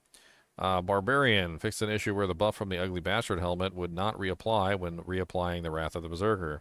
Fixed an issue where the damage reduction from the Unconstrained could be snapshotted. Fixed an issue where the Violent Hammer of the Ancients would not apply its benefits to the first target hit with an overpower. Druid fixed an issue where Storm Strike would sometimes fail if the final target in the chain died. Fixed an issue where Grizzly Rage was granted Unstoppable without learning its upgrades. Fixed an issue where Grizzly Rage was not removed from available skills on your skill bar while it's activated. Fixed an issue where skills were not properly replaced on the skill bar when using Tempest Roar, Mad Wolf's Glee, and Direwolf's Aspect. Fixed an issue where the puddles from the Rotting Lightbringer were inconsistent in both appearance and effect. Fixed an issue where the Druid Raven's power was not receiving bonuses from instances of addition or multiplicative bonuses damage towards shapeshifting forms or human form. Fixed an issue where the Stormcrow's aspect was not properly granting the Storm skill bonus to the Ravens. I think this is the third time that I've seen that in the patch notes. Like, have they fixed it yet, or is it not fixed? Like, you got these new pants coming out for the Ravens, and, you know, it would be nice if, like, the Raven aspect actually worked when you have the pants out. Fixed an issue where the Stormcrow aspect was granting additive rather than multiplicative damage. Fixed an issue where the Resonance passive was not granting its bonus to non-casted skills. Necromancer fixed an issue where skeletal Shadow Mage's attacks were incorrectly considered darkness skills. Fixed an issue where skeletal Shadow Mage's attacks would gain double benefit from some sources of summon damage. Fixed an issue where the Armory of the Dead couldn't hit the Scourge of the Land Boss in the pit. Fixed an issue where the Bone Duster's aspect did not benefit from the increased Bone Prison duration tempering affix. Rogue fixed an issue where the Blade Dancer's aspect was not granting return damage bonus from enhanced Twisting Blades. Fixed an issue where the Daze effect from improved Twisting Blades did not apply properly. And fixed an issue where Poison Trap granted knockdown without learning the enhanced Poison Trap. Sorceress. Fixed an issue where the effects of Azure Wrath and Hail of Verglass did not function together as intended. Fixed an issue where the Shimmering Flame shield did not account for increases in maximum health. Fixed an issue where Teleport did not behave as expected when playing on Controller. General. Fixed an issue where Lucky Hit affixes for applying bonus damage, such as from Azure Wrath, granted additional damage scaling with attack speed. Interesting. Was that why Azure Wrath was so powerful? Because people were maxing out their attack speed and getting massive amounts of damage? Fixed an issue where elite monsters with the frozen fire orbs and lightning totem affixes could damage players in town. Fixed an issue where some Varshan attacks could be avoided by standing in specific positions in the boss lair. Fixed an issue where destroying Skeletal Construct and Mallwood before prompted would block dungeon progression. User and interface experience. Fixed an issue where the drop-down selections in the stats and materials window would not properly highlight when playing a controller. Fixed an issue where the smiting aspect didn't display its benefits in the stat screen when in town. Fixed an issue where it doesn't like half the stuff in the game not display when in town. Fixed an issue where it was not described to the player that the calm before the storm spirit moon allowed Catalyst to trigger its lucky hit effects. Fix an issue where benefits from Eldritch Bounty were not visible in town. Fix an issue where Rogue's Clandestine aspect would incorrectly display a higher value than it granted when imprinted on amulets. Fix an issue where legendary item affixes could be displayed a different value when equipped and not equipped. Fixed an issue where the descriptions of crude amethyst and crude diamonds displayed an incorrect affix for their effect when socketed into armor. Fixed an issue where skills or functions could unbind if the specified key had other skills or functions bound to it, regardless of whether or not there was a conflicting functionality. Fixed an issue where inventory sorting did not work properly for sigils. Miscellaneous. Fixed an issue where Steam players didn't get Devout Champion achievement when they should have. Fixed an issue where the Master of Magic challenge did not unlock as expected. Fixed an issue when salvaging the Rotting Lightbringer did not unlock its appearance. Fixed an issue where activities such as the Infernal Hordes across Undercity could be repeated without expending additional materials by having one player in the party leave and then invite the other party members. Various stability and performance, visual, audio, and UI improvements. Oh, so people were able to repeat the mythic Undercity tributes? Is that basically what it is? It says fix an issue where activities such as Infernal Hordes and Kurast Undercity could be repeated without expending additional materials by having one player in the party leave and then invite the other party members. So it sounds like you could probably start a mythic dungeon, have one player leave, invite the other players, and then it wouldn't expend the tribute or something, and then you could reuse the mythic tribute over and over again. Might explain why some people had so many mythics and some other people had, like, none. Alright, so now that we finished the patch notes, let's talk about some stuff, and let's have some fun talking about, like, potential builds. So, first off, the Sorceress obviously is the standout here, because the Sorceress is getting access to some absolutely crazy stuff. Not only does she get access to essentially the energy shield. Let's see here. Sorcerer. She gets access to the energy shield, which is kind of insane. It's this one here, or mana shield is what they're calling it. The mana shield looks nuts. Sets your life to 1, but gives you like massive amounts of increased mana. This also, of course, comes with other connotations, which I don't think they even understand, because there are ways that you can scale damage based on mana. And so, like, having a ridiculously huge mana pool could potentially make the Sorceress really, really overpowered this season. It really kind of depends on how this stuff, like, edges out and whether the mana shield actually works properly. It sounds to me like it's going to completely turn you into a mana, like, fiend. And you're going to want to stack as much intelligence as possible, because obviously it seems like you get more mana per intelligence point, and it's also going to give you a huge amount of mana regeneration when you haven't taken damage in a recent period of time, 5,000% actually. So it sounds like you'll have infinite mana, a huge mana pool, and also just like crazy amounts of life as well. Although your life pool will become your mana pool, like, at the same time. So you're going to be spending your life. It should be rather interesting. The new unique ring that they have is also kind of cool and seems like it would go along with it. So let's take a look at the ring real quick. And let's see here. The Galvanic Azurite unique ring. which also seems kind of interesting because it's set up for lightning. You get some pretty cool effects, gives you tons of amounts of cooldown, lightning damage. It has like this thing where you're literally pulling monsters together by using crackling energy, which is kind of neat. So you basically get like almost like an infinite pull in there, and then combined together with the chaos system, I'm sure you could come up with some pretty interesting options, chaos wise, like going over kind of like the chaos stuff. Being able to put like your items on different slots is going to be very interesting this season. I think I'm leaning toward a sorceress start for this season. Probably do energy shield, go with charged bolt, and play around with like staff of Lamasem on my like a glove slot or something, or a boot slot or whatever, and then mess around essentially with like that setup.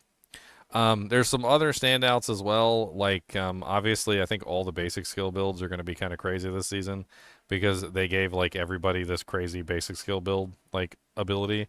Like the barbarian essentially gets like a free cast of like another basic skill while he's casting a basic skill.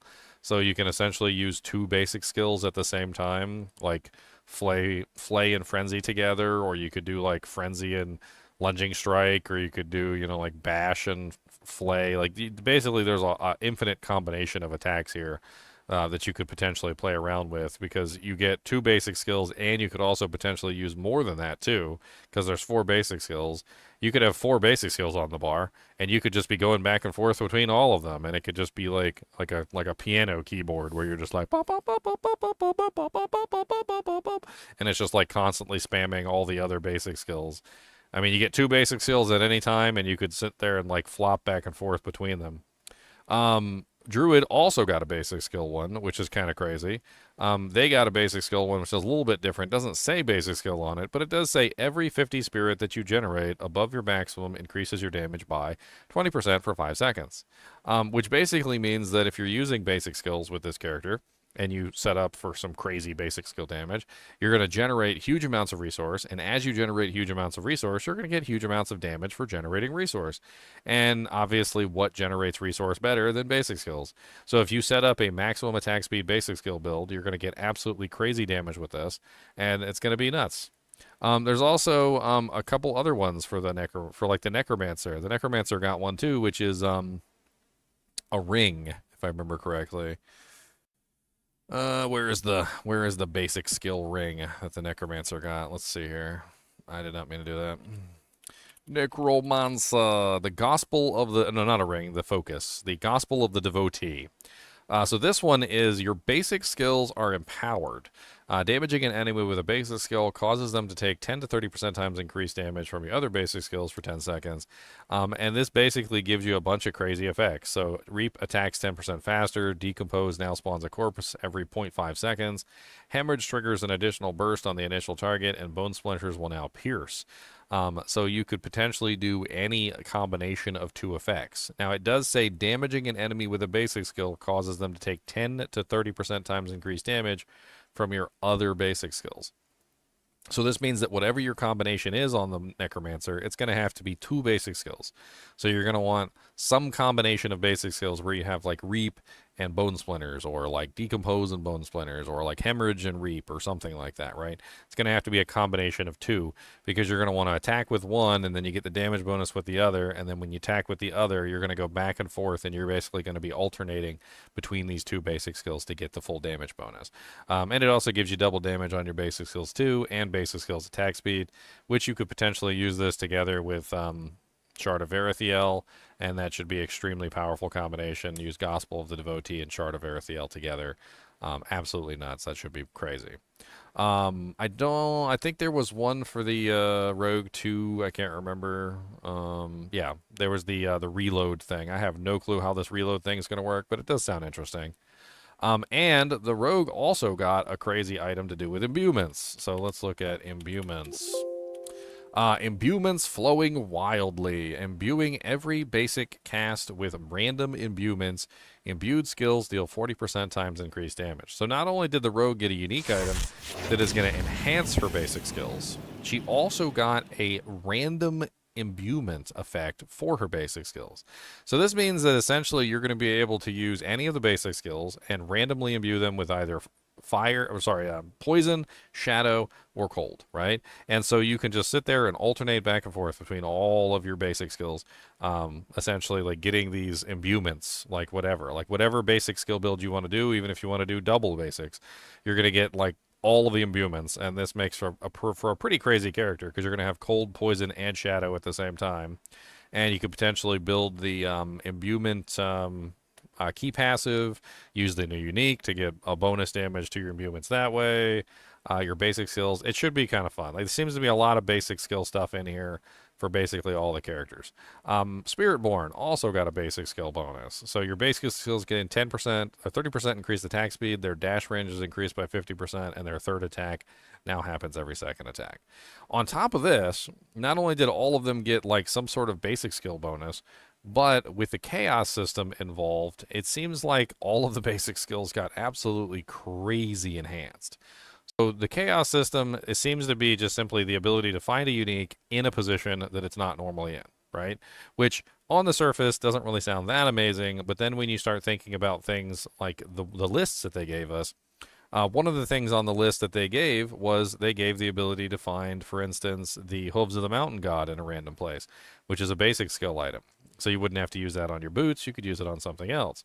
That's not super amazing, but when you go down to the druid and you see Great Staff of the Crone on the list, now that's crazy. This means that you could potentially take your Great Staff of the Crone, put it onto like a pair of pants, get the bonuses from that particular thing, use something else in your main hand, and get the basic skill damage bonuses from something else, which is going to be absolutely crazy. The Necromancer got a similar list. And then where was the other one? This one's also kind of interesting too. The sorceress, the Staff of Lama Sem can be put somewhere else. Staff of Endless Rage. All those are interesting, not in your hand. Vox Omnium is also basic related, not in your hand, so you could potentially put that somewhere else. And that way you can actually build these characters in a much different way than you would normally. Like, I mean, this one right here is probably the one that shows the potential the most. Great Staff of the Crone. So Great Staff of the Crone gives you essentially the ability to use two basics at the same time, right? Well, one of the things that always kind of held back this build was that you had to use Great Staff of the Crone, and it limited your total number of aspect slots. Imagine now you put Great Staff of the Crone on your pant slot or something, or your boots, right? And then you get to put something else in your main hand, and you get to buff that damage up even more, or you get to use an aspect that changes the way that it functions, or like there's 100 potential ways that you could play around with these like moved unique items, and I think that the potential here is definitely very fun. It may, unfortunately, make the game too easy. Who knows? Some of these buffs, we're going to test in the PTR, but some of these things might actually completely break the characters. The Spiritborn is definitely one of them. The Spiritborn has access to Wuxie Nakpa, Sepazontak, Rod of Kepeleke, all on non-weapon slots, which is absolutely nuts. Wuxie Nakpa is already like one of the most broken weapons in the game. And honestly, I really like Wuxie Nakpa, but it's a weapon, and there's tons of other weapons that are good too. Now imagine you could use Wuxie Nakpa and Rod of Kepeleke at the same time. Now imagine you could use Wuxie Nakpa, Rod of Kepeleke, and Sepazontak at the same time. Like, it doesn't make any sense really, because like this sounds absolutely broken, and I don't know exactly what they're thinking. Also, Loyalty's Mantle and Harmony of Ebiwaka are both helmets, and you can't really use essentially any other items like in those slots, right? So like normally when you have Harmony of Ebiwaka on or Loyalty's Mantle, you're stuck and you can't really use any of the other good items. You can't use like Harlequin Crest Shaco. You can't use your your ridiculous mythic uniques in those slots. But now you could potentially have your Loyalty's Mantle or your Harmony Ebiwaka on at the same time as your mythic unique. Also, Loyalty's Mantle and Harmony of Ebiwaka are kind of OP. It'd be interesting to see like how those combinations of items can potentially change the meta entirely, because that's pretty much what they've done. I can imagine like some crazy builds here. Like first off, Staff of Lama Sen is essentially required for a Charge Bolt build. Vox Omnium is an interesting ability that gives you a free basic attack every single time you fire off a core skill. If you were to set up a Staff of Lamasem build, and you were also to use Vox Omnium at the same time, you would also get a free cast of a basic skill every single time you use your Charged Bolt, and be able to run like a Charged Bolt Vox Omnium build, which is kind of crazy. I actually kind of thought about this last season, and I realized that, you know, I couldn't use Charged Bolt with Vox Omnium because I needed Staff Lamasem to make that work.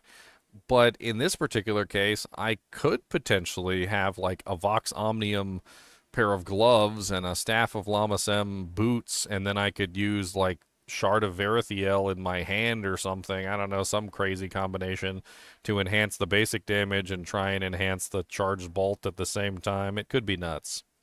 We'll have to see how some of this stuff goes. Now, the crazy thing is, though, is that you're not going to be able to guarantee any of this because the chaos stuff is random. So how the chaos stuff works is if the item was a weapon, and it's on the list, it can potentially roll as a helmet, chest, gloves, pants, or boots, right? So when you kill the boss and he happens to drop you a chaos item, you have no idea what you're going to get or what slot it's going to go into. So building a character around these chaos items could be rather problematic because you don't really know exactly what chaos items you're going to get. They also all seem to be account bound, as you can clearly see here. So not tradable. So this is going to be one of those things where you're going to have to go and farm these chaos armors yourself, and you're going to have to hope you get the one in the slot that you want.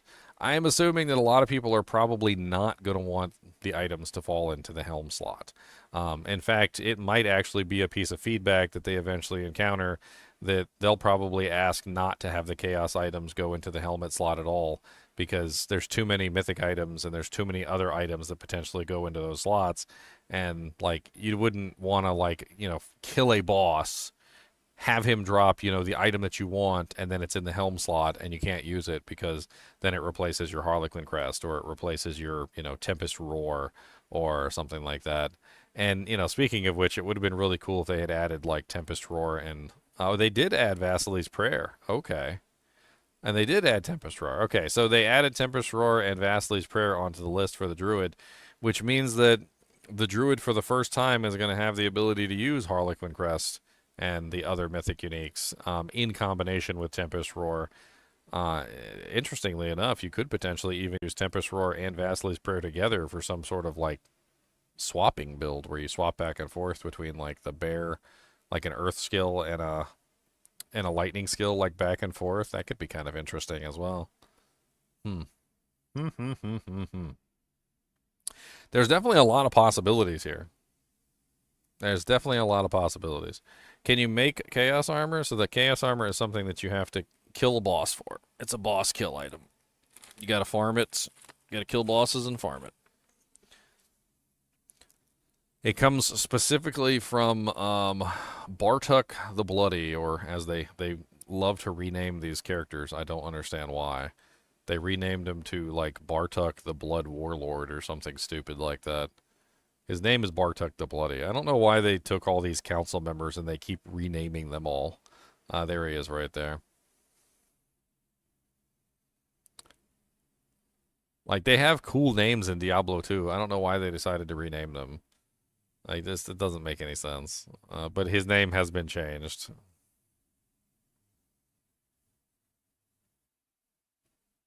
I mean, it's a really interesting system. They got a lot going on here. I think there's going to be a lot of fun builds. So this starts, what was the time again? August 19th to the 26th. So we've got, what, 1, 2, 3, 4, 5, like 5 days. It's going to be on a Tuesday. Of course, it's always on a Tuesday.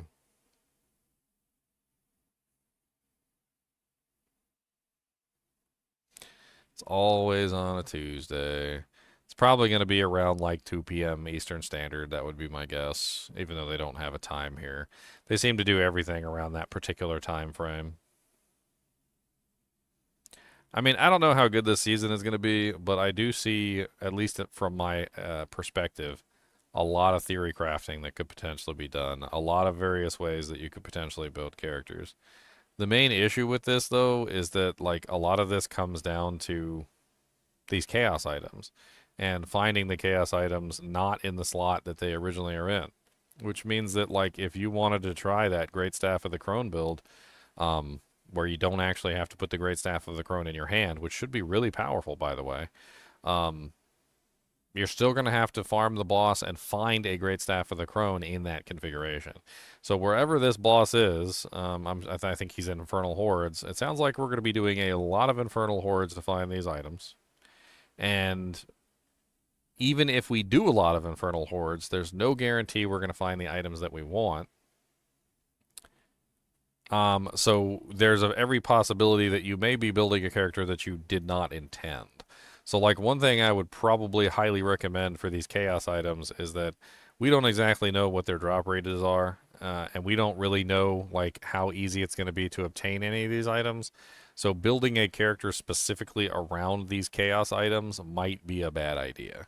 You might want to approach it from a different angle, which is build your character the way you would normally, like, without the chaos items involved, do the chaos boss, see what you get, and then make characters based on what you get, because there's every possibility you might not get the item specifically that you're looking for. Especially considering there is, let's just do the barbarian as example. So 1, 2, 3, 4, 5, 6, 7, 8, 9, 10, 11, 12, 13, 14, 15, 16, 17, 18, 19, 20, 21, 22. So there's 22 total items that could potentially drop for the barbarian. I mean, that means the chances of you getting, like, you know, I don't know, like a Saber of Seagal, like, as a pair of boots is probably going to be pretty bad. You got like a 1 in 22 chance to even get the Saber of Seagal, and there's no guarantee it's going to be in the slot that you want.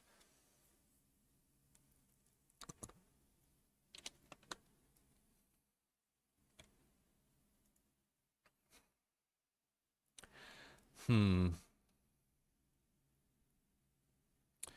was some other interesting stuff in here I was looking at. I think the necromancer's basic thing looks pretty darn cool too. I'm not gonna lie, I've tried to set up a couple basic necromancers, and that one actually looks really interesting as well. Word of Khan being off of an amulet slot is pretty crazy. Like, I feel like let's just talk about these uniques real quick. So Banished Lords not being on the amulet slot is insane. It gives you the ability to actually have Banished Lords on and another amulet, which I've actually said this for a really long time. Banished Lords is just too good of an amulet, and a lot of the times you just end up using Banished Lords over anything else. And the funny thing is that this, for the first time, gives you the ability to use Banished Lords and whatever else you wanted to use. So if you had a specific amulet that you always wanted to use, but Banished Lords just always kind of took over, like, say you really liked Melted Heart of Saleg, but, you know, Melted Heart of Saleg was just never good enough to, like, compete with Banished Lords, right? Well, in this particular case, you could have Banished Lords and Melted Heart of Saleg on at the same time. So for the first time ever, like, you don't have to choose between Banished Lord's Talisman and other items. Crown of Lucian, meh. I guess that could be interesting. Endurance Fate, highly single target, like a defensive item, so not really that great. Fists of Fate, not on the glove slot, could be interesting for certain builds that could never get access to that. Like, say if you were the Lightning Druid and you wanted to get access to Fists of Fate, but you couldn't because, you know, Fists of Fate is the same slot as the Ascetic Wraps. This offers you the opportunity to actually use Fists of Fate together with one of the glove uniques, which is kind of interesting. Hand of Nas. Yeah, like Hand of Nas. Flicker Step, I don't really know about that one. Boot Slot is always, like, meh. Like, you don't really care about the boot slot all that much. Like, Flicker Step is a good pair, and a lot of people will use Flicker Steps, but I don't really see any benefit to having that off the boot slot. Godslayer's Crown is really good, and having that off of the helmet slot would be really useful because, well, it competes with, you know, like, Harlequin Crest and the other mythic uniques, and also Tempest Roar and Vasily's Prayer and all those other things, right?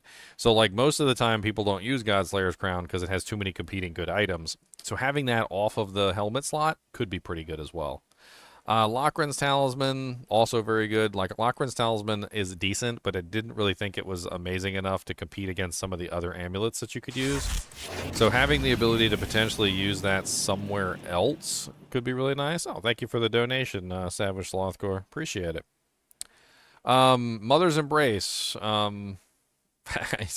I mean, Mother's Embrace is an interesting ring. It just never was the greatest ring over other rings that you could potentially use.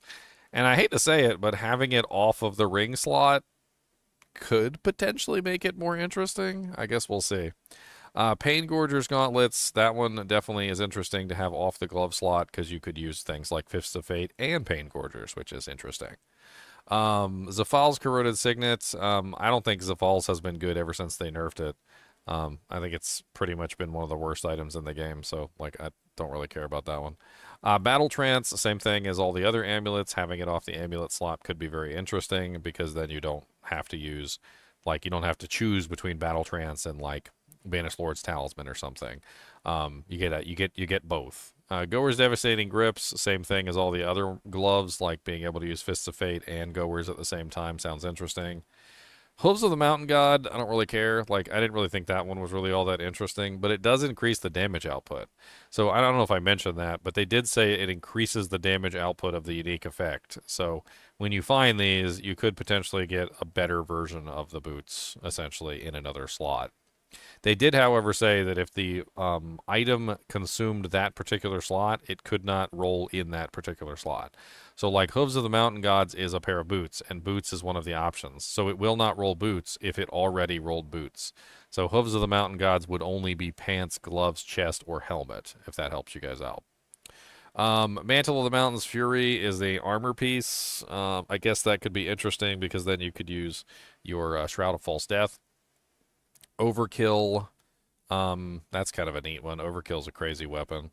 A lot of the weapons are interesting because it opens up additional possibility to put other weapons there, which is definitely something that's a problem, especially for some characters. Barbarian doesn't have the problem so much, but still having access to another mace would definitely be useful, or another aspect in that slot would definitely cause some serious increase in damage.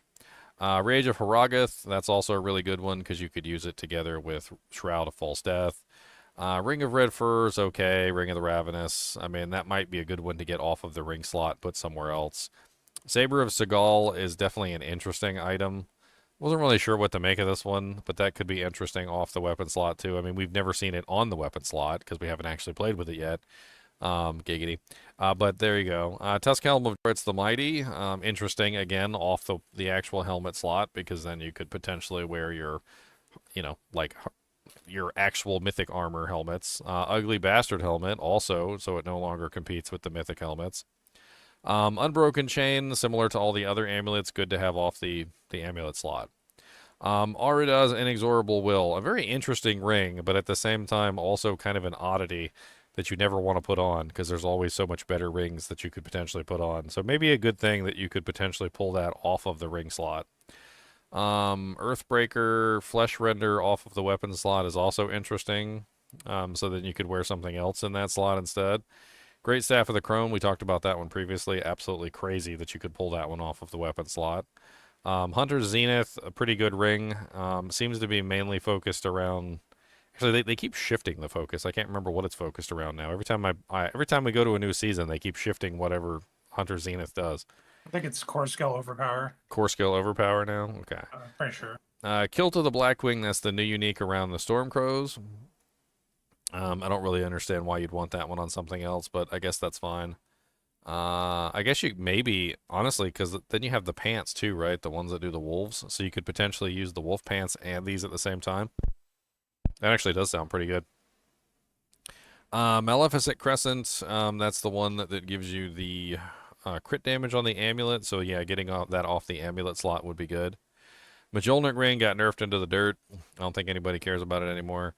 Rotting Lightbringer, that's the new poison weapon. Also interesting to get that off of the thing, because then you could use your weapon slot, because then you could use something else. Tempest Roar and Vasili's Prayer are the ones that convert your storm skills into werewolf skills or your earth skills into werebear skills. Never before have you had the ability to use both Tempest Roar and Vasili's Prayer at the same time, or both Tempest Roar or Vasili's Prayer and one of the mythics at the same time. So that should be rather interesting too. The Basilisk is a weapon that's kind of like never really had a good build around it, and they keep buffing it up. Could be interesting to try and include that into a build now that they have allowed you to wear it somewhere other than your weapon slot. The necromancer. Black River is your corpse explode item. Very interesting because the mortar crux is also a corpse explode item.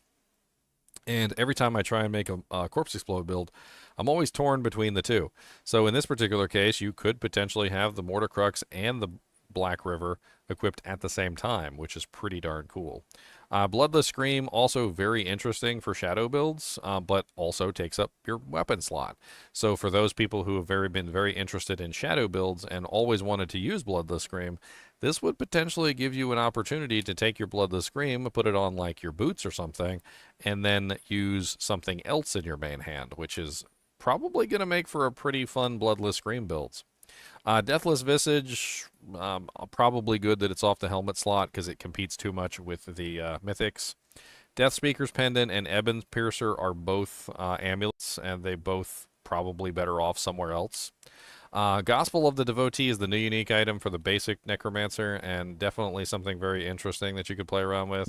I don't really know about having it off the weapon slot, but I mean, technically, if you wanted to use a two-handed weapon there, that would essentially allow you to get the effect of the focus and the two-handed weapon at the same time, so that makes sense. Although I think you'd probably end up using Gospel of the Devotee with Shard of Verithiel, my personal opinion, so I don't really think there's a good reason to pull that out of that slot. The Lidless Wall has really good effectiveness and could actually work really well with that new effect that turns your ultimates into core skills and your core skills into ultimates. I was kind of thinking about that one, and I thought it would be really interesting to do like a full Bone Storm build with like your Bone Storm as your core skill. Could be rather interesting. Orphan Maker, that's the new... I thought that was the rogue item. Why is that in the... Yeah, that's the rogue item. Why is that in the Necromancer list? Ring of Mendeln, that would give you the ability to use the nice lucky hit proc from your summons. Ring of Sacrilegious Soul, interesting. Hand of Nas to a different slot again, so that allows you to use like Fist of Fate or various other things, so that's good. Mortar Crux, we already talked about that one with Black River. That's also an interesting combination. And the Unmaker, which is for the Soul Rift, which also, again, no longer competes with the Mythics. Beastfall Boots could be interesting if you want to use a different pair of boots as well in combination with Beastfall Boots. There are some pretty good boots on the Rogue. Condemnation, that's the dagger, so you could use that somewhere else. The Rogue has multiple dagger slots, or weapon slots, though, so I don't know if that's really the greatest. Cowl of the Nameless, it's just a weird unique that's keeps mutating. I don't know. That's good that it's out of that particular slot though. So like it's the helmet slot, competes with the mythics, so it's good that it's out of that slot. Death Mask of Nurmatrung, same thing. Good that it's out of that slot. Grasp of Shadow, again, good that it could be utilized alongside of something like Fists of Fates. Orphan's Maker, that's the new two-handed crossbow. So you could potentially utilize that with other two-handed items, like, for instance, Wind Force or any of the other unique bows, or even just a legendary bow. Pit Fighter's Gull, I think that's the ring, right? So, yeah, I mean, good that you could have it off of the ring slot. Saboteur's Signet, again, good that you could have it off the ring slot. Scoundrel Leathers, that's really good. And probably really good that you could have both Scoundrel Leathers and Shroud of Kundurus out of the place of, say, Shroud of False Death. So you could have Shroud of Kundurus and Shroud of False Death, or Scoundrel Leathers and Shroud of False Death at the same time. So that's pretty powerful. Sky Hunter can also be put onto a like a pair of boots or pants or something. So that's pretty crazy. That's the weapon. And then Word of Akan, I was kind of blown away by Word of Akan, because Word of Akan is really powerful, especially with the imbuement stuff that they added. They have the random imbuement on the basic skills, so it could be really interesting to do a Word of Akan Rain of Arrows basic character this season. I think that's going to be extremely powerful. Sorceress, Actual Conduit. So getting that off of the pants slot means that you could potentially run another pair of pants, and there are some pretty good pants for the Sorceress. Blue Rose is really powerful, but there's also a lot of really good rings, and most of the time you don't want to use Blue Rose. So getting Blue Rose on like a pant or a glove slot is going to be kind of crazy. Isidora's Overflowing Cameo, same thing as all the others. It's an amulet, so it takes up one of the most precious slots. Same thing with Fractured Winterglass and Ophidian Iris. They all take up one of the most precious slots on the character, so having these off of the amulet slot is really good. Flamescar is an Inferno item, the basically the one that shoots like a flamethrower. And it's actually pretty good for that build, but there's also other items that you'd probably want to use instead. So it's interesting that you can utilize this with other items. That'll be a good buff for Flamescar. Galvanic Azurite, that's the new unique. That's a ring, so you can have that ring in any slot. That one actually seems really powerful for lightning builds. Raiment of the Infinite, another interesting change because that's going to make it so that you can potentially utilize your, say, Shroud of False Death or your Ethereals or whatever other item you want there. It's going to make a big difference for your character. Staff of Endless Rage, Staff of Lamasem, like these are, and Vox Omnium, these are all really good options because these are really good staffs, including Vox Omnium, but the problem with all of them is that you have to use them to make whatever build you're trying to make work. And Vox Omnium itself doesn't even really work by itself. It needs other items. So, like, you really need to beef up the basic skills, right? So, like, if you wanted to do a charge bolt with Vox Omnium, you really can't because you need Staff Lamasem. Well, in this particular case, you could have Vox Omnium and Staff of Lamasem equipped at the same time, or Staff of Endless Rage and Vox Omnium equipped at the same time, and make some very interesting combinations. I think that this opens up a lot of choices for Vox Omnium. I've been testing around with it, and the moral of the story is that it really just doesn't offer enough of a bonus to really give you what you're looking for. But if you were to combine it together with some of the other items in the game, I think it could be more interesting. Starfall Coronet for the Meteor build is an older one, but having it off of the helmet slot means that you can get access to your mythics now, so really good. And then finally, Spiritborn. Balazan's Moxodal. I don't remember what item that one is. I think that's one of the newer ones I haven't played around with. That might be the new pants. Is that the new pants? Yeah. Yeah, that's the Thorn pants. I mean, moving those around from the pants slot is interesting, but they were already on the pants slot, which was a relatively unused slot anyway. Band of First Breath, most of the rings, I mean, it's good to have them off the ring slot, which isn't, like, super amazing, but it's there. Harmony of Ebiwaka and Loyalty's Mantle, absolutely huge. These are two helmets that are absolutely ridiculously powerful, especially Loyalty's Mantle when combined together with Wuxie Nakpa, because you can get your effect of your main ability, your Spirit Hole choice, like, ridiculously strong, right? And so having the ability to use Wuxie Nakpa, like Loyalty's Mantle, and like a Harlequin Creshako or something, like in combination together, just sounds absolutely insane. Like getting that off of the helmet slot is going to be a ridiculous power boost for the Spiritborn. The new Heshe A Kasungi, I mean, I haven't even played with it yet, so I guess we'll see. But it does look like an interesting item, and having the ability to swip it around between different spots is cool. Jacinth Shell, same thing as a lot of the other armor pieces. Now you'll be able to use Jacinth Shell in combination with Shroud of False Death, which should be extremely powerful. Peacemonger Signet, I believe that's one of those really powerful rings that I think we were theory crafting originally, and having it off of that slot is also really powerful. Ring of the Midday Hunt, that's the one that a lot of people use with Rod of Kepeleke, so you can get your resource grade. You don't even really need this ring to use Rod of Kepeleke either, though, so I don't know. This set of items right here, Rod of Kepeleke, Sustained War Crozier, Sepazantak, and Wuxie Nakpa.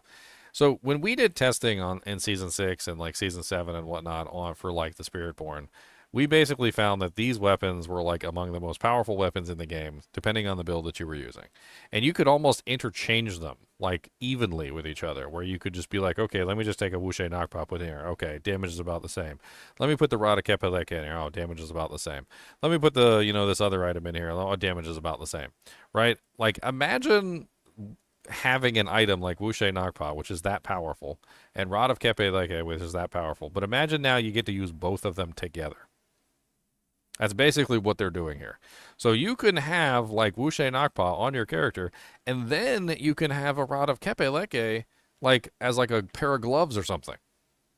And honestly, this sounds absolutely broken, and I'm not even sure if this is going to make it out of PTR, because I think we're back to the era of Spiritborn clearing pit 150s. That's because that's the level of damage that we're talking about here. Like we're talking about an insanely large amount of damage increase between Wuxie Nakpa's ability to increase your like Spirit Hall bonus by what is it, like 400% at this point, and then Loyalty's Mantle another 100%, and then Rod of Kepe-Leke coming in and taking advantage of that. It just sounds absolutely bonkers. And you could do this in any combination. Sustained War Crozier could work very well with any of that stuff. Like using Sustained War Crozier with Rod of Kepe-Leke and Wuxie Nakpa and having all three of them together at the same time just sounds absolutely broken. Because you could have Wuxie Nakpa, you could be wearing it. Then you can have Sustained War Crozier as like a pair of gloves. And then you could have Rod of Kepe-Leke as a pair of boots. And now you have all three of the most powerful weapons that the Spiritborn has at his disposal at the same time, which just sounds ridiculously broken.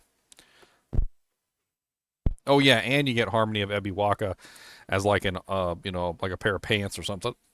And then you get to wear, your Harlech Crest Shaco as well.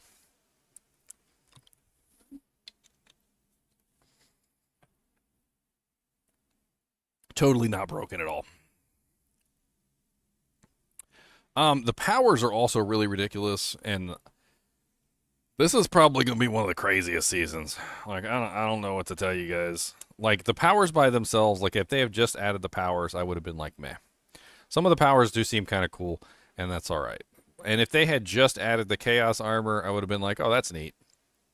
But there's, like, something going on with the like, intermix of the Chaos items and the powers, like, together, where I think that, honestly, there's going to be some absolutely just bonkers combinations that we're going to see. I would not doubt it, even in the least, to see some max overflow damage numbers coming up in the PTR.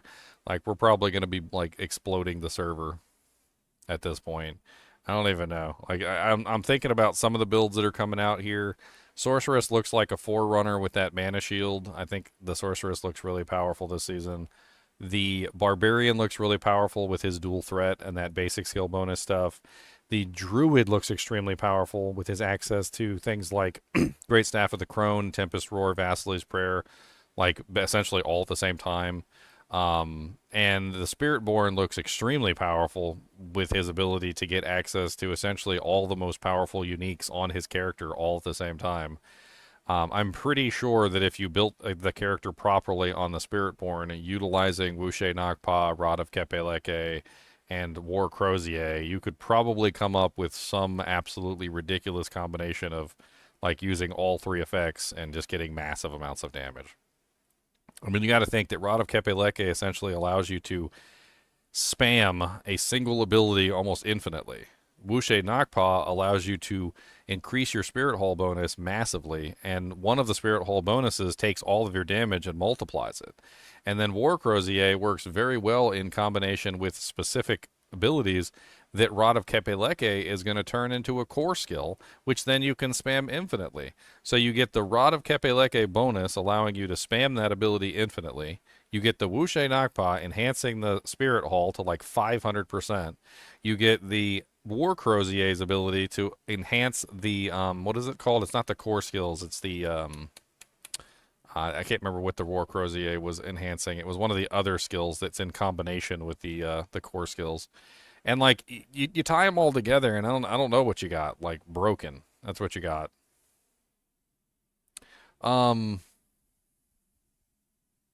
Saber of Seagal is also very interesting too, because Saber of Seagal is essentially setting up a character that's designed around like full damage output. The Barbarian Saber of Seagal essentially gives you like a huge damage multiplier for every single skill that you use. Like that's a damaging skill, right? So like you get 3 to 5% increased damage for each damaging skill you have equipped. And then you get an additional 10% for 15 seconds for each of those skills when used, which basically means that you get like, what is that, like 6 skills? So assuming that you had 6 skills times 5 is like a 30% multiplier right there. And then you also get an additional 10% multiplier as well, so another plus 60% multiplier. So like a 90% multiplier to all of your skills that you're utilizing. It's got that physical damage on there. The Raven one seems rather interesting too. I don't know if they fixed the Raven. The Ravens have been bugged pretty heavily ever since they kind of added them in. Like the Storm Ravens haven't really worked properly. They don't really get their modifiers like they're supposed to. They've been getting like additive bonuses instead of multiplicative bonuses and a bunch of other stuff. And as I talked about earlier, like when it comes to the Ravens, like I really want them to work, but most of the time they just don't. So in this particular case, like we have an opportunity, right? So there's an opportunity here for the Ravens to be extremely strong. And since the pants can potentially roll on other than the pants, right? You can get them on like a pair of boots or something. You could potentially run the Kill to the Blackwing and combine it together with the Storm's companion pants. So you can have the Lightning Ravens and also the Lightning Wolves at the same time. Which could be interesting, and then you scale lightning damage and companion damage. And there's also a new power for the companions that allows you to change the companions into core skills. That was on the list. So your companion skills are altered to also be core skills, and your companion skills grow in size and deal 60% increased summon damage. So in this particular case, there's definitely a very fun build here, I think, around doing like a Storm Raven, Storm Wolf setup, where you basically have both the Ravens and the Wolves together, run the Savagery unique power, so you get the companions to also be core skills. Then you scale them based on companion damage, core damage, and also storm damage. So then you would potentially have 3 scaling multipliers for your companions, getting as much as you possibly can. And who knows what else you could potentially do with them being core skills. That could also be very interesting to add into the mix. And not only that, but if I remember correctly, the pants themselves also have an interesting aspect that kind of allows you to spam the Ravens. So if you see here, it says Ravens deal 100% times increased damage, and shapeshifting into a different form or activating a companion skill summons a Raven that attacks nearby enemies. Summoning a Raven has a chance to call forth an unkindness for 10 seconds, increasing the number of Ravens summoned to 3 for the duration. So it has kind of like an interchange here with the shapeshifting. So if you're constantly shapeshifting back and forth, which could be very interesting in combination with, say, like a Storm Wolf build of some type, you could potentially be shapeshifting back and forth and getting these free attacks with the Ravens every single time you shapeshift back and forth between like human form and your werewolf form, which is actually really easy to do because every time you press your Raven, you're going to turn back to a human, and every time you press your like your werewolf ability or whatever, you're going to shapeshift into werewolf. So you'll constantly be transforming back and forth between werewolf and human anyway, getting the free damage like going off, which should be really interesting. This necromancer item definitely seems interesting. I've tried to do a couple basic necromancers. This one right here, the Bone Splinters Pierce, sounds really interesting to make an entire character around. You could potentially set up like a whole Bone Splinters character. I've actually done a basic skills Bone Splinter character before, and having the Bone Splinters able to pierce would dramatically increase the damage of Bone Splinters for sure. And there's a couple ways you can get free Bone Splinters. Like there's the one with the Bone Prison where the Bone Splinters shoot inside the Bone Prison, and there's also the other one with the Bone Spirit where every time you fire the Bone Spirit, it shoots out a bunch of Bone Splinters in like a nova around you. So there's definitely a lot of interesting ways that you could potentially utilize Bone Splinters in combination with this item. Firing off Bone Spirits and firing off the Bone Splinters themselves, and then using the Bone Prison, and you could get a pretty massive number of Bone Splinters, and then combine it together, obviously, with this item, so that the Bone Splinters are actually piercing, and then you get massive amounts of damage, because now they're not just hitting one target, now they're hitting, like 3 or 4 or 5 targets, which should make them a hell of a lot more powerful than they were before. I don't know. I could talk about this stuff for ages. There's tons of potential here for builds in this season.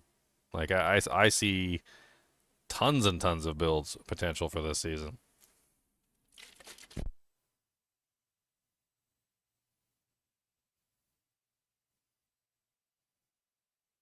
I'm not exactly sure what's going to be the most powerful, but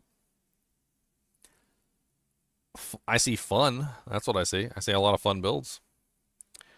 I could actually see myself diving into this season, and it's kind of sad because last season was terrible. Like I think I made like 2 or 3 characters or something, and like played around with a couple stuff. It was poopy. It was a poopy season. It was a phone in season. Like it was literally they just phoned it in. They're like, oh yeah, oh, okay, bye. This season's not really a phone in season. Like there's a lot going on this season. I will say this about this season though. It looks like it's going to be very difficult to get a hold of the chaos items. Like I would just guess right off the bat, it's probably going to be very difficult to get a hold of these chaos items. Number two, some of the stuff they've got going on here could potentially just completely break the game. Like, you know how we complain all the time that they keep adding all these game-breaking bugs and like, you know, the characters end up being like super duper powerful and end up exploding the servers and like glitch max overflow negative integer 64-bit like numbers where it's like in the quintillions. Like I foresee that with this season. Like I can totally see that. Like there's going to be bugged builds. Like the Spiritborn specifically looks like it's going to probably break the server. There's a couple builds in here that look like they're going to be absolutely insane, and they're probably going to end up getting nerfed, which is unfortunate because we'll go into the you know the PTR and we'll test all this stuff and we'll find all the broken builds and report them, or at least as many as we can.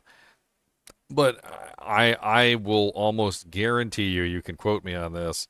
There will probably be at least like 2 or maybe even 3 builds that make it through to the live server that will be broken.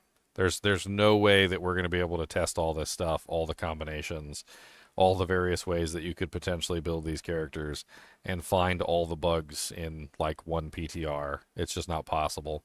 Like not when you have this many items per class that can be used in, you know, like multiple different places.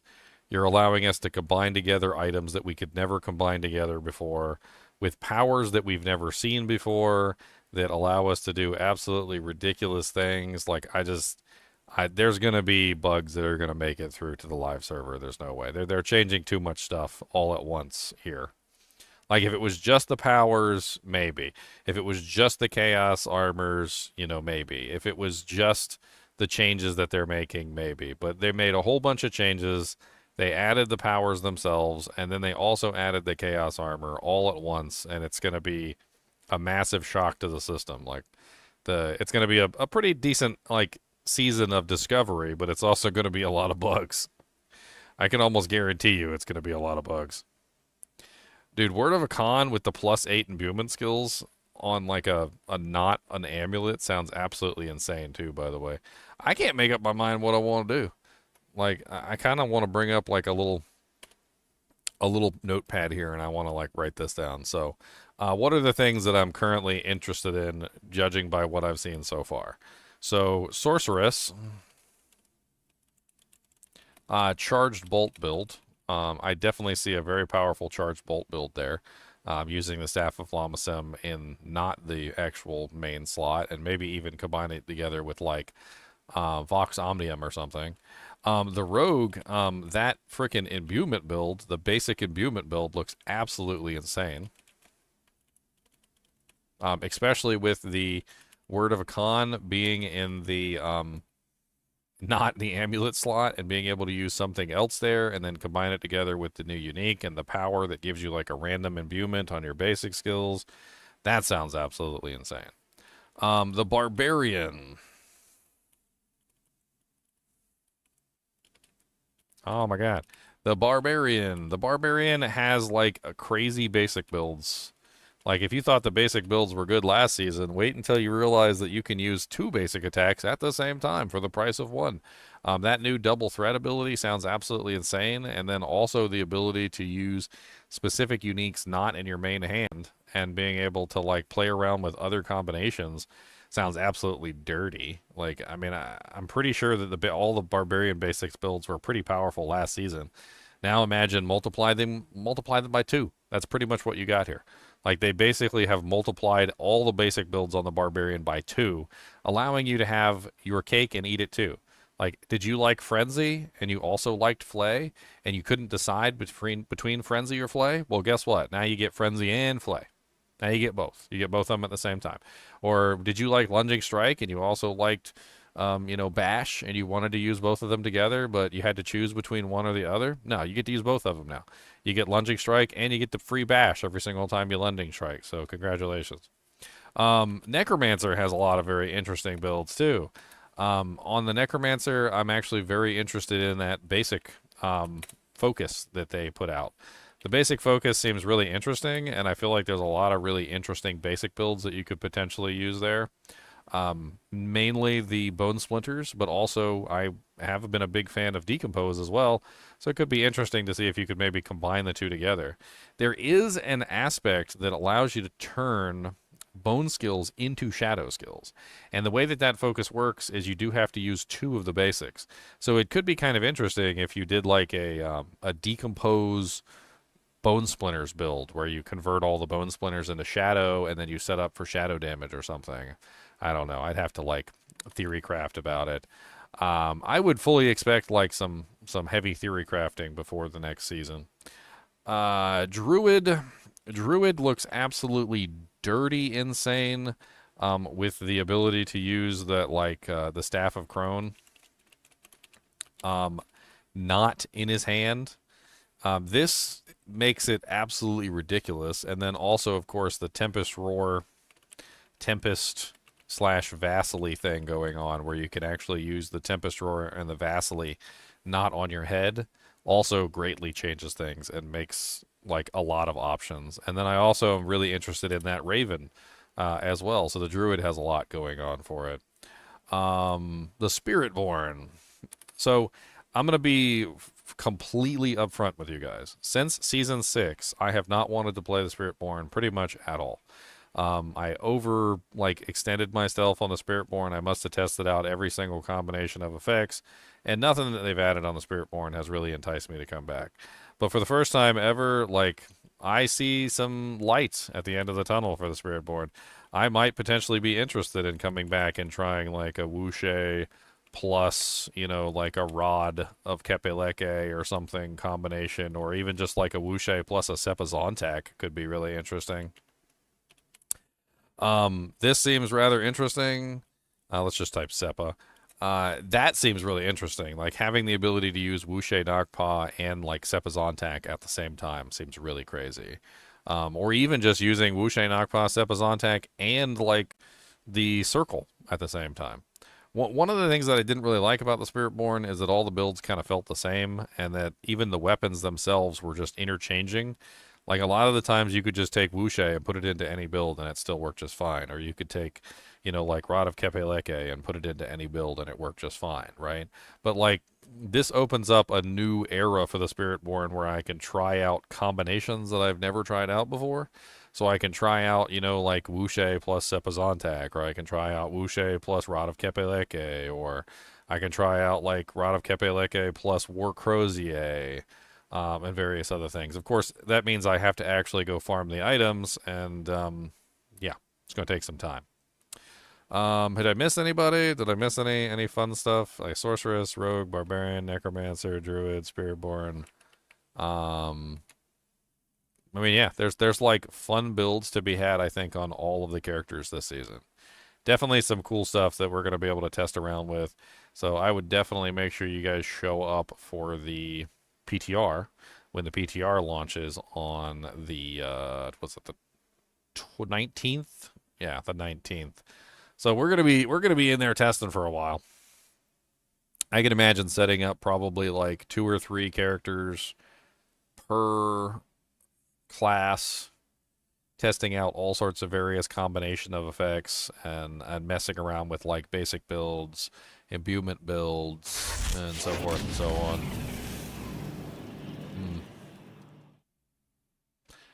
Brr.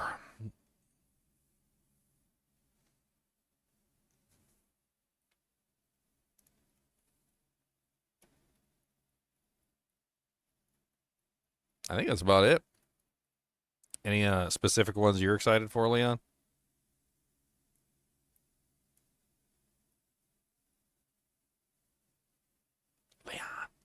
Leon. Yeah. All right, guys and gals. It's been fun. It's been like nearly 4 hours of going over these patch notes and various things, and the horrible train wreck that was the sanctuary I don't even know what that was. It was the shortest thing ever, and also like they barely even told us anything. And I felt like it was way better just to read the post than it was to actually listen to them talk. I hate to say it. If the next time they do a sanctuary thing like that, I think I might just skip it and go straight to the post, and we'll just go over the patch notes ourselves and talk about the various stuff that way, because it didn't really seem like we learned much of anything from them. They didn't really hype it up at all, if that makes any sense. There was no hype generated there. Like, the hype was actually reading the patch notes. The hype was actually going over the Chaos Armors and looking at all the various stuff that they had and what options would be available, and looking at the skills and how they worked. And I don't know what the hell was the beginning of this stream. If you guys watched the beginning of the stream, bravo, because that was really boring. I think I might actually, like, I don't even know. Maybe I cut it out or just leave it in for laughs. I'll just have to, like, put, like, a little chapter at the bottom that says, like, like, the funny bit and then, like, the real bit or something, or, like, the serious stuff, like, at the end. Cody, stop bumping into stuff with your big bumping head. Why you big ugly head, you big ugly head? That's right. I say a big ugly head. Yeah, you got some big ugly head. Your head's big and it's, look how big your head is. It's huge. It's monstrous. You got a big old monster head. Yeah. Yeah, monster head. Monster. He's a monster. Would you like a gummel worm? You want one of these gummel worms?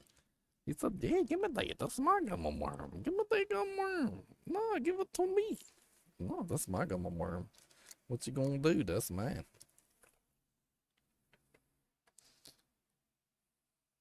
He said, what else you got? Anything else good? He said, you got anything else?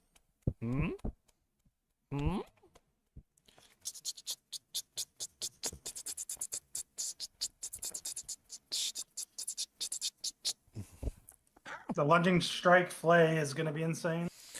Oh, yeah, definitely. Because they both apply a bleed at the same time, and then they have that 60% increased duration thing. Oh, yeah, the 60% increased duration bleed thing sounds really good. I was looking at that, too. Increased duration, and then you're applying double. Oh, yeah, lunging strike and flay together, get massive amounts of bleeds. Yep. That sounds pretty good. I guess you could swap back and forth between them, too. Like, if you want to sit still, you could just use flay, and if you wanted to use, like, run around, you could use lunging strike. Yeah, like if you're doing, like, a fast clear, you just lunge and strike around the map, like the pit or whatever. Yeah, and then when you're fighting the boss, you could just switch to flay, which is probably better. Because doesn't it reduce the damage ever so slightly of the other ability? Yeah, I thought it was like 60 to 80% or something. I don't remember. Yeah. I don't know. They all say. I think that rogue imbuement one sounds insane too. Like the random imbuements on the basic skill. Yeah, I would do something I've never done before. That's what I would want to do. Well, I've never done a basic imbuement. Like the only thing you really have is like is like the poison one on that one ability, but then you're tied to that ability and you can't use anything else. Or you could do the cold imbuement, which isn't really the best one on like the other abilities, but it never really worked right. The Necro one seems kind of interesting too.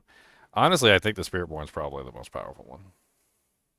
I can't see the Spiritborn not being the most powerful one with access to everything that he's going to have access to. That just seems insane. I don't even know. I think Wuxia plus Sepazontak would be insane as well, just doing like the full basic build with a Sepazontak and then have like the 400% increase on the God, I don't even understand. Like it seems like I'm thinking about it. Mantle. Dude, it's just insane. Yep. It's insanity. I mean, the Sork has access to both the Hydra Amulet and the Frozen Orb Conjuration Amulet at the same time. Well, did you know that aspect that increases the damage of the spell whenever you cast it or whatever, depending on your maximum resource? Yeah. Yeah. With the mana shield thing, like that just seems broken. I mean, that's built into Hydra. Well, so you basically just get mana shield, bring your mana up to like god tier levels, and then you just cast your ability, and and it essentially is going to give you like the most ridiculous Hydra that you've ever seen in your life with like massive amounts of increase. The funny thing I wonder how is that barrier interacts. they reduced it a little bit, right? So they reduced the percentage, but even with the reduced percentage, I don't think it's going to make up for it. Yeah, it's not gonna matter. I don't know, the Raven thing seems kind of cool too, but I'm a little bit worried that it's not going to work. As we've said every single season with the Druid, like, for some reason, they always seem to mess something up with the Druid. I don't know why. It's like, oh yeah, use this ability, it'll give you 10,000% more damage, and then you go and it like a month later you see a patch and they're like, oh, we're so sorry, this ability wasn't effective, getting its 10,000 damage bonus. And you're like, wait, what? They even had one in there for the Raven. Like, I'm pretty sure they had that storm thing for the Raven before.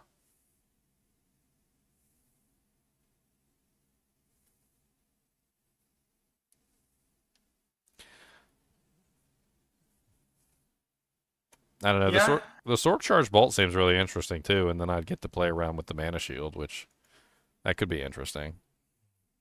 Playing around with the Mana Shield. I'm looking forward to next week because that's when we actually get the announcement, right? Well, that's what everyone's speculating. The Gamescom Oh, for the expansion. expansion, yeah.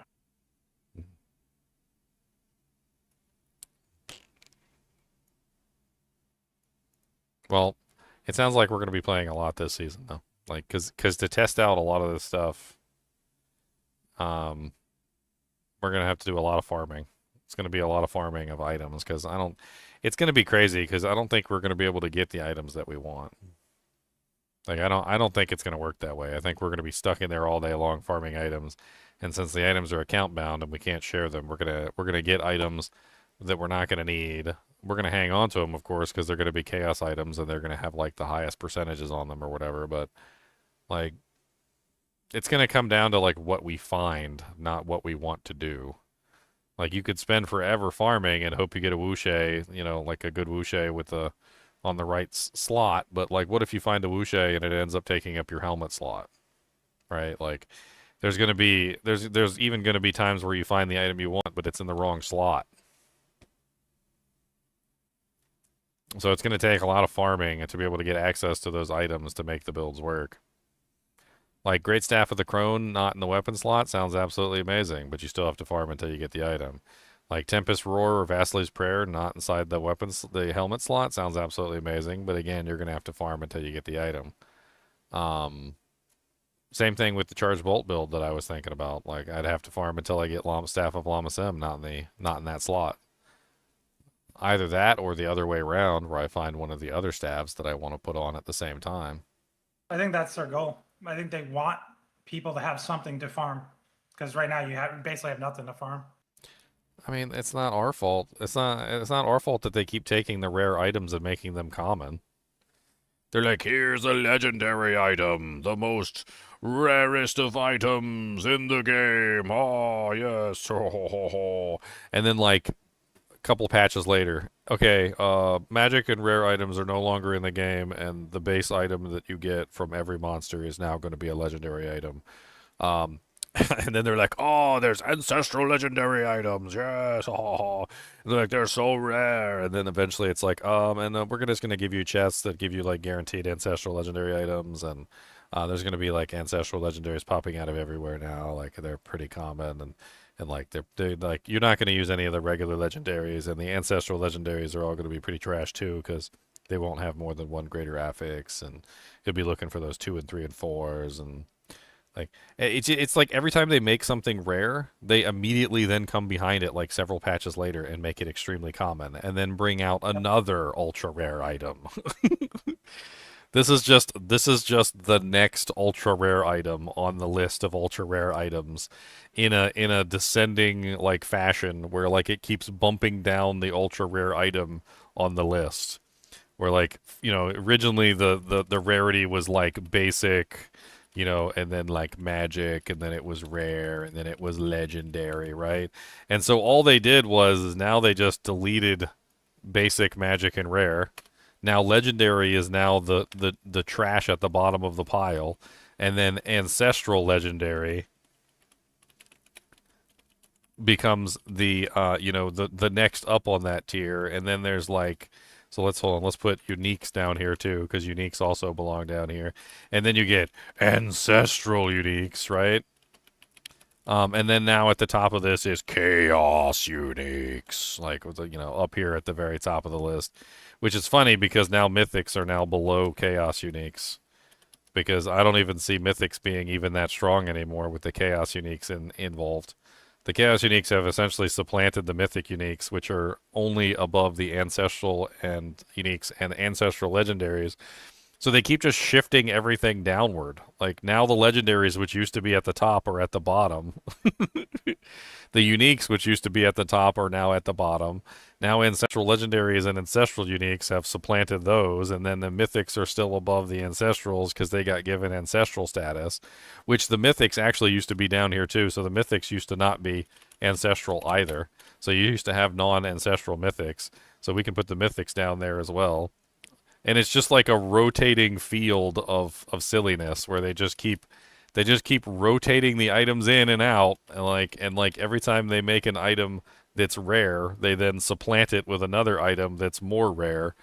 And you heard her like when she said it. So when Aislinn said it, she said the Chaos Uniques are going to be the best versions of those items. So they are going to have higher modifiers than the uniques, which means that even the ancestral uniques are going to be inferior to the chaos uniques, not the same. So if you happen to find like a ancestral unique banished lord's talisman as an example, then the banished lord's talisman that you find as a chaos unique is going to be better than that one because the effect on it is going to be higher. I can't remember what she said. Was it like 20% higher? It's going to be like a 20% higher like effect.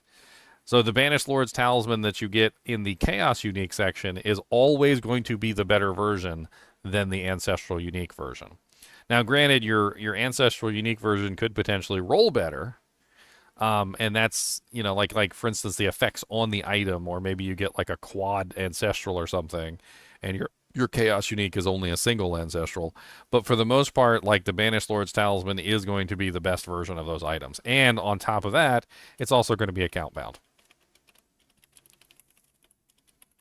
I wonder how this is going to affect like trading overall. With the Chaos Uniques being the best versions, Mythics being untradeable, Chaos Uniques being untradeable, Ancestral Uniques will be tradable, and Ancestral Legendaries will be tradable.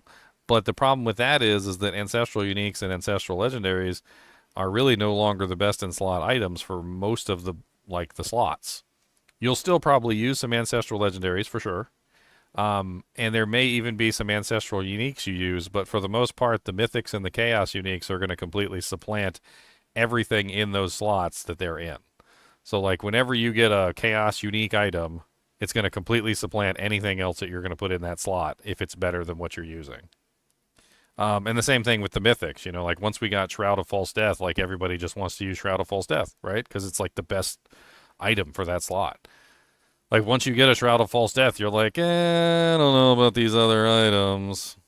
And even the items that could potentially go in that slot now, because of the Chaos Uniques, they're going to go in other slots, right? So like we were talking about, I think last season, we were talking about Rage of Haragath, because Rage of Haragath is so good and gives you like infinite cooldowns.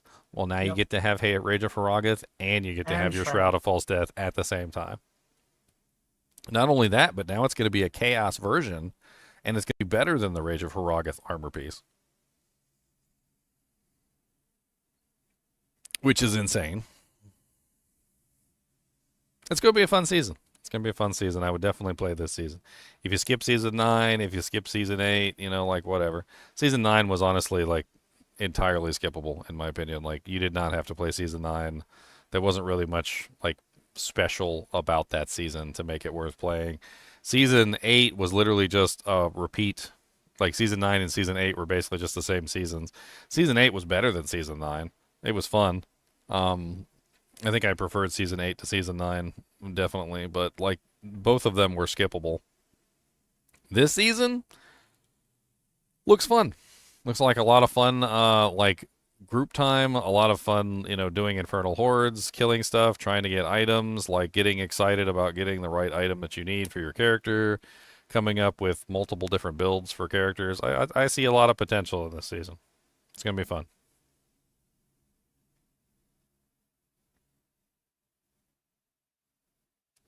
It's gonna be fun. The Theorycrafts are gonna be absolutely insane. We're gonna be just sitting there like building characters for like 8 hours straight, like testing out all sorts of crazy builds. It did say in that thing we were going to be able to get the Chaos Uniques from the vendor. So we'll be able to test everything out even if we don't actually have access to the items.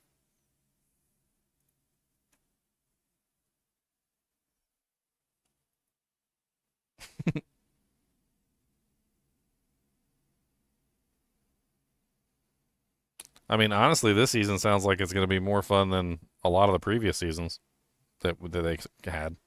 I don't know what the new expansion is going to be, but I mean, there's every possibility that unless they incorporate these mechanics into the next season, who knows? Maybe the next season won't even be as fun as this season. This might be one of the peak seasons actually, assuming that they don't like nerf everything from the PTR, which which I hate to tell you could be a possibility. It could be a possibility. Nobody report any of the bugged builds. Let's just hop in and be bugged for the entire season. Everybody just explode things like antimatter bombs. How's the Necromancer playing this one? I mean, the Necromancer's more similar to Diablo 2 Necromancer than it is to the Diablo 3 Necromancer, if that tells you anything. I actually enjoy the Necromancer in this one. Alright, guys and gals, I'm going to hop off of here, and I'm going to probably get myself some lunch and then come back for some more Diablo 2, if you guys want to join me for some more of my Diablo 2 challenge. As always, I do appreciate you guys and gals joining me. Be sure to hit that like button and the subscribe button if you enjoy the content. If you're over on Twitch, be sure to hop over to my YouTube channel and subscribe too, because I got like 3,500 videos over there for you to have fun with. Like my latest one on the Diablo 2 censorship for the Chinese version, which is hilarious. Anyway, as always, keep watching.